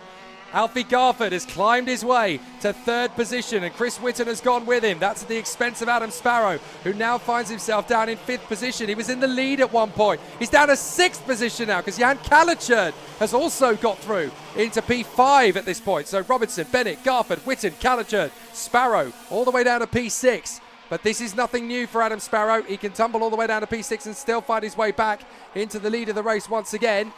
So Kian Bennett now deciding, right, Leo's determined to lead this race. Every time I get him, he goes back to the front. Fine. I'll just sit behind him. I'll work the tyres less. I'll work the engine less. I'll work myself up less. So this is going to be a much smoother transition for them, especially considering that the way that Garford, Whitton, Kalichern and Sparrow have been dueling, they can get a bit of daylight between themselves and 3rd place. Again, Lazarus just taps the helmet. Come on, just think about this. Let's think about the long-term gain. Well, there's only 4 minutes left to do any thinking. Yeah, this is where it really starts to become tactical for the drivers. We've got the melee out of the way. We've had more changes for the lead than overtakes in the Monaco Grand Prix, as Leo Robinson and Kian Bennett have been hacking at it up at the front end of the grid. But this is where it becomes interesting. Do they continue to battle and open themselves up to the rest of the grid, or do they work together, push away, and then duel at it for the last couple of laps? We'll have to see the option which Kian Bennett opts for. But in the mid-pack, these drivers are showing no signs of slowing down, as overtake after overtake is still being displayed on our screens. We just made our way through increments now and heading towards the boot once again. You can see our lead drivers just up in front. Kian Bennett not looking to make an overtake on Leo Robinson just yet. But with 3 minutes and 30 seconds remaining on the clock, I wouldn't be surprised if it's not long before we see them going at it again. 3 minutes 24 left on the clock as they came through. Robinson and Bennett, Garford and Whitton, Kalichern and Sparrow. We're almost getting Noah's Ark here. They're almost 2x2, hurrah. Here comes the move from Adam Sparrow on the inside of Kalichern. Lovely job, that's P5 for Sparrow. Now he's just got to do that 4 more times and he'll be back in the front. Easier said than done with 3 minutes left of racing. Watch out as well for Michael Cornell and Spencer Lane. They're right on the back of these two. And then in 9th place, we got Jack Stewart ahead of Luke Jarman and Harrison Morrow, who are having a great scrap with William Bryant. And then Jess Fitch Hall has had some difficulties by the look of it. Dropped all the way down to 11 seconds off the pace. That's not just her speed. Definitely something's gone wrong there for Jess Fitch Hall. And Al Patterson has dropped out of the race, I'm told, with a mechanical malady. Watch them as they hop their way over those curbs. You are really getting airtime as you come through there. Looks more like something out of Ken Block's Hoonigans rather than a karting race, doesn't it? Just so violent the way it throws itself over those curbs. And it's incredible to look at the strength of these karts, that they're able to take it lap after lap after lap. Well, yeah, it's interesting to see that the karts are able to take a beating like this, but also the drivers themselves. This has to be one of the most physical circuits in the United Kingdom at this point, especially with that brand new final sector. Such a bumpy and rigorous circuit for these drivers, and great to see that they even have the stamina to put up with it for so long. Yeah, see, look at these guys as they come through. This is going to be a great example. Watch the bumps. Bump, bump, bump, bump, bump. The kart just washes out as you go through the tight end of the radius. And there's absolutely no grip in the kart at all at that point. You're turning through, but you're bumping around. It's a bit like a Legend at Brands Hatch. You know, there's no suspension in those cars at all. And the back end travels around. Right, Robinson versus Bennett. Now they are squabbling with a minute and a half to go. And the more they duel, the faster Garford and Whitton will catch up with them. Robinson determined that Bennett's not going to get through. Here they come. Garford and Whitton are already on them. That only took 3 corners. Now Robinson's got to keep Key and Bennett at bay. Garford and Whitton are right there to come free. And the more they hold each other up, Adam Sparrow will join in. So will Jan Calichurd. And they've got Cornell, Lane, Stewart and Morrow right on their tail. Here comes the move from Garford. Dives in on Bennett. Can't make it stick. But now they mean business. We are seriously gunning for it with a minute on the clock. Robinson's got to hang on to this. Bennett drew the first blood and made the first move. It's like a chess match out here on the circuit right now. Leo Robinson in ultra defensive mode. He is parking the bus right now on the inside line. Moves across to Kean Bennett. Robinson covers on the inside line, trying to make it through to Alfie Garford. That's very well covered there by Kean Bennett to even hold on to that second position right now. Around the outside, can he get it done? Great move there from Alfie Garford. He'll find himself in second position now to go through increments. Wow. And Oh, no, Robinson! Robinson's lost it! It looks like there was the tiniest little tap on the back of his cart. He's enraged. Robinson's down the back, and Alfie Garford has taken the lead of this race. Garford in the lead, and by quite a margin as well, moving into the penultimate lap of the race. And who's that in second position? It's Chris Whitton. A great recovery here from Chris Whitton to take advantage of the situation which is at hand. He now finds himself in second position. Looking over his shoulder, he's going to go defensive. He doesn't want to focus on the lead of this race. In his mind, he will be thinking that Alfie Garford might be awarded a penalty, so he's fighting for his life for second position right now is Chris Whitton, and it's all up in the air at the moment. There is no driver which deserves this more than another as they go through Inkermans, and keeping an eye on Adam Sparrow here, looking to the inside. He's too far back on Chris Whitton, but was he actually going defensive? That's question. And see Kean Bennett trying to get back involved as he had a little bit of a mare earlier on, falling back in this pack as well. But he'll slide through on the inside line of the boot. He's not going to be able to hold on to it though as they trail on to the last lap of the race. This is the last dance. This is what it comes down to. And Chris Whitton, the man that has to do it all right now, he has a little bit of breathing room behind him. Keep an eye on Adam Sparrow. He's pinned to the inside line. On the switchback, he'll try it. Does Calichurd. He goes left. He goes right. He can't get it done. Down towards Ashby's we go. Will he go to the outside? Yes, he will, but he'll go for the switch straight away. Great move there from Calichurd, and he will take third position. Nothing Sparrow could do. Can you believe that Alfie Garford, the man who had not even done any testing midweek, came here on Friday night? It was a last-minute decision to go racing. He hasn't been in a kart for about 8 months, and he's going to come through, and he proves to everybody why he's still number one. He's still the king. He's still top dog. Alfie Garford wins the final in TKM Extreme in round 2 of UKC at Whilton Mill. What a battle. Chris Whitton P2, Johan Calichurd. What a drive to third position. Excellent racecraft. Sparrow, Lane and Stewart are out of luck on this occasion. Kean Bennett so near and yet so far. 8th position for him. Leo Robinson enraged at the end of that one. But Alfie Garford gets the job done by half a second to Chris Whitton. Johan Calichurd in P3. Adam Sparrow, Spencer Lane and Jack Stewart were close, but no coconut. Michael Cornell in front of Kean Bennett and Harrison Morrow. Luke Jarman and William Brint even caught up with the pack as a result of all that squabbling. Leo Robinson has to settle for 12th, and he's not happy in the slightest. Jessica Fitch-Hall 13th, Al Patterson retiring before the race came to a conclusion. But what a sensational charge forward from Alfie Garford. The number 1 returns to karting for the first time in 8 months, and he has not lost anything. The number 1 ruled karting time ago and finds himself in his rightful position back on the top step of the podium. It's as if he never left. Alfie Garford, welcome back, and what a welcome story for him. What was looking like it wasn't going to be the easiest race, he manages to walk away with that one on top. Chris Whitton in second, Jehan Kalichern. What a return drive from him, and I can't wait to hear what these drivers have to say. We have Kev down there as he's about to speak to the drivers. Wow, wow, wow. TKM Extreme delivering the action here at round 2 at the UKC. But, I mean, what a race that was. In the closing stages, it all changed so many times, didn't it? And the 3 drivers that have come home and put in their cuts on the 1, 2 and 3, I've got to be honest, they're not the 3 drivers that I thought I was going to be talking to at this point in time. From where I'm watching in Scrutineer, and I've got a sort of view of the far end of the circuit, I can't see all the way up to the top end from where I am, but obviously it was all going on up there, and Leo Robinson was the man who I thought I'd be talking to, or maybe Kian Burnett, but they ended up down in, where were they, 12th and 8th respectively. But it does mean coming home in 3rd, kart number 28, Jehan Kalichern. I'm going to try and get a word with him straight away. Jehan, come on up to the spot, put yourself on the mark there, sir. We'll come and have a chat to you. 3rd place on the day there, but in the closing stages of that one, did you think you were going to be standing here? No, not really, because, I mean, yesterday it was kind of up and down. I was around there, but then I kind of got punted off, and then I started towards the back, so it made stuff more difficult. I'm just trying to look and see where you started here on the grid. You're on the 7th row of the grid starting, or the 4th row of the grid, starting in 7th rather, and you've put yourself in 3rd. You've got to be really thrilled with how that one played out in the end. Yeah, no, it worked out well for me, because I never knew I was going to be that far ahead from starting 7th, but yeah, worked well. It's one of those, isn't it, in a race like that where you're in the mid-pack for a lot of it. You've just got to keep your head, because you don't know what's going to happen in the closing stages. When the leaders start battling it out, you can be the benefactor, can't you? Yeah, I mean, you kind of saw it. Leo, he just span out like people. It was very competitive and aggressive. Yeah. Who would you like to thank this weekend?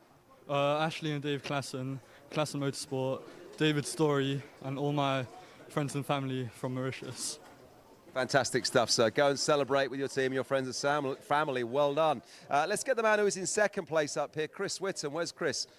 Chris, come on up, sir. Come and put yourself on the spot. Let's hear what you've got to say about that one, because I was just saying that the 3 of you who have made it onto the podium, fair to say, you weren't necessarily the 3 guys I was expecting to talk to. I thought I might have Kian, I thought I might have Leo up here, but here we are. Well done, mate. 2nd place. Talk us through it. Yeah, it was quite a hard race, really. I mean, today's been quite hot. There's been quite a lot of grip on the track, and everything's gripped up. So it was definitely more about sort of physical ability and just sort of racecraft at the end, really, once they backed themselves up. So it was all game on from there. It really was game on, wasn't it? And that's what I love about TKM racing. It's so close, it's so hard fought, and we saw there in the closing stages, it was a real fight, wasn't it? It could have been anyone's. Yeah, it could have gone anyway, to be fair. Like, at one point I was in 4th, next to me I'm in 2nd, so I'm happy with that. Brilliant. Great weekend then. Who would you like to thank? I'd like to thank my mum and dad for everything they do, and my mechanic Craig for coming. Brilliant. We're going to see you at round 3, hopefully. Yeah, definitely. I'm loving this TKM Championship, by the way. You boys keep doing what you're doing. It's good to watch. Thank you. Lovely. Let's get our man who came home in 1st up. Here he is then, Alfie. Come on up, Alfie. Put yourself on the spot. Mate, look, the smile says it all. Did you expect to be standing here at this point in time when you lined up on the grid for that one? Not really. We haven't had the pace at all weekend. I mean, it was the first time I was even sat in the car, not even in the workshop or anything, on Saturday morning. I hadn't even sat in the car for about 8 months. So it was all just like come out for a bit of fun. So to come home with first was quite a surprise. Well, I tell you what, it's surprised us, but it's brilliant to watch. I was just saying there, TKM Extreme, what a class. I love the racing. Talk me through the closing stages, because it all went off, didn't it? And you really were the benefactor. You're in the mix. You held your own for the whole of the race, but it was in those closing stages where it opened up for you. Yeah, I mean, where to start? I got into, I think it was about 5th, and then 4th, and then 3rd. And I was just like, the gap was staying the same, and I thought when they kick off, it might come. Got there, had a little bit of a coming together. I was hanging on, so I don't really know who was at fault. And then appeared in first, and just had to hang on to the end, really. Just hang on to the cart and go over the line in first. Yeah, there was a couple of laps of hanging on, and you did that. So who would you like to thank? Who's made it possible? A lot of people have made it possible. First, my dad. He told me Friday evening we're going racing. So, yeah, my dad, Vera Tools, obviously. They've been supporting me in the Fiesta Juniors, so it's been fun to just come here and have a little bit of a play, I guess, knowing that that's all going well. Just family and friends just supporting, my sister for letting me take a lot of the time racing, so yeah, there's a lot of people. Listen, it's brilliant that you came here this weekend. We're thrilled you did. Please tell us you're coming back for round 3. Might we see you again at the UKC and TKM Extreme? Come on. Maybe, if it fits. Maybe. Now I've won, I might have to come back. We hope you do. Go and enjoy it at the moment with your team. Huge thanks to Alfie there. And well done to all of those TKM Extreme drivers. What a race that was. Lots to talk about. A few replays to take a look at. Here's Kai and Jake.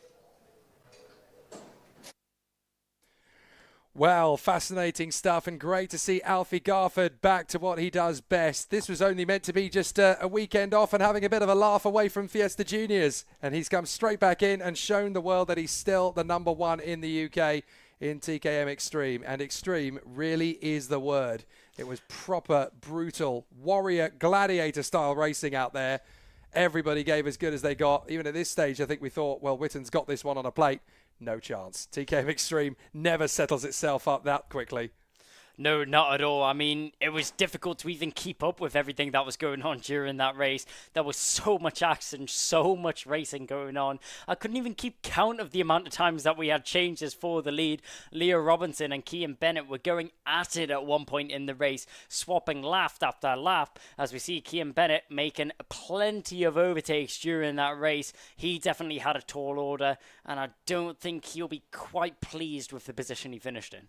I kind of want to see, maybe we can see the incident between Leo Robinson on the penultimate lap again and his combatant. I didn't even see if there was contact, or if there wasn't, then it would have been very tightly knit. So we're going to have to see if we can see it again. If not, then obviously you guys will have to do that on the stream and draw your own conclusions. Bennett making his bid on Leo Robinson about the midway point in the race. Towards the closing stages, things got really spicy.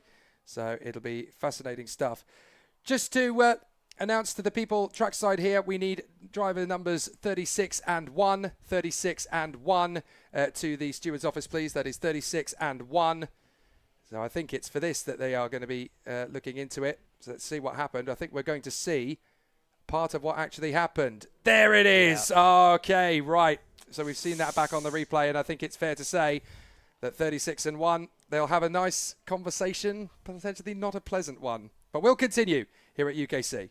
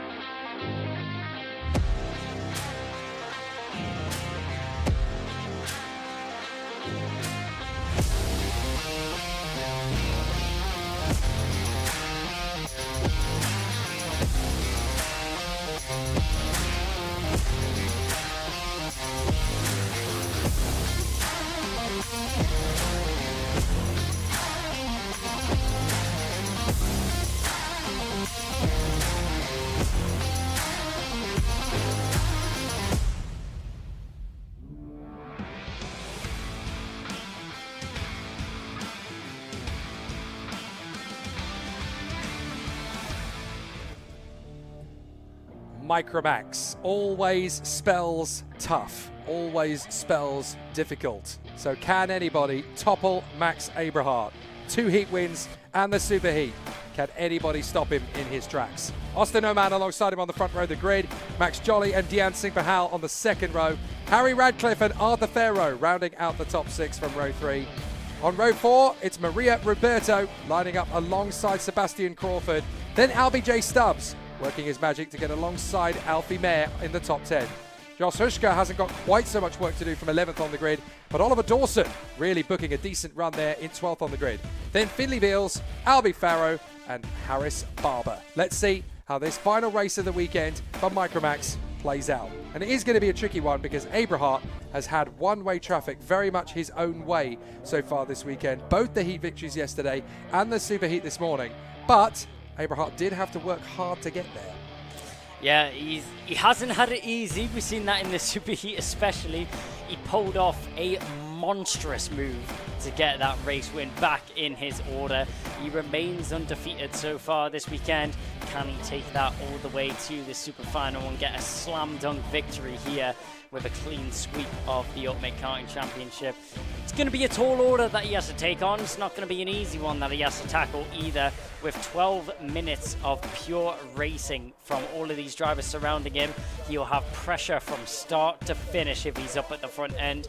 But the question is, will anyone be able to challenge Maximilian Abrahart? Austin Oman has got to get himself into the position where he can really challenge Max Abrahart secretly, but also subtly at various points in the race. He doesn't really want to be giving Max Abrahart any of his secrets. He wants to make sure that he catches him unawares. That's the real trick in a category as competitive as this one. You don't give all your tricks away. You kind of got to keep something in reserve. And these guys definitely getting themselves geared up for a straight fight. Max Abrahart, pole position. Austin Oman, second. Max Jolly, third. Harry Radcliffe, fourth. Dean Singh Pahal, fifth. Arthur Farrow, sixth. Maria Roberto, seventh. Sebastian Crawford, P8. LBJ Stubbs, P9. Alfie Mayer, P10. Then Hushka, Dawson, Beals, Albie Farrow, and Harris Barber. This is a tough race. Can anybody topple Max Abrahart from his perch on the throne at the top end of the tree here? This is going to be tricky. Oman, Jolly and Radcliffe all have what it takes in terms of raw pace and ability. And look at his signals already for Max Abrahart. Just gesturing again to Austin Oman. Think about the long game here. You can get me on lap 1 if you want, but you could work with me. It's amazing the psychological games that Max Abrahart feels he has to play on this opening lap of the formation. So they come off the turn. It's going to be a fast start. Are we going to go racing? We are indeed, and we're under starters orders. Max Abrahart. It's going to be 3 wide through the first corner very nearly. And Max Abrahart loses ground at the start. He's not going to be the leader. Austin Oman isn't going to be the leader either. And as they charge towards us, the race lead is Dean Singh Pahal. What a start from him to go from third on the grid to charge forward past the pair of men on the front row. And now we've got a race on. Great start there from Singh Pahal to get himself into the lead of the race early on and find himself with an advantage over the rest of the grid. He has a fistful on this race lead so far. Let's see if he's able to hold on to the grasp which he has associated for himself. Max Abrahart managing to get himself back into second position, recover a little bit of the ground that he lost off that first initial bite of the race. We go through the boot for the first time in this race, and it's a sea of orange up at the front end. Not all of them being part of the same team, some of them being on the Carlos Sainz chassis and some of them being on the X-Prix under SPR, as we go round and up through the bends as we head up towards Christmas Corner once again. I knew it wasn't going to be long before he tried it. Maximilian Abrahart, he tried on the inside line. Dean Singh Pahal says, no, you won't have it so easily. I'll hold on to the race lead for now, thank you very much. And he'll do so in style as well as we go down through Inkermans and challenging all the way into the final sector of the circuit. Max Abrahart making that move though. He's opened the door and invited Max Jolly onto this battle as well, as Jolly's now pinned himself to the rear bumper of that number 61. Abrahart will get to the inside, and what a move there. He's seen the door open in the second half of the boot and he says, you know what, I'll invite myself in. Down the inside he goes and into the lead of the race. Max Abrahart, this is why he's been undefeated today so far. I mean, just opportunistic with his overtakes, but he can't quite defend it. As down the inside, Sinj Bahal gets it straight back, trying to follow through, did Austin Oman, but he wasn't able to do so this time round. In the background, there's the move there from Harry Radcliffe on Max Jolly. All of the drivers chopping it up at the front end of the order. Max Abrahart, not such a textbook race that he would have been hoping for coming into this one. This is great work from Dian Singh Bahal to try and get back on terms with Max Abrahart. This is a bit like total football in the Netherlands. You've just got to create chaos. You've got to try and make sure that every single move you make is unpredictable. You can't be the guy that everyone knows what's coming. You've got to be a little bit mysterious, and that was beautiful from Dian Singh Bahal to come straight back in on Max Abrahart, not let him know what cards he's got up his sleeve. Here comes the Carlos Sainz chassis of Max Jolly. Charging up towards the inside line, charging through on Harry Radcliffe. Radcliffe will not give him the space. He holds it right round the outside of Christmas, and that will do just fine as far as Radcliffe is concerned for the moment. Now we've got ourselves a 5-kart battle for supremacy. Earlier on we had just 3, but now it really looks as though we've got Harry Radcliffe and Max Jolly here to stay. Austin Oman still fancies his chances on Max Abrahart for second, and then on Dian Singh Bahal to try and go for the lead of the race, but this is going to be tricky. Abrahart still all over the back of Singh Bahal. Here's a move on the inside from Max Jolly. He gets the run on 4th position in the toe of the boot, and that'll do nicely as they hop over the curbs at the heel, and this is excellent work. Yeah, great move there from Jolly to slow down the pace and get himself back in contention. He's the one controlling the order right now as he gets himself back a bit of 4th and will chase down the top 3. As talking about the top 3, there's going to be a change up there as Max Abrahart finds himself back into the lead of the race. But this time, how long will he hold it for? Not going straight back in as Dian Singh Bahal. We've seen that last time round. Not even a corner's wait, and he found himself back on the inside line through Inkermans and down into the final section of the circuit we go. In front right now, Max Abrahart, our undefeated driver so far this weekend, synchronized domino effect of checking over their shoulders, seeing where their competitors are in behind. Austin Oman, probably the calmest driver on the grid right now. Whoa. He has the fastest lap, and he has a fast run into the final corner. A great move there. He just seen running a little bit wide there was Max Jolly, and seeing the door open up down the inside, wasting no time. Austin Oman's in second, but Max Abrahart, he's going to try and run away. Sinj Bahal's back on the inside. Losing 2 there is the number 14 of Max Jolly, as Harry Radcliffe says thank you, and I'll take that one as well. We've got a feel for Dian Singh Bahal. The way he landed on that final chicane really got him crossed up. The back end was sliding around, so there was nothing really he could do to stop Austin Oman from getting through.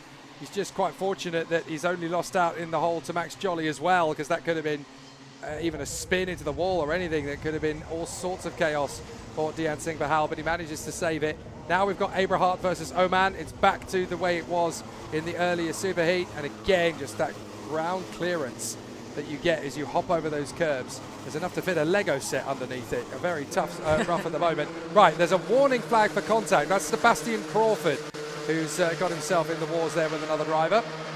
So pretty tricky stuff out there for the contenders. Here comes the battle again, as up the inside of the 12.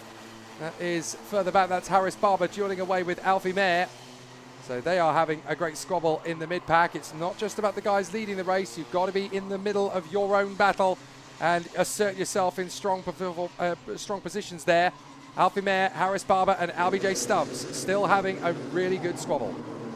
Well, Max Abrahart has definitely taken advantage of all the squabbling and battling that has went down behind him.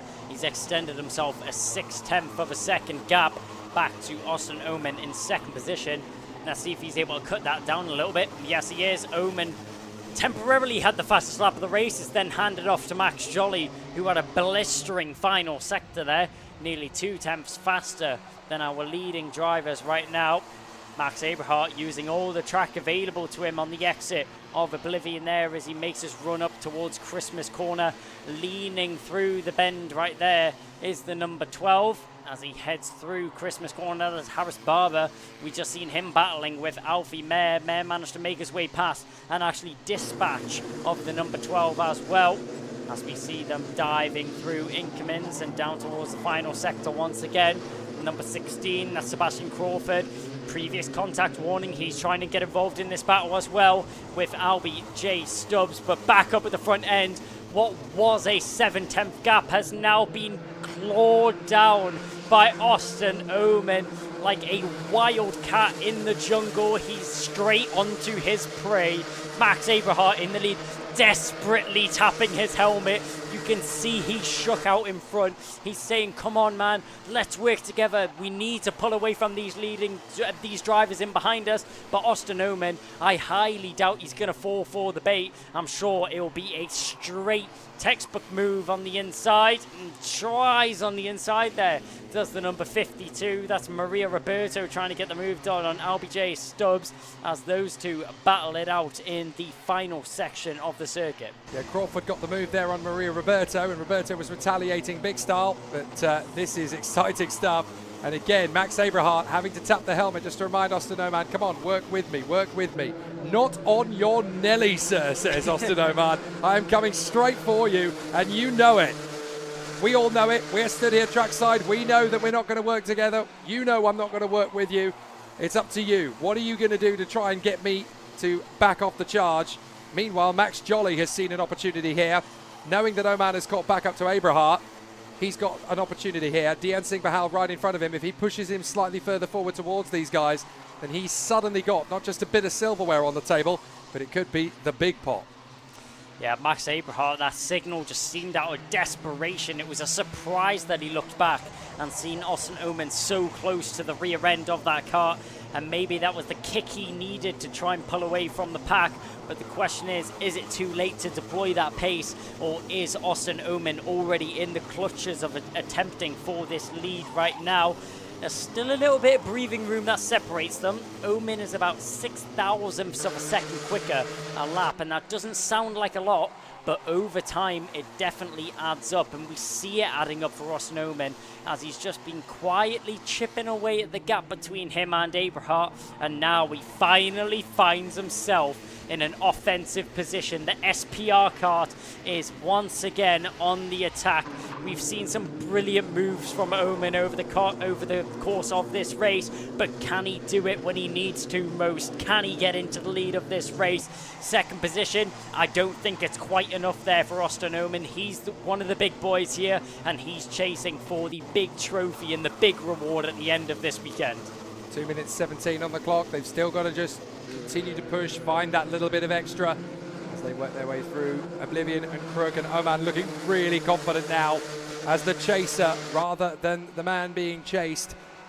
Dian Singh Bahal still third position ahead of Max Jolly, fastest driver on the track now. Radcliffe, and up to sixth has come Josh Hushka. That's an amazing fight back from Hushka over the course of today. So he can take full credit for the fact that he has worked his way into the top six, and he's only about a second and a squid in behind Harry Radcliffe. That is absolutely terrific. An amazing drive from Jos Hushka today, and certainly very worthy of commendation. Arthur Farrow P7, Alfie Mayer P8, and then we've got Barber, Stubbs, Crawford, Roberto, Dawson, Farrow and Finley Beals. This is getting pretty hectic now. Austin Oman all over the back of Abrahart, and it's all going to come down to whether Max Abrahart has the patience to shake him off.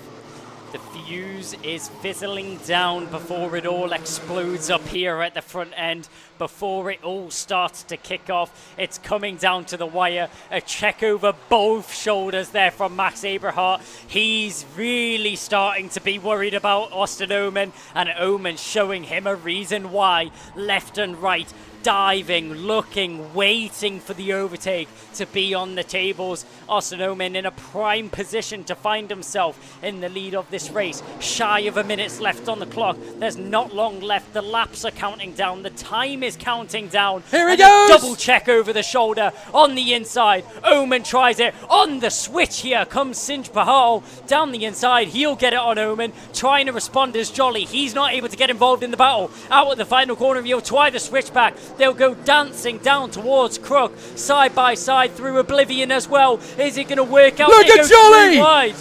Jolly's going to sweep in on both of them and take them in a second position. Brilliant from Max Jolly. Saw what was going on between Oman and Singh Bahal and thought, right, the two of you can squabble amongst yourselves. I'll get second position, sweep in past both of you. Beautiful from Max Jolly. And Max Abrahart has been given license to disappear into the distance.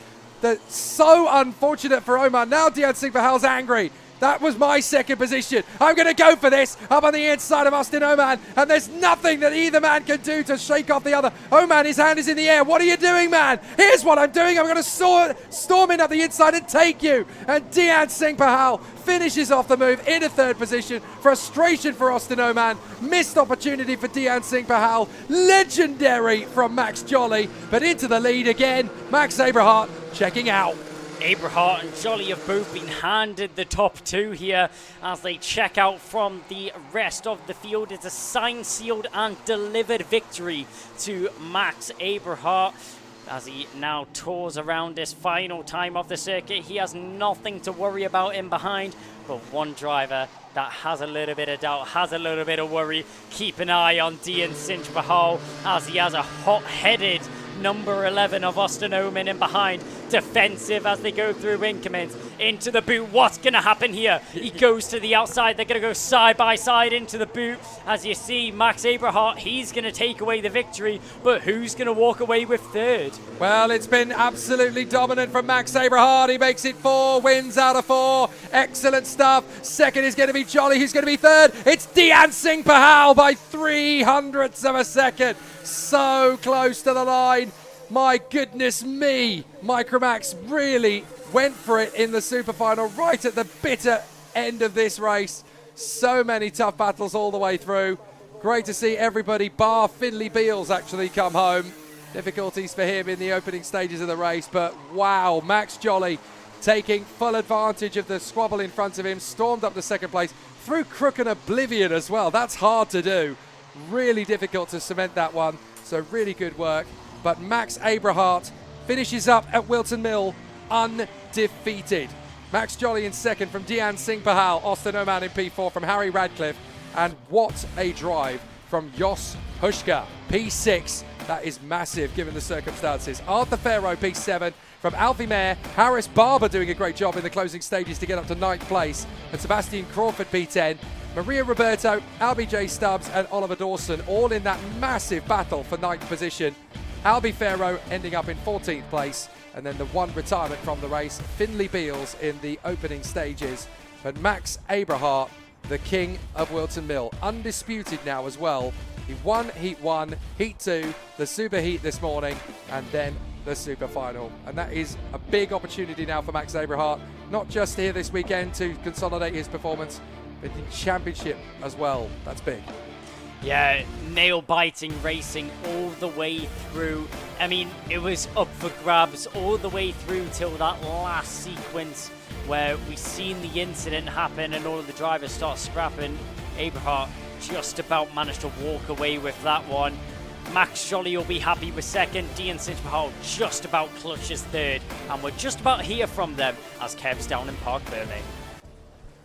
Well, how about that Micromax Super Final, delivering the excitement and the atmosphere down here in Scrutiny as they put the carts on the scales and then wheel them over to the first, second, third UKC finish boards. Oh boy, it is really exciting. Parents up at the railings, then mechanics up at the railings. What a race, what a finish. Well done to Max Abrahart. A clean sweep on the weekend for him. What about that man, Max Jolly, coming home in second in the finish there, and Dian Singh Bahal in third. First time that youngster has got himself on the podium. He's going to be absolutely thrilled with that one. In fact, we'll get Dian for a little chat straight away. Dian, if we can get you up on the spot here, we'll come and have a little chat. And we'll go straight away to these winners' interviews because I've got to have a word with this man. Pop your feet either side there. How about that race? Talk me through those last few laps. Were you expecting that one? It was a bit crazy. I kind of made it easy for my teammate to win. I've done it on the first and second heat, making it easy for him. My teammates won, so I'm pretty happy. I came first, so it's a good position.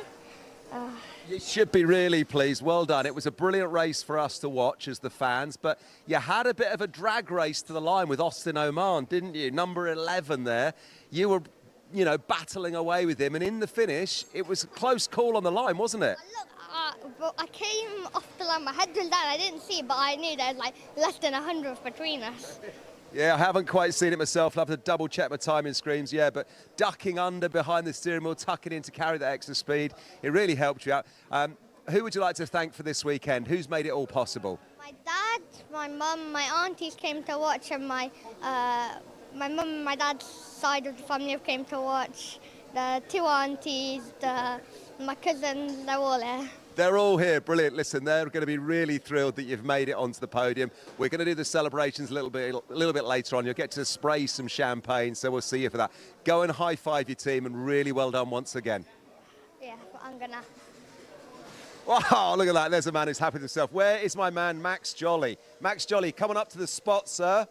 Here he is. Put your feet on the left and the right. Let's have a chat to you. Mate, talk to me through about the closing stages of that race, because you're in the mix for most of it. I'm not sure whether you thought you might get a podium, but you obviously had the character to think it's going to happen, and you did. Yeah, so the start was all right. I think I got into 3rd or 2nd. Yeah. And then the middle part of the race, I was thinking, oh, come on, I need to get this 1st or podium. And I was thinking at the end, I've got this. And when I overtook both of them on the 2nd corner, I felt like I've got this, yeah. That was brilliant, because you got involved in that overtaking move. It got you into 2nd, but it also meant that Max Abrahart, he was off and away down the road. But it was really exciting. You clearly just kept your head then till the end, did you? You knew you could do it. Yeah, I was just trying to see, like, at the start, don't be, like, stupid or anything. And then at the end, pull all the tricks off and everything, and then, yeah. You pulled all the tricks off. And who's been teaching you the tricks? Who would you like to thank? Kai and Reese, my mechanic Jordan, Hunter Motorsport, and my mum and dad for bringing me. Listen, well done. Go and give your team a high five. Go and give your mum a high five. I think she's just on the other side of the railings over there. And we'll see you on the podiums a little bit later on. Thank you. Right, there's our man who's in 2nd. But here's our man in 1st, Max Abrahart. How about this from RC Racing? Now, Max, talk to me about that race. And, well, talk to me about the race first, because it was a hectic race. You were battling for it. And you really only got to stretch out a bit of a lead in the last couple of laps, because you were fighting for all of it, weren't you? Yeah, I was. It was an absolutely amazing race, very intense for me. And going on behind you, you had, you know, obviously Max Jolly there, Dean Singh Pahal, Austin Oman was pushing you. Were you aware of what's going on around you in that one? I was. I didn't really know that, obviously, Dean got up into 3rd, but yeah. But listen as well, the tale of the weekend has been brilliant for you, because talk me through your heats, your Super Heat, and then your Super Final result. What have you done? I've clean sweeped it. You can't really put it in any other words. You can't, mate. You have clean sweeped it. A first, and then a first again. That's not bad. Who would you like to thank? I'd like to thank Dean, my teammate, my mum, my dad, my sister, and Travis Perkins, Force, and RC. Listen, well done to you. Go and high-five your mechanic, the mums and dads and all the families and everyone are just across the way over there. So go and give them a high five as well, and we'll see you for the podiums a little bit later on. Well done, my friend. Thank you. How about that? He has indeed clean sweeped it. You say to a youngster, talk me about your weekend. Well, I clean sweeped it. He did. Great action there in that one from the Micromax. Let's go and rejoin some of the action now then with Kai and Jake. Just call him Mr. Clean Sweep. That was absolutely exemplary after his races yesterday and that very tough super heat this morning as well. I genuinely thought he was going to run out of puff. No chance. Max Abrahart knows exactly what he's doing. Yeah, I mean, it's been an amazing weekend overall. You couldn't ask for any more as a racing driver. Clean sweep, pinnacle of a weekend, but he definitely didn't have it easy at all. It was a battle and a scrap all the way to the final stages of the race, where he managed to get a little bit of breathing room, and a 1.4 second gap was the end result, which he managed to pull away by, did Max Abrahart. This was where it all started to kick off, and this was where Max Abrahart was able to pull away just a little bit and get him some breathing room to secure himself a race win. Some really good racecraft, not just at the front end of the field, but also in the midfield as well. The likes of Crawford, Roberto, Josh Hushka working his way to the top 6. He can be very happy with that. This was some Brilliant racecraft on the inside. So unfortunate for Austin Oman. Going wheel to wheel with Abrahart and just losing out on the exit. That was enough for Dean Singh Bahal and Max Jolly to creep into the battle. But Max Abrahart, win 1, win 2, win Superheat, win final. That's a perfect weekend as far as he's concerned. Well done to Max Abrahart.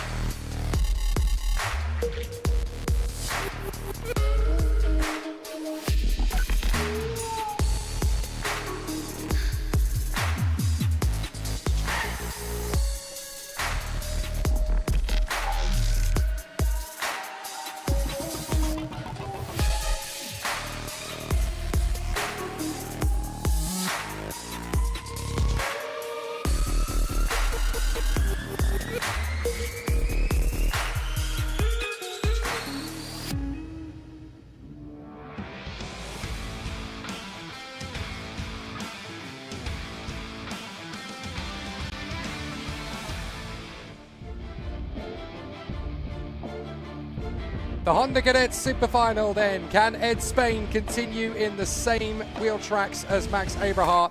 Unbeaten so far this weekend, Ed Spain. Only one race to figure out if he can hold that momentum into the final. Ed Spain on pole position then. Ralphie Branscombe alongside him on the front row. Ryan White elevated up to third on the grid for the final, with Moderis Kovechkis in fourth position. Archie Cannon P5, Elliot Bork alongside him on the third row of the grid. P7 is Ashton Horspool from Ricky Junior McIntosh. Theo Hamilton is beside Jack Fulbrook-Harmer. Rounding out the top 10, Shea Hilton and Harry Grant are on the sixth row of the starting grid. Row 7 for Jackson Heath and Toby Turner. Esme Rosie elevates up to 15th alongside George Johnston. Then Morgan Cooney and Riley Blakemore together on the 9th row of the grid, with the rookies Harry Pennington and William Davison completing our field.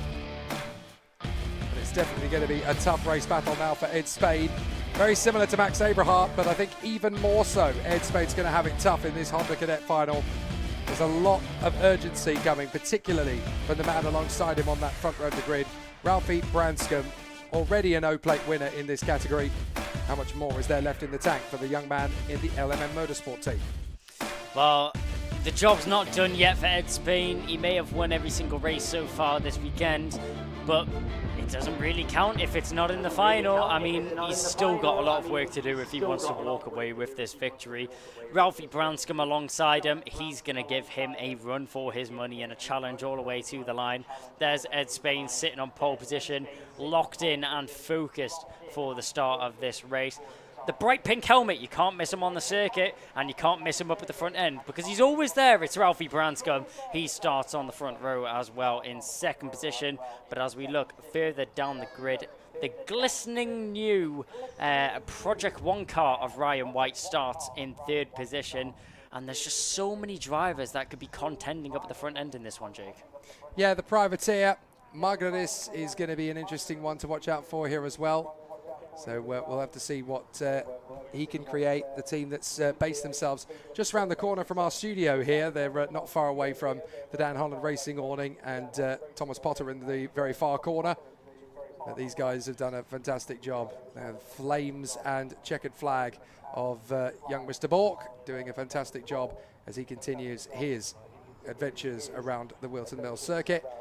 But there's a lot of battles to come in this Honda Cadet race. And don't forget, as we mentioned previously before in Honda Cadet, this is the only category that we have in our UKC lineup where it is a standing start procedure. So these guys definitely have it a bit of a trickier lineup than the others. There's Ricky Jr. getting himself ready in the all-carbon black helmet, gearing himself up ready for an exciting battle out on the course. And you're going to see a lot of interesting racecraft and a lot of top car control, because everybody now hoping that this is going to be enough to move them further forward up the ranks. Theo Hamilton hoping for a strong charge from the midfield, looking to make this one the best race of his weekend. And sometimes you do have to go through the blows and the punishment of the heats and the super heat, where it all doesn't quite come together to get it right for the final. What's that fabulous line from Game of Thrones? Just fail, but fail better each time until you finally win. Well, I mean, that's what it's all about. It's not about how many hits you can take. It's how many hits can you take and get back up and do better. I mean, sometimes drivers will struggle in the heat, and we'll see them come back in the finals because it's not over until the weekend is drawn as well, and that's a special here for the Honda Cadet drivers. They've got so much more work to do. There's still a long way left in this weekend. They've got the whole final left to do. Even if you're starting a little bit further down the grid, still got plenty of time. With it being a longer final, we see plenty of thumbs up and drivers ready and raring to get racing in the super final here for Honda Cadets. But 12 minutes of racing, 12 minutes of time for all the drivers to assert themselves in the highest position that they can see possible. So with these youngsters now pushing on for the final of the Honda Cadet categories, it is now time to see who has got the tenacity, the determination, the sheer grit and the motivation to make it all happen. It's not going to be easy to see how it all plays out, particularly on a circuit like this one, where essentially the only preparation you can do is by pushing it all the way on the final run of it. Will Davison at the very end of the grid there, the novice drivers just enjoying life as a kart racer. You've got to remember that there are 2 reasons to go karting as a youngster. If you want to make this your life's work as a racing professional, whether that be as a driver or something else in the world of motorsport, or if you're doing it because you love it. It doesn't have to be a lifestyle choice, but it certainly has to be a big passion. Well, racing isn't a hobby, racing is a lifestyle. I think the drivers will realise that by now, even in the youngest categories. 12 minutes on the timer, a thumbs up from the marshal on the grid, and a thumbs up from the drivers on the grid when they were getting ready for the start of this race. Drivers just eager and ready to go. We have a green flag, so we'll have one formation lap here for all the drivers to get some heat in their tyres and get themselves ready and raring to go for the start of the Honda Cadet Super Final. You touched on it a little bit there, Kai. I wanted to pick up on the point you made. You know, doing the stuff that you've been doing, working your craft as a commentator, still getting in the seat when you get the opportunity to. Yep. You're in esports now a lot of the time as well, doing these fantastic races, working with the Sky F1 kids. Do you still think like a racer? Does that ever switch off? Is that still very much how you go through your motorsport journey? Well, I think you can take a person out of racing, but you can't take the racing out of the person. Gotcha. You're always going to have the mindset of a driver. You're always going to love the thrill of driving around the circuit, and also the thrills which come from good results. I mean, I would like to say I still think as a driver, but I'm also so grateful for the experiences and the connections and all the friends I've made from motorsport. As I mentioned, it's not just racing on a weekend. It's a lifestyle that completely consumes you. You involve yourself in this sport, and it's amazing the paddocks that you find yourself in. You make so many good friends. You make so many family-like connections, I'd like to say. It's such a tight-knit sport, and it's lovely to see when so many familiar faces that are still in the paddock to this day from when I was racing from the ages of probably about 8 years old. That's scary you say that. That's probably around 9 years ago now, and I'm still seeing familiar faces from my cadet days. This just takes me back to where it all started. I mean, it doesn't get any better than cadet racing. I could still remember when you were a 10-year-old and you were pulling on my sleeve at Lark Hall. Can I come and join you in the commentary box? Is that okay? Yeah. Well, what's the worst that can happen? And here we are 7 years later and you're still kicking ass. It's wonderful. Right, 5 seconds before we go to battle. A standing start in Honda Cadet Super Final. Let's go racing a Whilton Mill. We bounce our way to the first corner as Ed Spain looks like he's got a perfect launch on Ralphie Branscombe. A little bit of a sluggish one from Ryan White. That is perfect for Marjoris Kavechkis, who has worked his way into 3rd position. Great work from the young gun, the privateer, now in P3. And not a lot that Ryan White can do in retaliation except just follow in behind and hope he'll get another shot at him on the midway point of the first lap. But wonderful stuff from Ed Spain ahead of Branscombe, Kavechkis and Ryan White. Yeah, a good start there from the front row. Ralphie Branscombe manages to tuck himself into 2nd position. Might not be the race lead that he's looking for just yet, but sets himself up well for the rest of the race. Ed Spain still in the lead of this one so far. He got a great jump off the line and got a great run down to that first corner as Ralphie Branscombe is charging in behind. He's not going to let that one run away quite easily, but he's got to keep an eye on in behind him.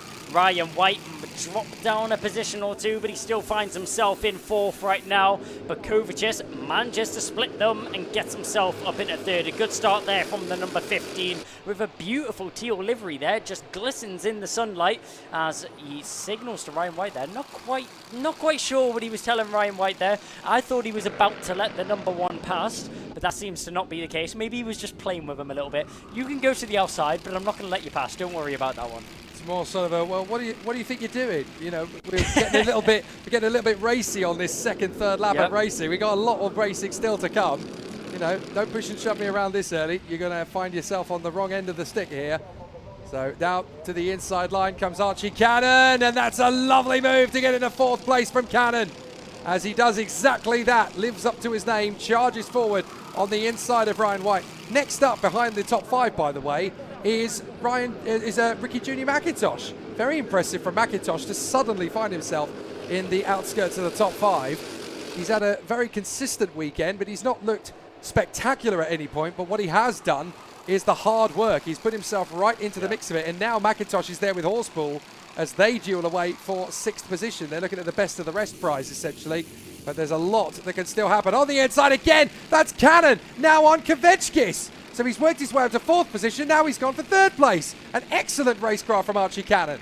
Well, firing through the field right now was Archie Cannon. He now finds himself in a very nice 3rd position. I'm sure he'll be fast on charging onto the leading 2 drivers as well. Ralphie Branscombe in 2nd position. He's got something coming for him in 3rd position. No question about that. That's interesting to see. All of the drivers opting to hit the curb and use the curb to their advantage. Archie Cannon completely avoiding it, not opting to use that racing line where we've seen the drivers hopping over the curb and getting some airtime. Is that preference, or is that actually going to gain him time? I mean, if he can slide the kart in rather than hop over the curb, he can lose only a fraction of a bit of momentum. But if he's able to work it so that he can actually gain momentum on the exit, because if you go slow in, fast out, it kind of counteracts that jump on the curb. And it's interesting that he's one of the only drivers really all weekend, never mind in the category, that is really able to do that. I have seen a couple of other drivers go for the slow in, fast out approach. Up the inside, that's another big launch, and that is McIntosh. So McIntosh no longer in the top 6, now in the top 5, really starting to take some names out there. And he hasn't just got past anybody, he's got past the reigning champion, Ryan White. So excellent work from Ricky Jr. as he finds himself now in P5. How much further up this rank can he go? Ryan White struggling a little bit with his pace early on in this race. Let's see if he's able to regain it as the race ticks down and as we progress on. The number 1, we know he's great. We know he's supposed to be up at the front end. He's proved it time and time again. He doesn't have the number 1 in his kart for no reason. He's proved it before, but can he prove it again? That's the question. Currently finds himself in 6th position. It's not a bad position to be in, but he's got a little bit of work to do if he wants to find himself in a podium contention spot. Archie Cannon currently doing a good job at fending off in 3rd. Has a little bit of breathing room back to Kovacic and McIntosh in behind as they go through this final sector of the circuit. And down the main straight we go once again. Ed Spain, it was 7 tenths of a second, and now it's 6.6 tenths. So marginally coming down between Ed Spain and Ralphie Branscombe, but will it come down enough to a point where Ralphie Branscombe is able to get that move done? So Cannon doing everything he can to lead this train at the moment, but he's essentially at the mercy of Spain and Branscombe. He's got to hope that those two really start dueling with each other. Branscombe can be quite smart here. He just needs to play the long game. 6.5 minutes still to go in this race. If he just sits in the draft of Ed Spain, he'll work the tyres less, he'll work the engine less, he'll be basically cooling the car down. So giving chase is definitely going to benefit Ralphie Branscombe in terms of looking after and maintaining the equipment during the race. Whether he can then maximise that very much depends on how he controls the spread of the battle as we move forward. Now, side by side, we've got Toby Turner having a great tussle here with the treble 8 of Shea Hilton. And behind them, you've got a really exciting tussle from Esme Rosie. I can remember when Esme cut her first teeth in the UKC and was quite a long way from the pack. Look at the progress that she's made That's all you can do in karting. Just keep on finding more speed, more progress, more targets that you hit, more barriers that you smash through. It's a wonderful, wonderful chance to see these drivers elevating themselves as they go through this journey. And Esme Rosie, definitely one of the stars of UKC that has just never given up, always found that little bit of extra work ethic, determined to make the progress, and it's slowly starting to become of age. It's great stuff. I'm guessing that was... Oh, my goodness! Oh, dear. Well, that is Toby Turner going over. And it looks pretty dramatic, but obviously we can only really take a look at it in the grand scheme of things. Well, let's keep calm. Obviously, the officials have got to do their job now. We go to full course yellow, which is exactly what we should do under the circumstances. Red flags.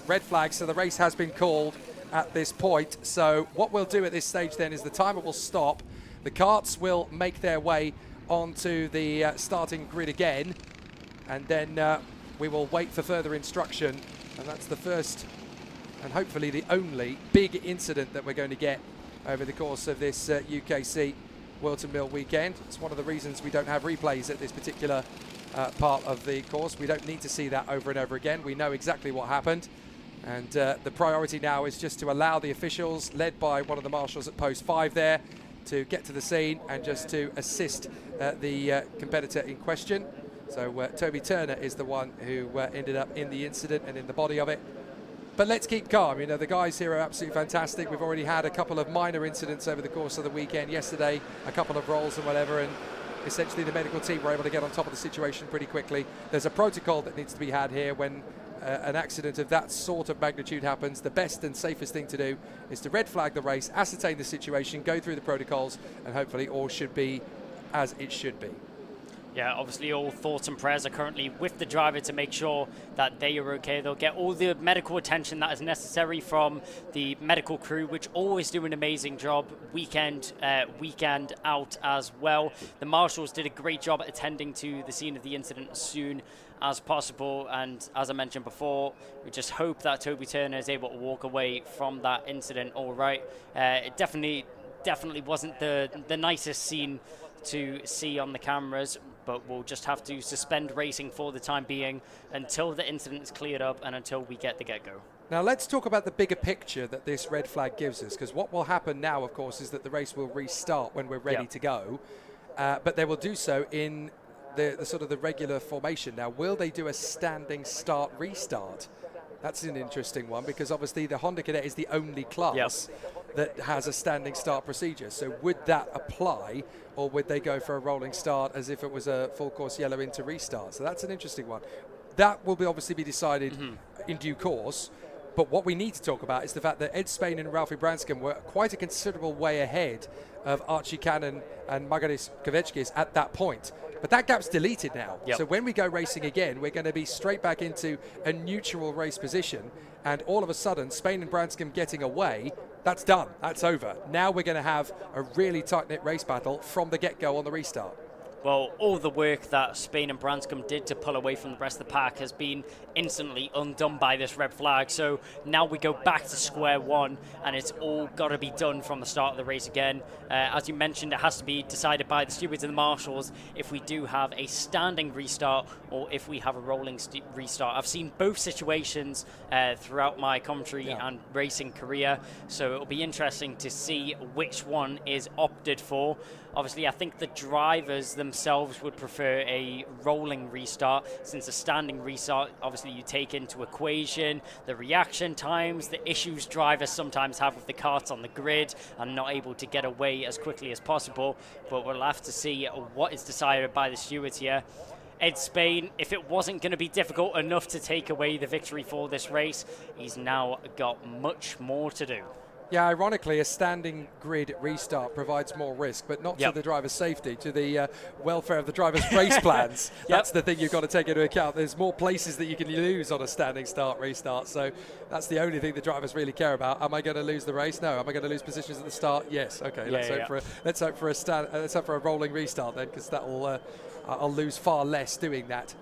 So it always just blows me away how the fact that these guys are, you know, still youngsters, many of them still in primary school, obviously at Honda Cadet age. And I look at the fact that these guys are basically going through data, going through tyre temperatures, going through engine and water temperatures, the dash clock on the steering wheel, giving them all these informations.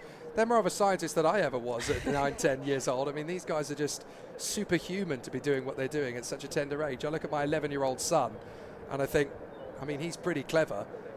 So out of the carts get the drivers. Now, I have a feeling this is going to be a quick chat with the race director, so Ken Potter will obviously have a quick word with them.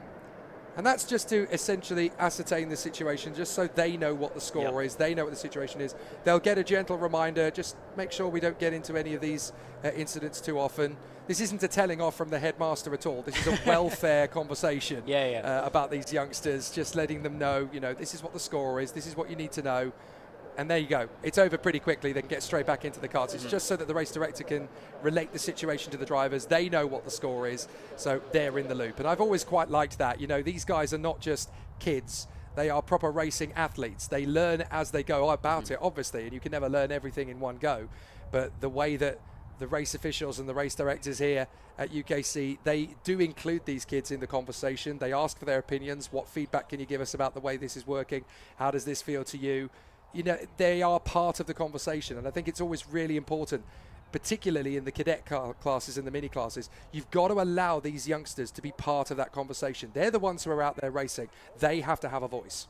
Yeah, these drivers, all of them are very mature beyond their age. I mean, Jake, could you imagine yourself at 8 years old driving 60 mile an hour around a circuit on the weekends? Well, I definitely got on my knees and begged my parents to let me. It just those tactics never worked, unfortunately. They never worked. I mean, I made my debut in a kart at Silverstone in 1995, and that was only in a cub kart round the back in one of those blow-up inflatable ovals. I don't really think it counts somehow. I mean, it's Silverstone. I mean, yeah, I'll take it. It's Silverstone. And the bloke did tell me I had the fastest lap of the day, so I'll take that forever. But there you are. That's probably because I was allergic to the brake pedal, though, so I don't think that really counts either. But who isn't? You're a racing driver. Exactly. So the cadets are now going to be lined up in the position that they will be set. Once we go racing again, we'll obviously have a clear vision at the red flag, which was 6 laps completed by every kart, which is probably why we waited until the last kart came through to complete it, to make it a little bit easier for this restart. Ed Spain was in the lead, Ralphie Branscombe second, then Archie Cannon in front of Magaris Kovechkis.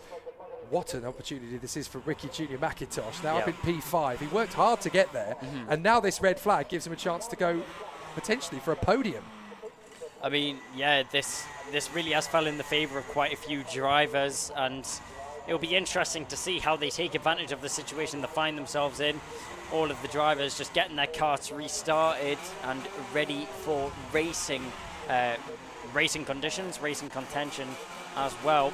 The question on everyone's lips still falls, is it going to be a standing start? Is it going to be a rolling start? Well, hopefully everything is going to be okay after the incident with Toby Turner. I will tell you that the fact that we are going to restart is an excellent sign. Yeah, it's an excellent sign. I don't think we would unless we can ascertain that all is well and at least Toby's in good hands, being looked after. It was interesting because that accident actually reminds me of the biggest accident I ever had as a karting driver at the age of 10. Ooh. I haven't told this story very often, but let's hear it. I'm in a red flag, so I may as well. May as well. It's not just you and me, and obviously the 30,000 people that were watching along on YouTube. Everybody here at Whilton Mill can have a laugh at my expense as well. In karts very similar to these, I didn't really know anything other than I'm going to get the fastest lap time on this particular event. It was at an open karting track in West Runton in Norfolk, and I managed to find the fastest time and then realised, right, well, I can go quicker than that. So I did, found another 10th, found another 10th, found another 10th, and then found the tyre wall. And it was quite monstrous as well, because it was the curb I hit was very similar to the ones at the final turn at Whilton Mill. So I got air time before I hit the tyre wall. So the barrel roll was quite impressive. Did you really get fastest lap? I did. There you go. There's the silver lining. There was a silver lining. I mean, against the other sort of 10 and 11-year-olds that I was up against, I didn't get the fastest time, but I covered myself in embarrassment by, barrel rolling it at the end of the session. Were you okay, though? That's the main. Yes, I was okay, fortunately. Okay. I had a little bit of a cut on the top of my forehead, but other than that, I was all right. And the marshal came to me and said, "You're all right?" I said, yeah, I think so. He said, are you in pain? I said, not really. He said, right, we'll get back in the car and drive it to the pits. So I did. And, yes, that was the beginning and ending of my journey as a racing driver in cadets. Didn't really get a chance to do anything after that. Money was never there, but the potential was there. The unsung hero, Jake The Sanson. unsung hero. Should have been in Formula 1. Well, barrel rolled his way in and out of karting at the age of 10. So, yeah, I know how tough it is for these guys. At least I was never at this level. You've got to remember that wasn't even rental karting that I was doing that in. That was a few fun karts, basically in somebody's country mansion. But it was very, very fun anyway. And, you know, there's a 10-year-old side of me that hasn't really grown up yet, who still thinks, well, I could have been a British karting champion. I could have done that. Hey, well, I What guess a liar. we'll never know. I What guess a we'll liar. never know. Yeah, we'll never know. What It'll a be liar. an if but or maybe that Jake will never live down. I'm allowed to close my eyes and fantasize for 5 seconds. Anyway, the youngsters here in Honda Cadet, however, Ed Spain, Ralphie Branscombe and Archie Cannon, looking good for a very strong restart here. I tell you, two drivers that I want you to keep an eye on this restart. Margaris Kvechkis and Ricky Junior McIntosh. This is a big moment for both of them. They're right up there on the cusp of the podium. They're ahead of the reigning British champion, Ryan White. So anything is possible from this moment on. Ed Spain just asking for clarification from the lead on the restart. He's the one under all the pressure here because he's not been beaten so far this weekend. 2 heat wins and a super heat win. And now he's got to handle a restart. And it'll be really tricky with all that pressure on him. You've got Branscombe right on his 6. You've got Cannon, Kvechkis and McIntosh lining up. Ryan White's still in the mix there. Don't count him out, even though he's dropped to 6th position. This is a real nightmare psychologically for Ed Spain. Yeah, I mean, it's probably one of the most difficult positions you can find yourself as a driver, having all that momentum and all that adrenaline that you had in the original part of the race just instantly snapped, taken away from you, and now you have to do it all again. He needs to regain his focus and get himself back in the zone, ready for racing to commence once again. And it'll be interesting. It looks like, with the way that these drivers are going, that we are going to have a standing start. We'll have to see when these drivers make their way towards the start-finish line. Single file, but do we have a single file restart? We'll go around one more time. Battenberg flags are out, so that does mean I'm pretty sure that we are going to have a single file restart here from the Honda Cadet drivers, and it'll be interesting to see how these drivers tackle that. It's a lot more difficult to come back from a single file restart than it is a double file restart, because obviously the drivers can contend each other going into the first couple of corners. But with a single file restart, it's all down to Ed Spain to conduct the pace.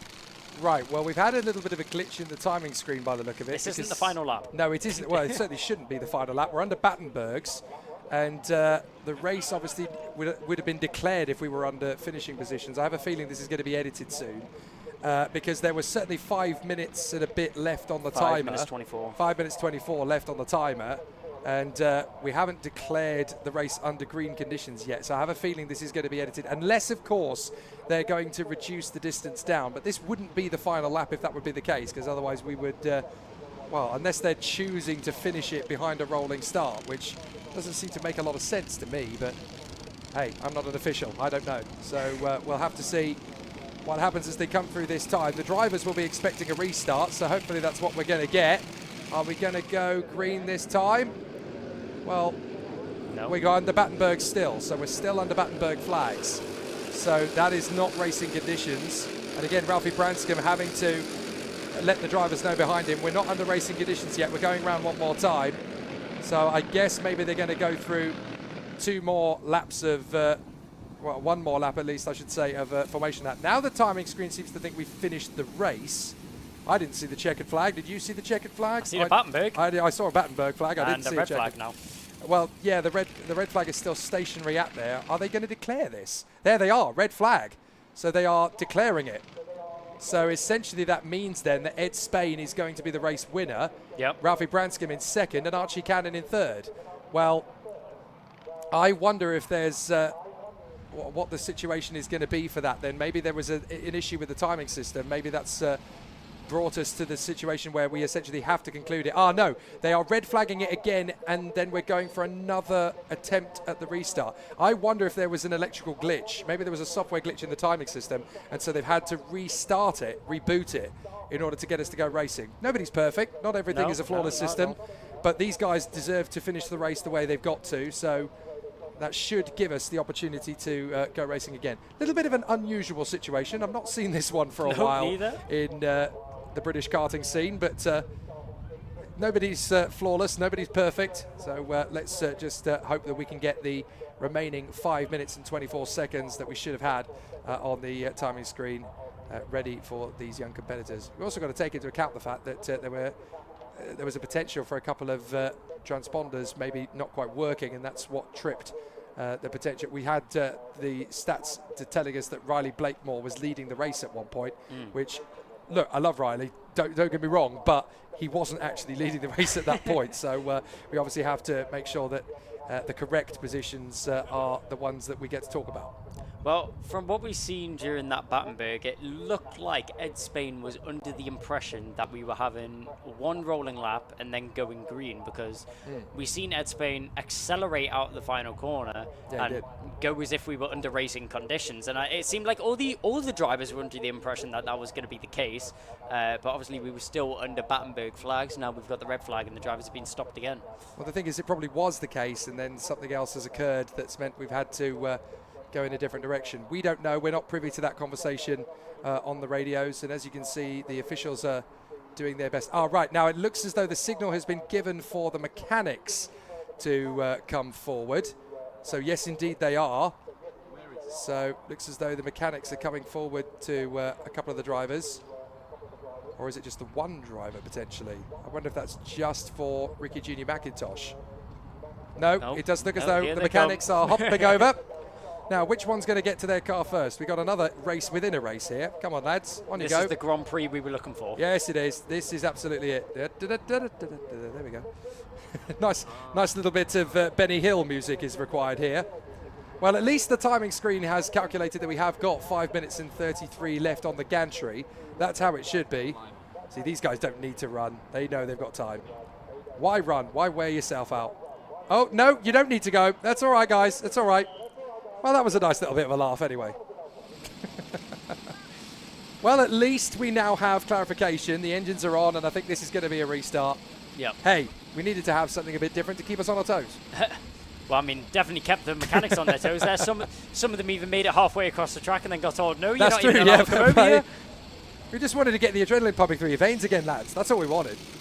Well, if the drivers have to be running around the circuit, why don't the mechanics? Absolutely. That was the mechanics race we were looking for. Oh, yeah, sorry, yeah, we were going to have a mechanics race. We weren't going to tell you when it was going to happen. That was it. I hope you're all fine. I hope you're all right with that. That was it. That was it. You just missed it. Not quite sure who won. We'll have to maybe get some VAR on the replay there to see who won that race. His name is almost certainly Bob. Usually is. You sure? Yeah, usually is. It's usually Bob who wins. I guess I'll back you on that decision. But yeah, Jake's concluded it there. Let's get back to what we should be talking about. And we will look at the restart then of this Honda Cadet Super Final Round 2, Whilton Mill of the Ultimate Karting Championship. Now, the red flag monitor has come back onto the timing screen. They now need to reset that and get it ready for the restart of the race. They've got time to obviously do that. They'll put the positions back the way they should be. And then once we can hit the green flag button again, we can have the remaining 5 minutes and 33 of this particular race. And again, as I stressed before, the drivers to watch in this one are going to be Kvetskis and McIntosh, right on the cusp of some silverware, and they want to make sure it becomes their opportunity. Got to be mindful of Spain and Branscombe. They had a big lead coming into this, and now they are suddenly wiped out of it, because all of a sudden Archie Cannon is right there in third position, ready to steal something on this restart. So here comes the pack out of the final turn. Are we going to go straight to racing this time? Hopefully we should be. Green, green, green, green, green. Oh, okay. Now we're back to racing positions again, and it is a fantastic start for Ed Spain. He times it to perfection. Ralphie Branscombe goes with him there in second, then Cannon, Kvetskis, McIntosh, White, Horspool, and Theo Hamilton.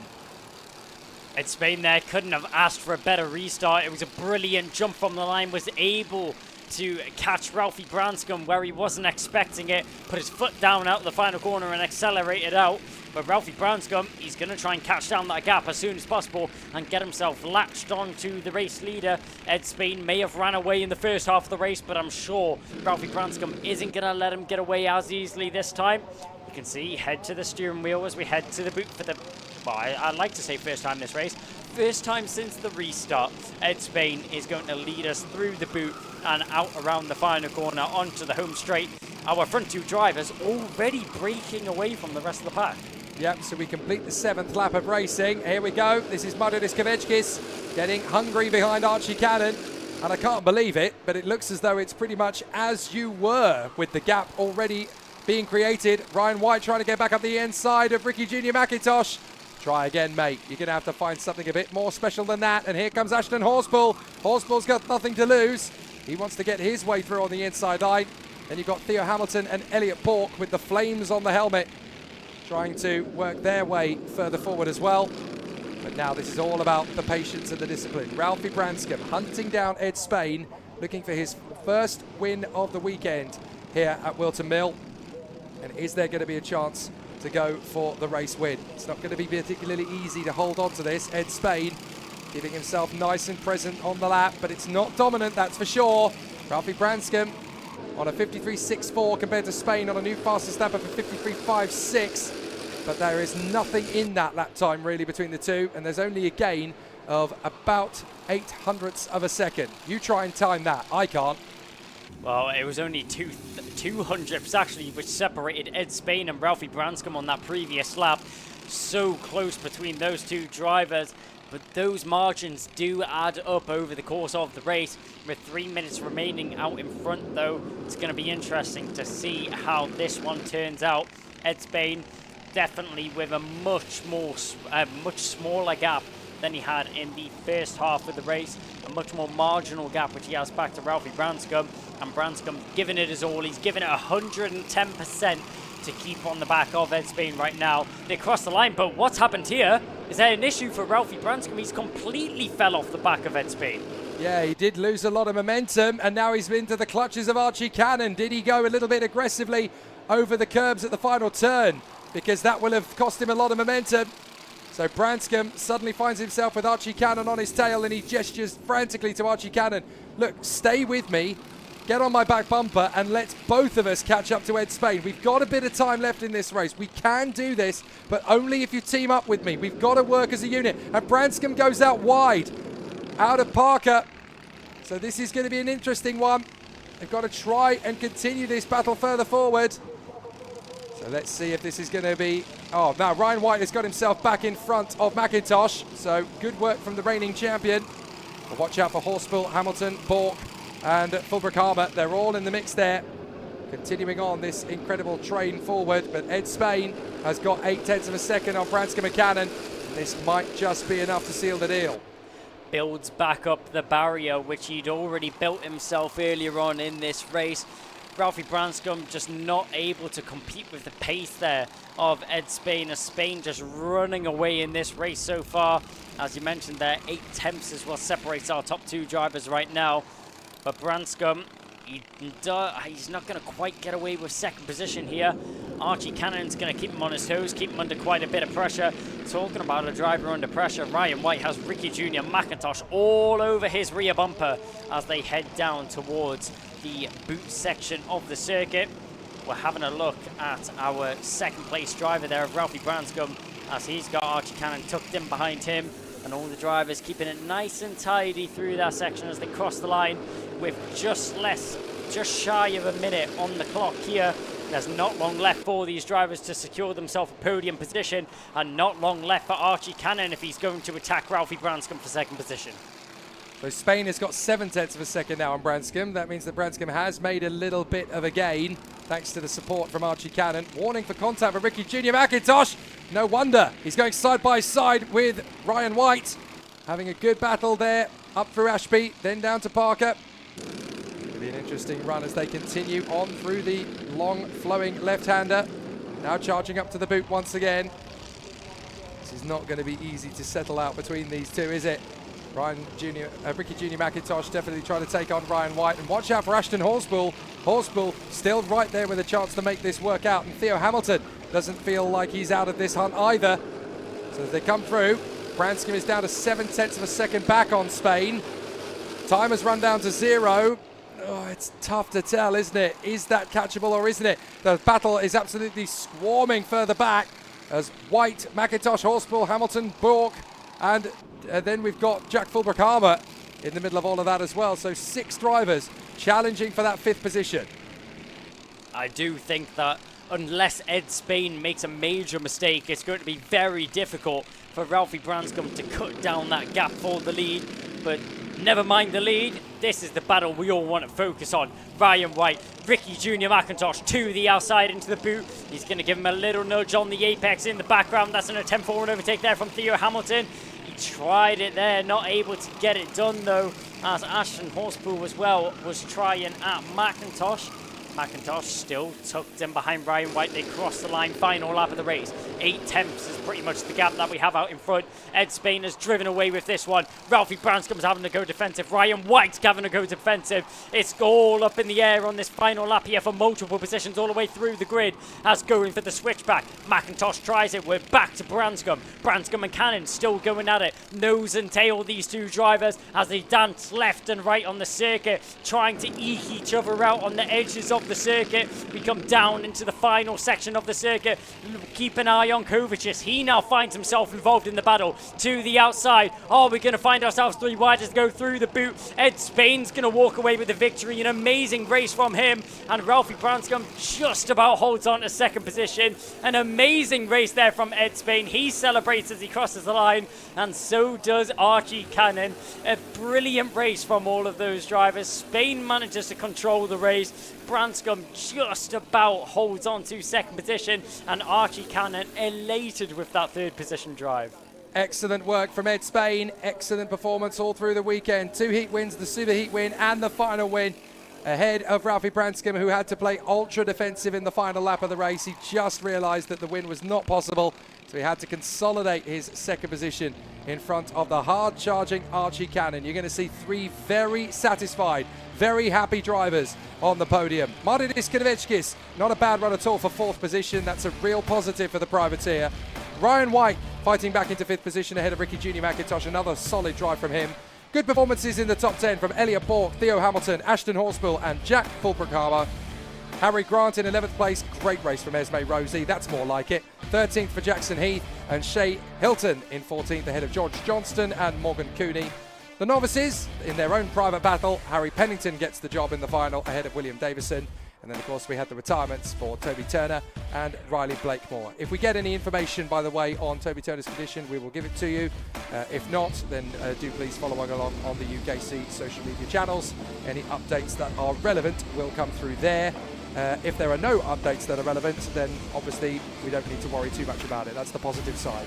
So down in the pits, Kev will be with our top 3.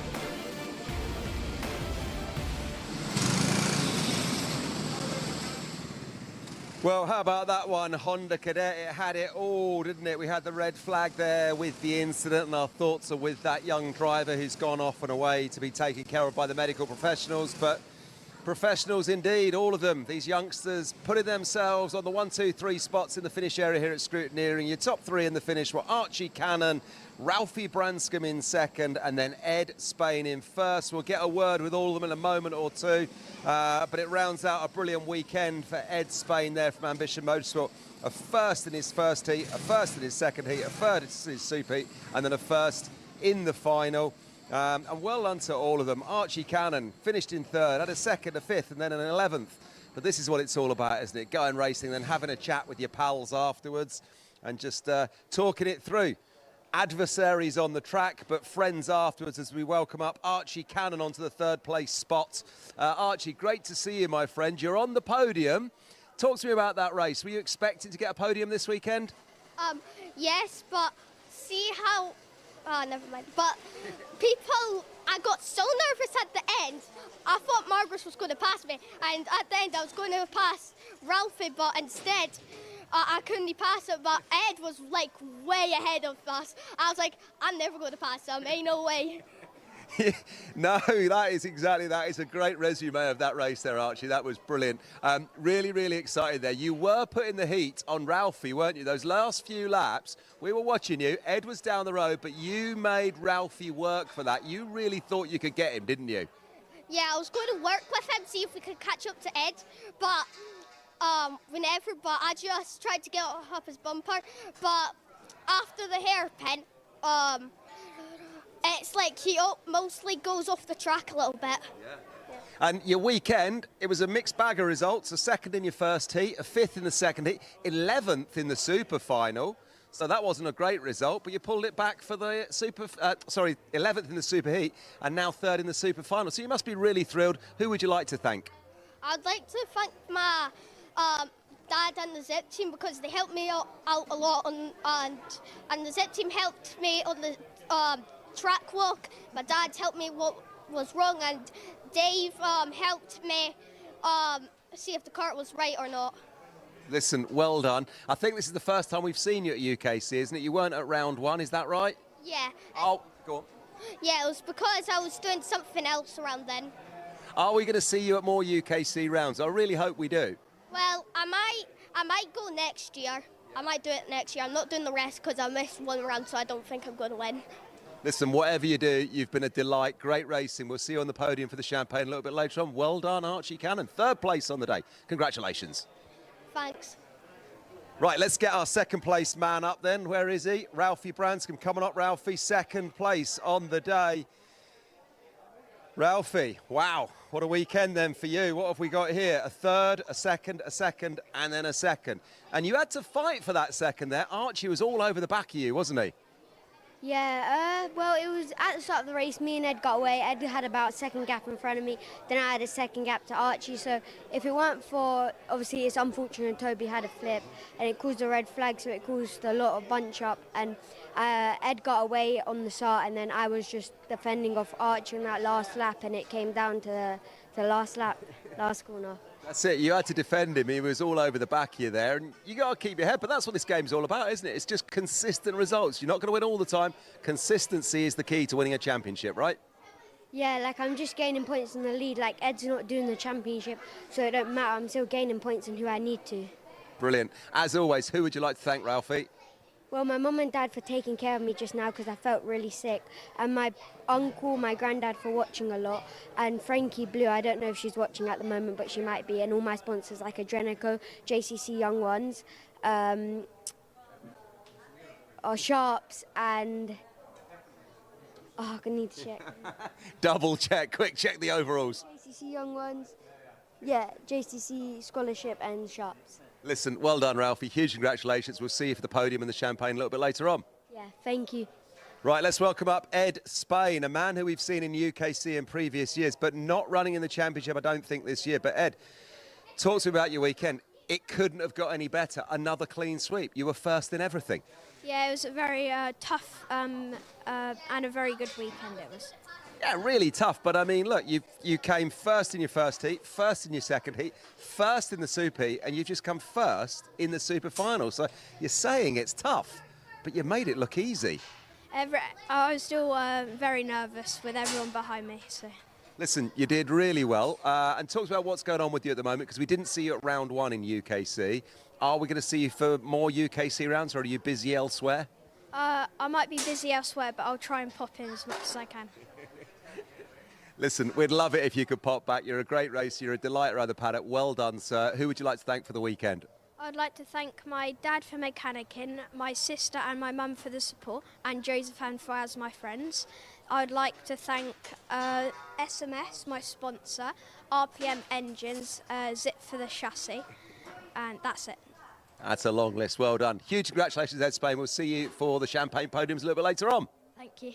There he goes. How about that? A previous UKC racer with us, sadly not running all of our rounds this year, but when he does turn up, that's what he can do. A clean sweep of results. Let's go back then to Jake and Kai for the replays.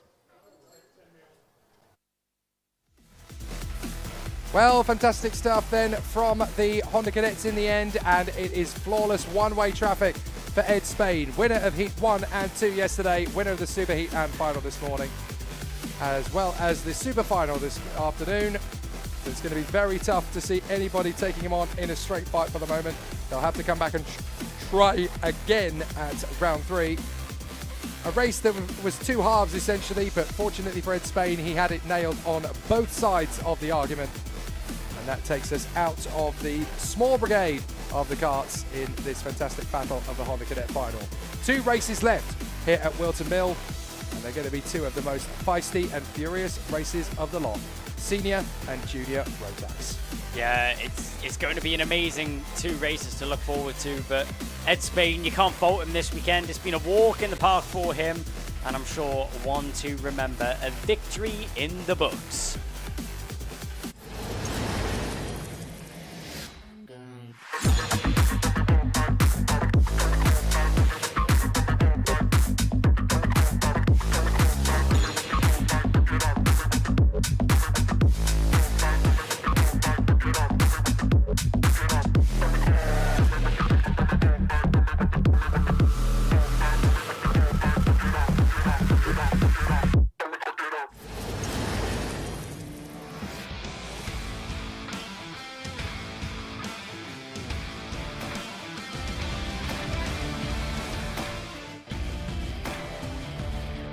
So time to rock and roll in that order. Senior Rotax are going to be very, very tough to match in terms of the intensity, which is why it's worth leaving these 2 major Rotax races for Senior and Junior till the bitter end of the bill.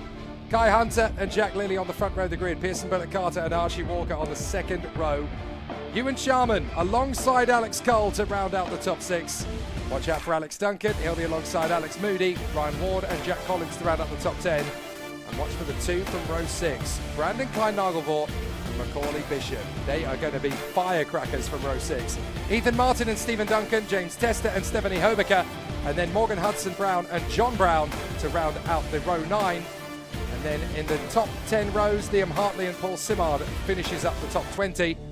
It's going to be a bit of a comeback drive for both Rachel Robertson and Gabe Fairbrother. Ben Southgate just a whisker in front of Archie Buttle. And then we have Reese Bailey alongside Callum Kinder, 2 drivers that will really want to turn their weekend around. Miles Roby alongside Aaron Mackay. And then Lewis Marika with Harry Lamond in 30th on the grid. The final 4 places are given to Alfie Bushell, Jay Pearson, Mac McGilvray, and the lady who just squeezes into the ranks, Gemma Hjorns. So with Senior Rotax being as incredibly intense as it has already been, is this one-way traffic for Kai Hunter, or do we think that there might be enough in the tank for the likes of Macaulay Bishop, for the likes of Brandon Klein-Nagelvort, for the likes of some of the opposition like Pearson Bullock Carter in there? Is anyone going to be able to break this man's resolve? Well, I can tell you now, looking at that row 6, there's going to be some fierce drivers fighting their way through the pack in this one. Some drivers that are used to being up at the front end and don't like themselves being in the mid-pack. Obviously, Morgan Hudson-Brown, Brandon Klein-Nagelvort, and obviously one of the main drivers, Macaulay Bishop, starting in row 6. Hasn't been the weekend he would have hoped for so far, but one that he has to try and recover in this final race. But up at the front end, it's pretty textbook at this point. Kai Hunter starts on the front row of the grid, but he's not going to have it too easy. He's got a lot of fast-charging drivers in behind him that are going to be chasing him down all the way to the finishing line. And as you mentioned before, I think there'll be some fireworks. I think there'll be some interesting racing, some good racing, and definitely someone to give a spanner in the works and a mix-up at the front end. Now, of course, years back, you would have been on the grid with some of these guys. Yep. You've actually raced against some of these guys in the past. Just how intense can the competitors in this one hope to have it? I mean, just looking at the names going down this grid, it's such a strong talent pool. There's so many big-name drivers and multiple drivers that are in contention for winning any race. I think this is one of the most competitive grids we've ever seen in the Ultimate Karting Championship. Senior Rotax always put on an amazing show. We've got European talent, top British talent all ready to throw it up in the air and run for the gauntlet. And it's worth reminding people that we actually have some scheduled absences this weekend because there's a handful of the drivers that are actually out in Backersdorf training for the Europeans. So the fact that we've still got that level of caliber and credence in senior Rotax despite some of the absences, it tells you just how rich the talent is in this category at the moment in UKC. Yeah, it's probably one of the most interesting grids to look over. These are the drivers of the future. These are the ones that are getting towards the end of their karting career and now exploring the professional motorsport scene. This is the final stop for these drivers, and can they finish it off with a bang? Yeah, these are the competitors that we're hoping one day to see on the circuits like Bathurst, Indianapolis, Monte Carlo, Le Mans, Macau, Po. All these incredible racers have got a long, rich history waiting for them to go and grab it with both hands. Be they in GTs, be they in single-seaters, be they in stock cars, touring cars or rally cars. There's so much of a journey of motor racing ahead of them, and it's up to them to go and claim it. But in senior Rotax, it doesn't get much more competitive than this. There is Kai Hunter at the top in the Carlos Sainz 55 chassis. Alongside him on the grid, Jack Lilly, the man who stole the previous Superheat. So it is doable. Jack Lilly is going to go mano a mano with Kai Hunter to the first corner. Does Jack Lilly have what it takes to crush Kai Hunter's dominance? This is going to be a fascinating charge to the first corner as we watch the Expert go wheel to wheel with the CS55 chassis in the branding and the colour scheme of the Spanish Formula One race winner Carlos Sainz. Kai Hunter behind the wheel. Off the final turn we go. This is going to be a good start. No matter which way you slice it, here we go. Jack Lilly's going to have an opportunity on Kai Hunter, but he's not going to get through yet. He's got to hang back and wait for the opportunity to come in. They hop their way through Crook and Oblivion. Everybody just about managing to hold on to it, but the two leaders have got Claire Pearson, Bullock Carter getting a great start ahead of Ewan Charman as everybody else tries to slot their way through without too much incident. And drivers galore are making those moves on the opening couple of laps to try and work their way forward. Several drivers finding it easier than others. And as they knit their way through these apexes up at Parker and continuing on their way through on the left hand, a couple of drivers I saw there running wide. So not everybody has had it perfect on the opening lap. A couple of drivers already on the back foot. But look at the leaders. Hunter and Lilly have disappeared already.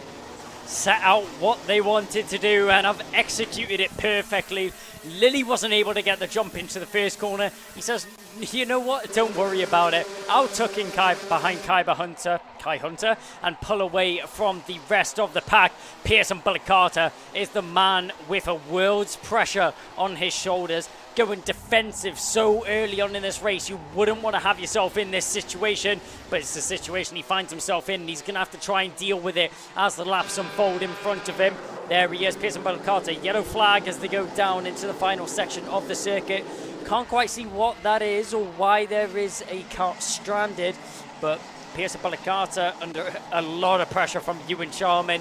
A new team and a fresh set of colours here for Ewan Charman. The Birillard colours suit him nicely, and he seems to be very comfortable already on that chassis and in with that team as he's riding the rear bumper of Pearson Bullock Carter right now. Head down on the straight, a little nudge of confidence that he feels himself going up towards Christmas corner. The question is, will he be able to get that move done on Pearson Bullock Carter, or will they work together? Getting spat wide there is Moody as he loses out on a position. That's a shame for Alex Moody, but that allows Macaulay Bishop to sneak through on the inside line.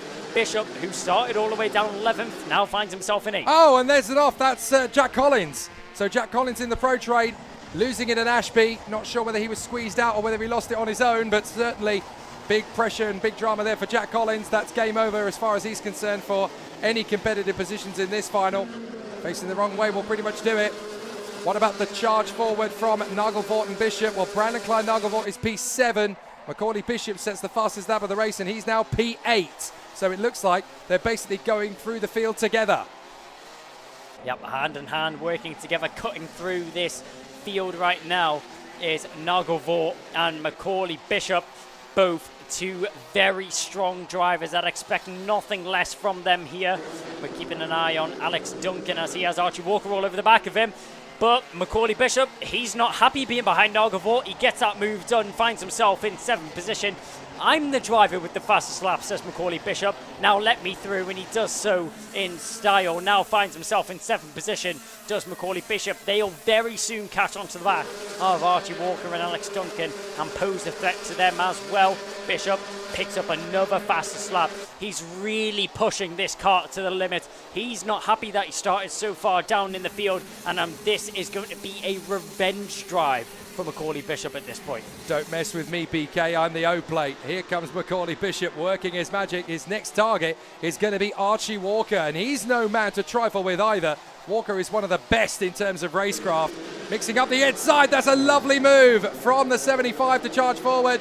So that is Ethan Martin getting the run there on Ryan Ward. And that'll do nicely. Ward is on the back foot as a result of that one. He's already lost a lot of positions. He's going to lose 2 more as Duncan slices in there with the badinage of Archie Buttle. Excellent race trim. 10 minutes to go in this one, and there's several lines that had to be accosted to there. And there wasn't really a lot that Ryan Ward could do except just allow it to happen. Now he's got pressure of his own from James Tester. So Tester now wants to try and come through and make his overtaking move. But at the moment, it's still Hunter and Lilly up front. Then a full 1.5 seconds back is Pearson Bullock Carter, Ewan Sharman, Alex Duncan and Archie Walker, with Macaulay Bishop eating up the road to try and close in on Archie Walker. Here is that battle still with Tester now in front of Ryan Ward. Ryan Ward, it's like a domino effect. As soon as that one driver goes past, they all try and follow in suit. And now he's having to go very defensive, is Ward. He has Tester and McKay all over the back of him. A mechanical flag for James Tester. That's huge there. Oh, and 2 contact. drivers off. Well, that is Gemma Horns, and I'm afraid she's had an issue there with Mac McGilvray. So Gemma Horns and Mac McGilvray coming together at the back end of the field. So that's 2 of them off into the barriers. And that's 2 fewer drivers to continue this race. I think Gabe Fairbrothers dropped all the way to the back of the field as well now. Not quite sure what's happened to him, but certainly Gabe Fairbrother, we're used to seeing him in the front end of the field, not in the tail end. Yep. So big disaster for Gabe Fairbrother. Yellow flags flying then, of course, so this has got to be where that incident took place. So the 2 carts that are involved in that one then now cleared away from the scene. And there's a cart touring into the pits to retire by the look of it. So another kart in the incident has ended up with some kind of difficulty. And that is going to be James. Oh, sorry, of course it is. It's James Tester because he had the mechanical flag. Diving up the inside. That is the move from the 93. So that is Brandon Klein-Nagelvort taking on Archie Walker. So Bishop's got him, and now BK's got him. Yep, the 2 teammates carving their way through the field right now. They'll have to take a little break in proceedings as the yellow flag out at post 7 right now, as the marshals do a brilliant job at cleaning up the incident and getting that car off the scene as soon as possible. Back up at the front end. Wow, John Brown. Well, John Brown was initially awarded a mechanical flag, and what I'm guessing is that he hasn't pulled into the pit lane when he's been told to. So John Brown with a black flag, that's a disqualification from the race, meaning that even if he doesn't pull into the pit lane, he will have no result. Talk about results. Macaulay Bishop's looking for a better one. He makes a move there on Alex Duncan to get himself into 5th position. A great move there from Macaulay Bishop, just looking his way through the field. As soon as he arrives onto the back of one car, dispatch of him, move on to the next one. He's got the fastest lap to his name, and he knows that he's the fastest driver. He's so confident in his ability that he doesn't worry about any other driver on the circuit. It's that self-taught belief system he's built up for himself, isn't it? You just got to go into these races thinking to yourself, I am the best. I am the king. Nobody's as good as I am. Watch what I can do. And that's the mentality you've got to carry into that kart if you want to charge your way through from a low position to a high position. You've just got to have that. It's almost an arrogant flair, but it's just a self-belief flair. You just got to know, I'm good at this, I can do this, I can hack this. Yep. Nobody can stop me, so watch it as it happens. And that's a frame of mind, that's a mindset that a racing driver has to have in order to throw caution to the winds and just go for it. Well, he seems to have mastered it so far, has Macaulay Bishop. Big step up going from juniors to seniors, and he's handled the transition beautifully. I mean, it looks like he's completely at home, just knowing that this is his first season in senior Rotax in the UK. He's really taken accustomed to the new karts and also the weight class that he's racing against. Kai Hunter out in front, though, starting to build a little bit of a gap. Oh, Chalmers let him go. Down the inside, though, there goes Macaulay Bishop. He'll get the move on Ewan Charman, and he'll get another new fastest lap to his name as he gets up into 4th. Macaulay Bishop is knocking at a podium. Well, that's interesting. Charman then just seeing that Bishop was coming, knowing how quick he was going to be, and just said, you know what, I ain't fighting this. I've got a long race. I've got a good result that I can take here. Go ahead. I'm not going to have a mess around with you. So clearly Charman has got bigger fish to fry than dueling wheel-to-wheel with Macaulay Bishop. He doesn't want to spend any time that he could waste getting himself into a strong position later on in the race. So 5th position for the... Oh, 2 more karts getting involved in it. So that is unfortunately Miles Roby and Paul Simard. So Paul Simard has come off the road. He's now trying to get the DHR machine back up to speed again. But that's very much game over for Paul Simard. Look at them as they hop over the curbs in that final chicane. Still big, close battles as the drivers come through. And there is Ewan Charman. Now, he's got a battle still behind him because you've got Alex Duncan and BK Nagelvoort right in there with Archie Walker. So there's still obviously going to be some conversations about that post-race. Miles Roby gets a warning flag as up the inside goes BK. Gets the run on Alex Duncan. So Brandon Klein Nagelvoort makes the way through. And look at Archie Walker hopping over the curbs himself in the KR Cosmic. Now he fancies his shot at the top 5. Yep, a lot of drivers now getting themselves into raring positions. Ewan Charman, will he be able to hold on to this top 5 result? It'll be interesting to see if he's able to.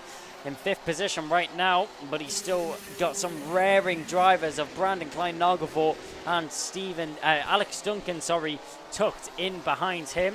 There's Ewan Charman in the Birrell Art colours as he blasts his way past post 7 and post 8 and now makes his way towards the boot section of the circuit once again. Jack Lilly edging closer and closer to Kai Hunter, trying to bring back some of the time that he lost earlier on in this race. Let's see if he's able to get that down any more and get himself into a race-threatening position. Kai Hunter, I'm sure he won't be used to anyone contending up at the front end. Jack Lilly has taken 1 heat so far this weekend. Will he be able to take away the final, though? That's the question which we'll all be asking right now. Kai Hunter just in a world of his own out in front right now, not worrying about the driver in behind, not even worrying to check over his shoulder. But Jack Lilly putting in the work, putting in the time, and trying to push his kart even closer to the rear bumper of that Hunter Motorsport machine out in front right now. Pearson Bullock Carter just currently a bystander in 3rd position right now, waiting for Jack Lilly to catch on to the back of Hunter and waiting for anything to unfold. I think it's fair to say, though, visually that gap is closing between Lilly and Hunter. It is. This is not over. Jack Lilly still feels like he's got something in the tank here, and he's been looking after the tyres very well. So Jack Lilly, and it's not just Jack either. Pearson Bullock Carter might have something to say about this in 3rd place. He still has a little bit of a chance, but the man who could really spice this race up in the top 4 is Macaulay Bishop. He's now there in 4th place, having worked his way forward. But he's got to do something he doesn't do very often. He's got to work with the guys in front of him. He's got to work with Lilly, with Bullock Carter. That's the only way he's going to win this race because of the difference in the momentum between the drivers. There's those little gaps that have opened up. He's got to get onto the back bumper of Bullock Carter, push him forward to Lilly, then push all 3 of them forward to Hunter. That's the only way you're really going to shake this up.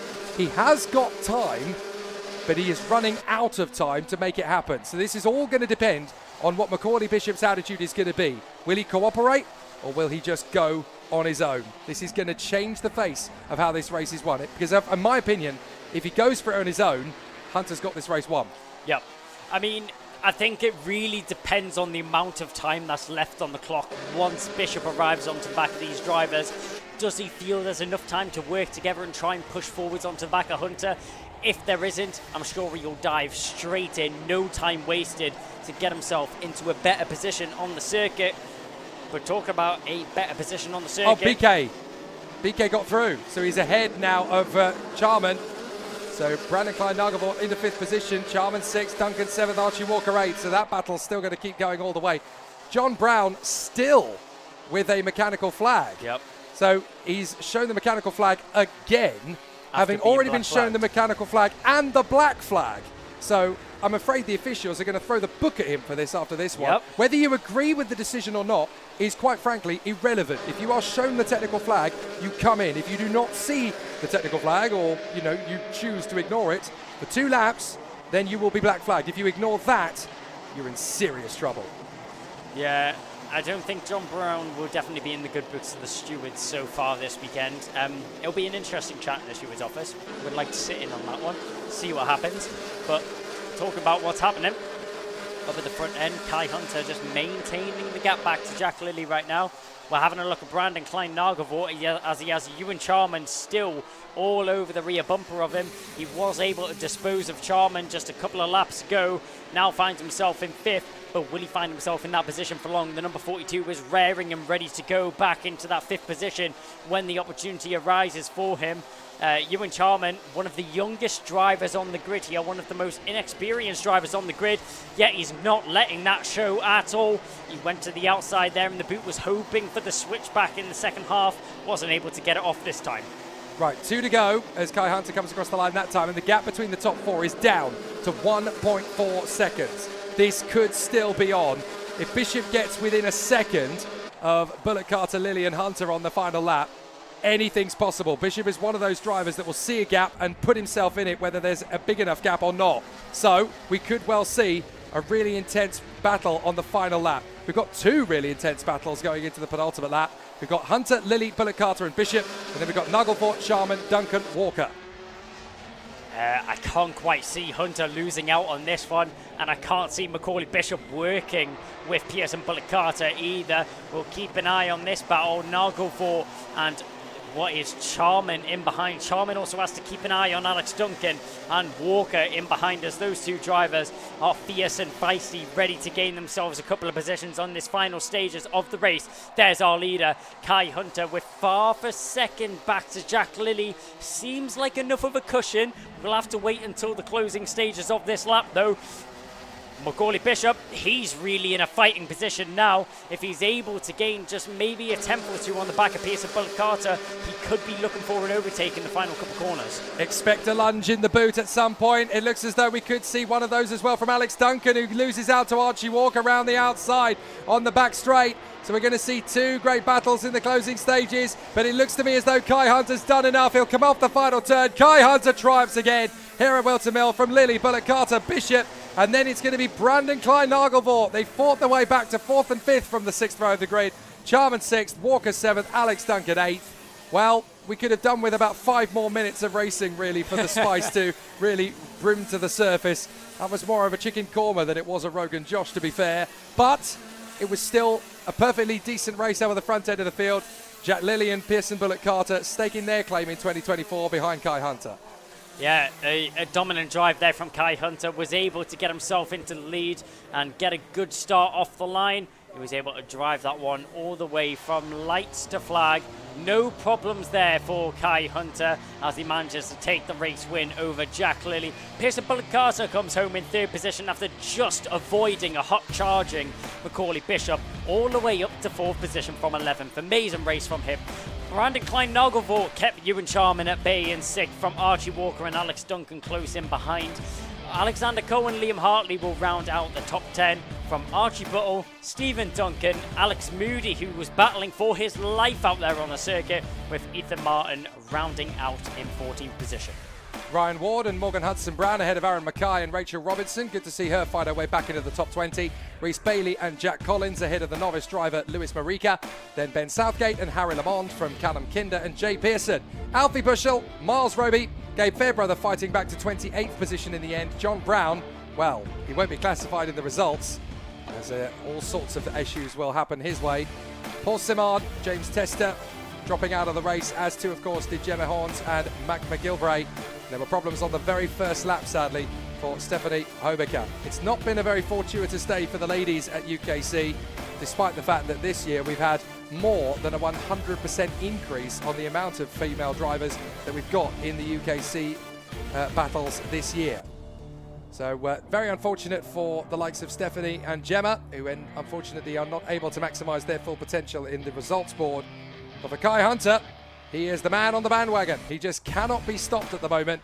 The Hunter Motorsport team with the CS55 racing chassis, part of the OTK group, and in deference to the name of Carlos Sainz has done a fantastic job once again. Things are looking good for back-to-back crowns for Kai Hunter. How is he feeling about it? Along with Jack and Pearson, let's head down to Kev to find out.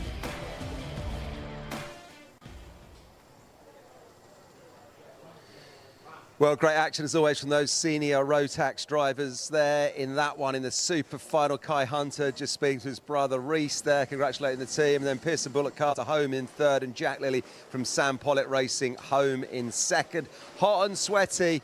Those boys really do know how to pedal a car. And honourable mention as well to the man that came home in fourth. We haven't got a shot of him at the moment, but Macaulay Bishop came home in fourth, started back on the sixth row of the grid in 12th. And that was, of course, after a disastrous opening heat. And he also got the fastest lap, 45.99. So I can't quite see Macaulay at the moment. Well done to him. Let's get a word with our top three, though. If we can find Pearson Bullock Carter, we'll get him up on the spot. We'll have a chat to Pearson first, just wiping the sweat from his eyes. And let's have a word with that one. Pearson, a hot day, another tough race out there, but you four out front. You seem to have it all wrapped up the longer that one went on. Yeah, I think at the start I had to defend quite a bit, and then I lost the leaders, and then I pulled back up to him at the end and was on the bumper. So maybe if I had a better start then I might have won it, but I don't know. Could have gone anyway. Yeah, coulda, shoulda, woulda, one of those things, I guess. But Macaulay Bishop was coming in hot behind you. Were you aware of where he was at all in that one? Did you feel pressure from the back at all? Yeah, I was looking behind me to check where he was, but yeah, he was catching me a little bit, but I was catching the leader, so I might have been towing him along as well.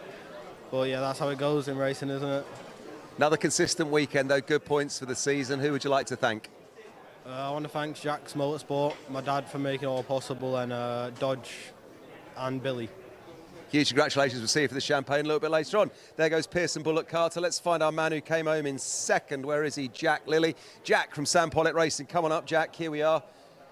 Let's have a little word with Jack. Just talk me through that one then, mate. Out in the front there, you had yourself and Kai pushing for that top spot, but he was a bit too far down the road, wasn't he? Yeah, we both of us got a gap at the first lap, and then I just tried to push him on, and then a few laps in, he just kept stretching and stretching. And as obviously, because of the massive heat, obviously everything's overcooking and all that, so just slowly got harder to drive. And then, yeah, finished second. That's the thing, when you get in a situation like that, all of you lads out in front, you're all good drivers. You know, unless someone makes a mistake, it's difficult to make up the ground, isn't it? Yeah, like especially in this class, considering that the tyres go off that much and everything's so hot, it's one minor error and it costs you like a few attempts, which is that. So any mistake can drop you back 3, 4, 5 places. So thankfully I didn't do that. But it's been a fast weekend for you, second in both your heats, first in that super heat this morning, and on the podium as a finish. So you've got to be pleased, presumably. Yeah, it's a good weekend overall, but obviously you won't finish first, obviously, but obviously it's a good weekend. Who would you like to thank? I'd like to thank Sam Pollitt Racing, Lewis Brown, HRS Engines, and my dad for mechanicking. Fantastic. Well done, Jack. Go and high-five your team and your dad or whoever's here. And we'll try and grab a word with Kai Hunter, something I've done many, many times before already, previous champion with us. And Kai, another racer this week, and I think the third racer this weekend, who's done a clean sweep. First in everything that you've started this weekend. You must be pleased. Yeah, I'm really pleased, actually. I think it's been tough the last few weeks. I think we've had a few problems, to say the least, but I think, yeah, we always come back, we always come fighting. I think this is going to be the pace for the rest of the year. I think this is going to be good, yeah. It's fantastic to watch from our side because you boys out in front, you're all good, you're all pushing, the margins are so close. It's just going to be exciting, isn't it, for everyone? That class is tough, isn't it? Yeah, really tough. You've got, like, obviously, Jack, literally, he's the fastest kid I've ever seen on a go-kart track. Yeah, you've got Pearson, obviously, really fast as well. Last year pushing us through the paces again. So I think, yeah, it's a tough grid, but I think ultimately it comes down to who's the most consistent now and, yeah, who knuckles down the hardest. Listen, Kai, huge congratulations. Go and high-five your team. We'll see you for the champagne a little bit later on. Well done. Sweet. Thank you very much. There we go. Well done to Kai Hunter and all of our senior Rotax Super Final podium place drivers there. Let's go straight back up to Jake and Kai. So a tough race then that was one going away for Kai Hunter. The drivers in pursuit really hoping that they could turn the tables on the CS55. not able to do so on this occasion, and you do kind of wonder if Kai Hunter has got himself a Midas touch, because everything he seems to touch at the moment turns to gold. What is it that these guys have got to do to get one over on him? How do they get that deficit down? Well, it's going to be a tall order. He has a lot of confidence coming off the back of last season. Obviously, the reigning champion in the Ultimate Karting Championship in the senior road tax class. Kai Hunter coming into this one with a target on his back, and a target that was beaten the first round, but he comes back strong in the second. With Corley Bishop, it was a difficult race for him. He started lower down in the grid than he would have hoped for, managed to recover to 4th position though. Brandon Klein-Nagelvor, he also recovered all his way through the grid, just managed to pip Ewan Sharman towards the end of the race there. They had a great battle all the way to the line, and Jack Lilly, the only other driver to win a heat, was able to finish home in 2nd position. A great race from all of them, and one to keep an eye on.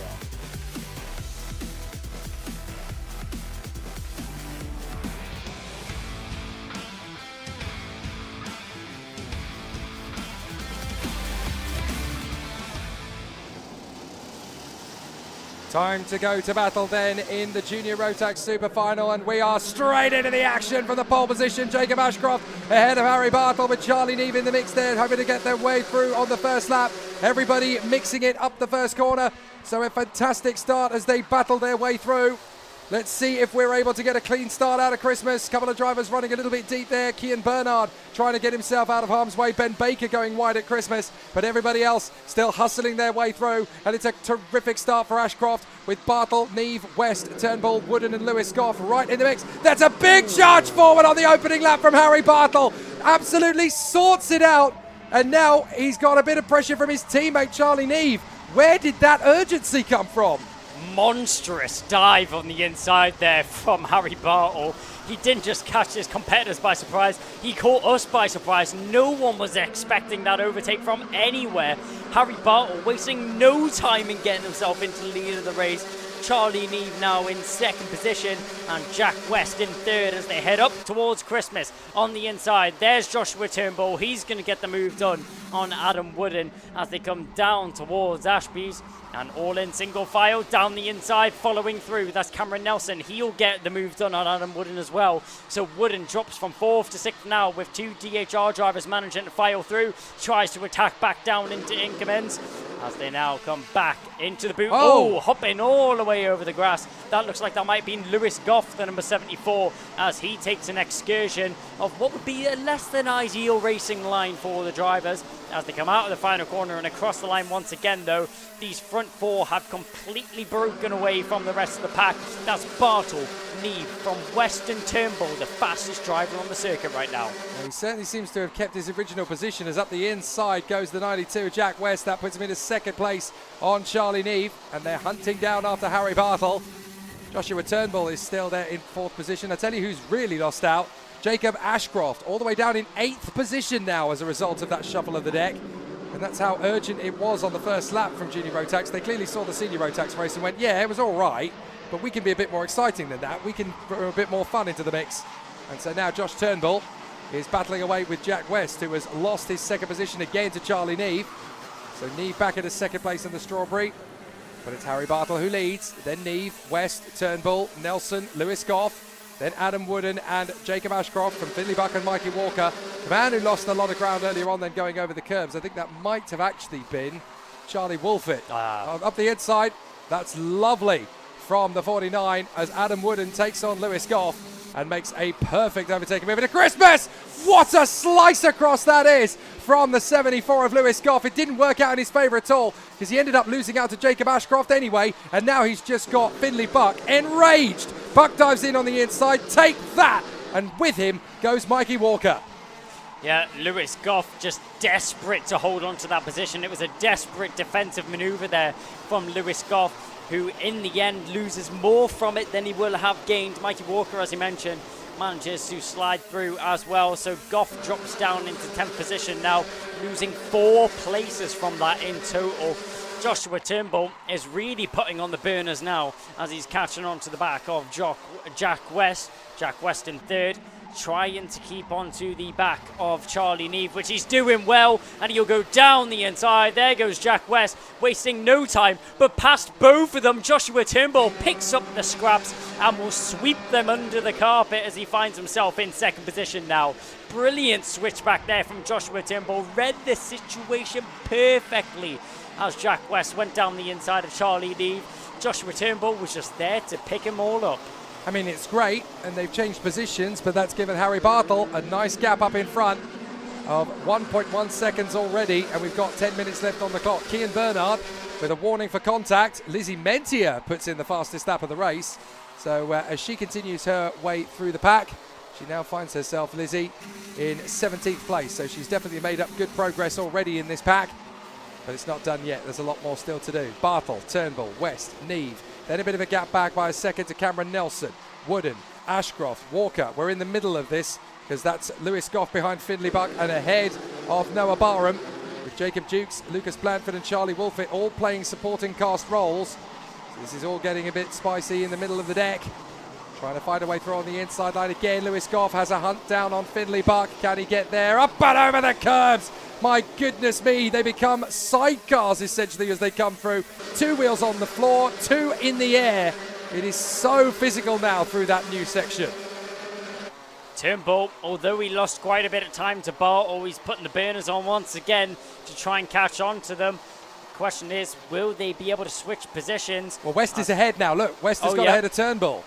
So West manages to get himself into second position now. Joshua Turnbull, who did have the fastest lap of the race, clearly not enough to assert himself into that second position. Blanford snatches it up as soon as he crosses the line.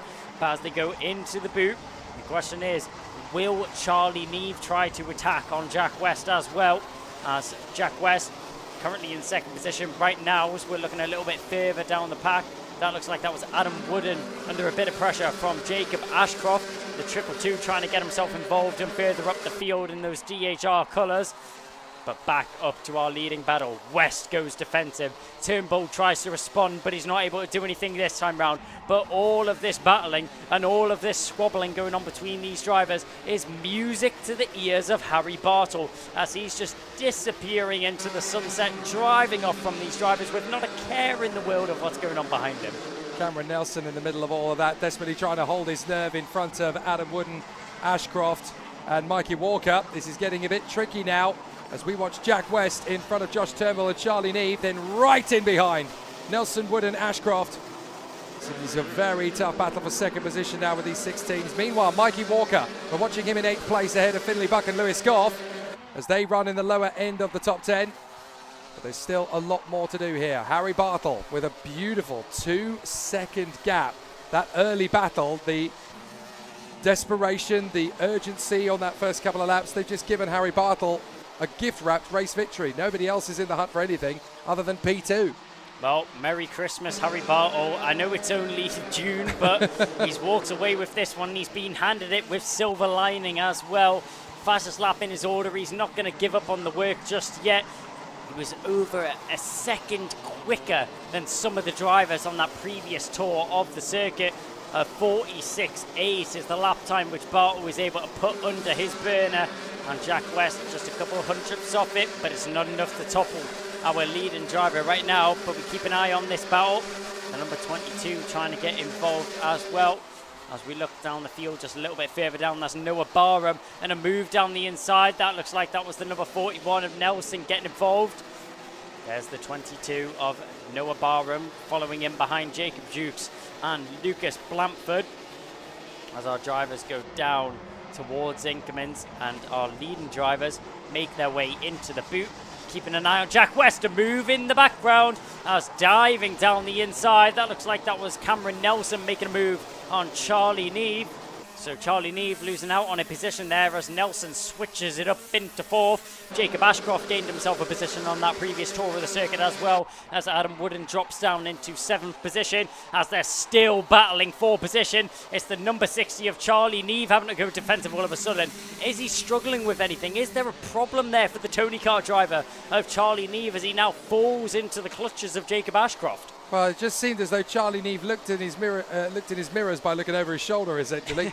Saw Jacob Ashcroft was there, and he thought, right, okay, that's Ashcroft.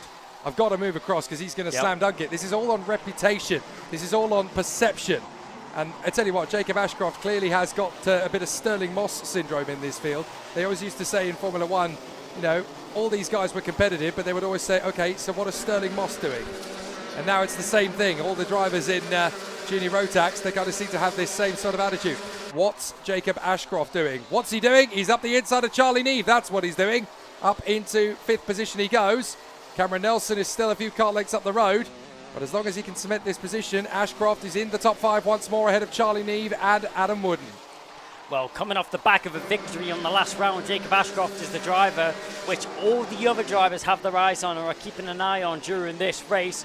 4 minutes and 40 seconds is still what's ticking down on the clock as we look back to the front end of the field. Jack West still being pestered by Joshua Turnbull as they hop over the curbs and come round the final corner to mark another lap completed in this race. 14 minutes and only 4 minutes and 20 seconds is remaining on the clock now. A long look over the shoulder and to the inside goes Jack West. He pulls it back across to fend off Joshua Turnbull. Doesn't want to give him a look at a switchback or around the outside through Christmas. We've seen it time and time again, and Jack West didn't want to fall victim to it. You can't blame him at all. Everyone checking over the shoulders left and right. Oh, contact! They come together. They come together. Tries to go down the inside. I think Jack West just closing the door a little bit too late. Turnbull was on the inside. West doesn't see him, turns in for the corner, and they bang wheels and come together. Turnbull, unfortunately, coming off much, much worse. And that absolutely gift wraps the victory to Harry Bartle now. 3.5 minutes, and the gap has doubled as all the drivers try to pick their lines to get away from the incident. So only really a yellow flag or a stopping signal or anything is going to really stop Harry Bartle in this one now. Cameron Nelson into 2nd place. That's really benefited Jacob Ashcroft, and championship-wise, that's massive because that now puts him into 3rd position. Up the inside, diving through. That's a big lunge from Lucas Blandford, but he gets up into 9th position now on Finley Buck, and Jacob Dukes is there waiting in the wings to make his own impression on it. So excellent racecraft again from Lucas Blandford as he continues his journey through Junior Rotax on the Ultimate R. As the drivers wend their way through the boot once again, coming up to this final little kick heel, and it certainly is a kick as they run over that curbing once again. But Nelson in 2nd position, Ashcroft in 3rd, then Neve, West and Walker from Adam Wooden. Give them a little bit of breathing space, and you've got Finley Buck hanging on in front of Lucas Blandford and Lewis Goff. But Blandford is really starting to hustle his teammate Finley Buck. This could get interesting between these two. Yep, they may race under the same awning, but when you're on the track, nobody has any friends. It's every man for themselves, especially so late in the race like this. I tell you that's interesting as well between Finley Buck and Lucas Blandford. They're in the same team, they're on the same chassis, but have you noticed their front nacelle panels? Completely different. Finley Buck has decided to go for the hot dog bun, whereas Lucas Blandford has got the air hole configuration. Yep. Well, it's all down to driver preference overall. It doesn't make that much of an advantage overall for these drivers. It's all down to preference as we see such a mix of the front nacelle panels as the drivers are coming round. Blandford checks over his shoulder. He knows he has a little bit of a gap back to Goff in behind. Doesn't really need to worry about any pressure from the driver chasing in behind. All he can do is apply pressure onto the back of his teammate Finley Buck. I'm sure not in a very comfortable position right now as they go past post 6 and down through Inkermans. Lucas Blandford, it was going to happen inevitably. He dives down the inside in style and slides down the inside of Finley Buck. Buck points forward saying, let's go, there's no time to fight. We can't let Lewis Goff get involved in this battle, as he virtually works with his teammate Finley Buck, saying that he's going to work with Lucas Blandford there and push him for the remainder of this race or until it gets to the closing stages. But back up at the front end, a look over the shoulder. Cameron Nelson getting a little bit nervous. Here's Jack West, had that incident earlier. He's fighting back through the field as he now finds himself in 4th. Fastest lap under his belt as he now dispatches of the Tony Kart driver of Charlie Neve.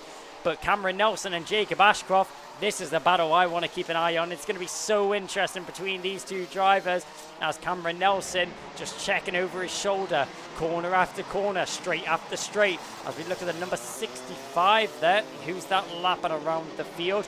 Well, it's a backmarker right there as he's about to be lapped by Harry Bartle. Bartle crosses the line, 33 seconds remaining on the clock, 2 laps to go. I wonder who's going to win this one, Jake.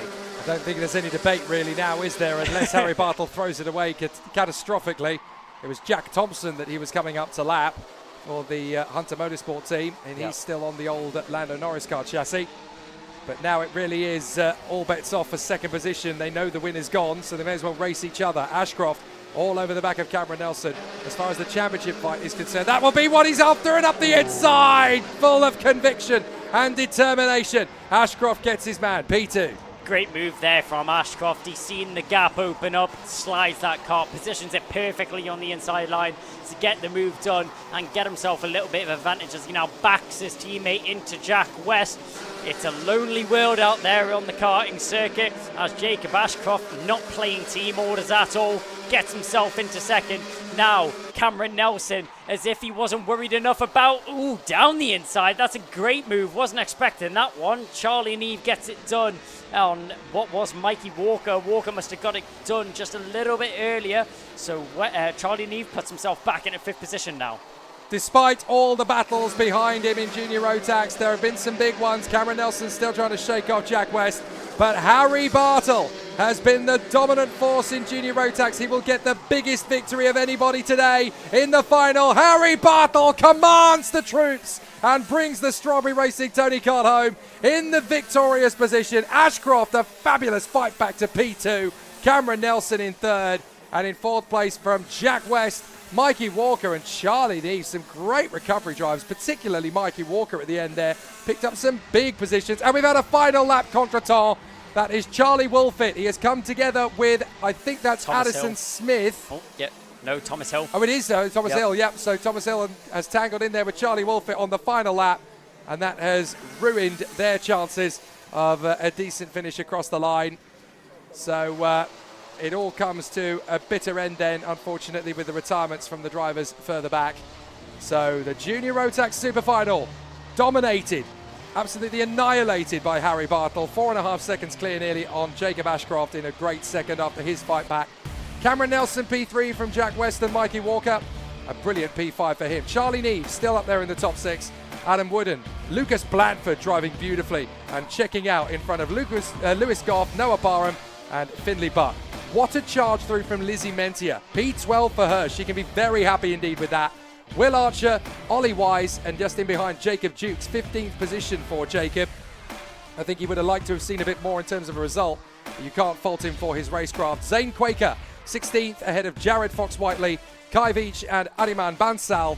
Callum Foster, P20 ahead of William Webb, Addison Smith, Zach Turner and Dan Kilpatrick.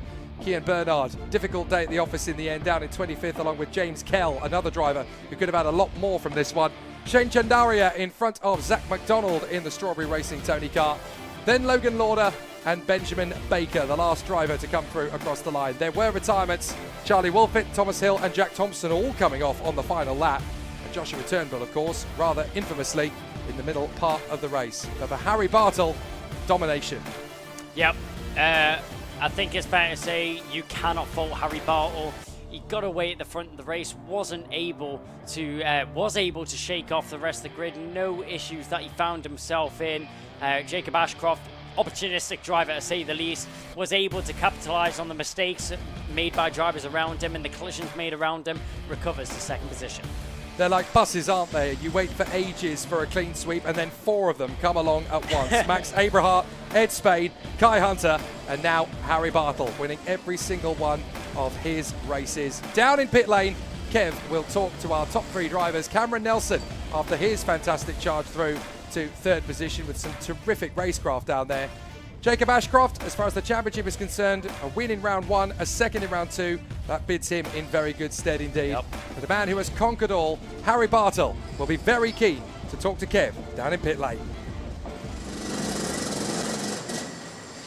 Well, here we are then. The top 3 karts make their way through scrutineering, 1st, 2nd and 3rd. And it was Harry Bartle from Jacob Ashcroft, then from Cameron Nelson. Cameron just over at the railings there, chatting to Caden McQueen and a few other DHR teammates. We'll get a word with them as soon as we can. If I can get Cameron up onto the spot, and we'll have a quick word with him. See how that one played out from 8th, row 4 on the grid, from 8th up to 3rd. Cameron, you've got to be quite pleased with that, presumably. Yeah, really happy. starting from 8th, I thought I could still do it. West in Turnbull, they had a crash going into the left, and once I got in 2nd, I thought I had it. Yeah, I mean, at one point I was expecting maybe I'd be speaking to Josh Turnbull in here, but it was a bit obviously a coming together at the top end of the track. Did you see what happened there? Yeah, they're both just side by side going at each other and just went through nicely. It's the way it goes sometimes in karting, but you're obviously fast at the start of the weekend, a couple of second places in the heats. Super Heat didn't quite work out with the 10th, but finishing on the podium. Yeah, really good. Yeah. Who would you like to thank? Who's made it possible this weekend? I definitely want to thank my mechanic Jamie. He wouldn't be here without him. My mum and dad's, the whole team, Dan Holland and Time Racing Engines. Yeah, another great weekend for Dan Holland Racing. Well done to you. Go and high-five your team. Huge congratulations. And we'll see Cameron for the champagne a little bit later on. Let's welcome up Jacob Ashcroft, another DHR driver. Had a great weekend, first, but ultimately in there on the super heat, or the super final rather, finished up in 2nd place. Jacob, talk us through that one. You had to fight for it there, didn't you? Started on pole, but then dropped back, but made your way back up. Yeah, I started pole, I dropped back, and I just made my way up, and just kept catching people. Eventually overtook them and ended up in 2nd, so it's all right.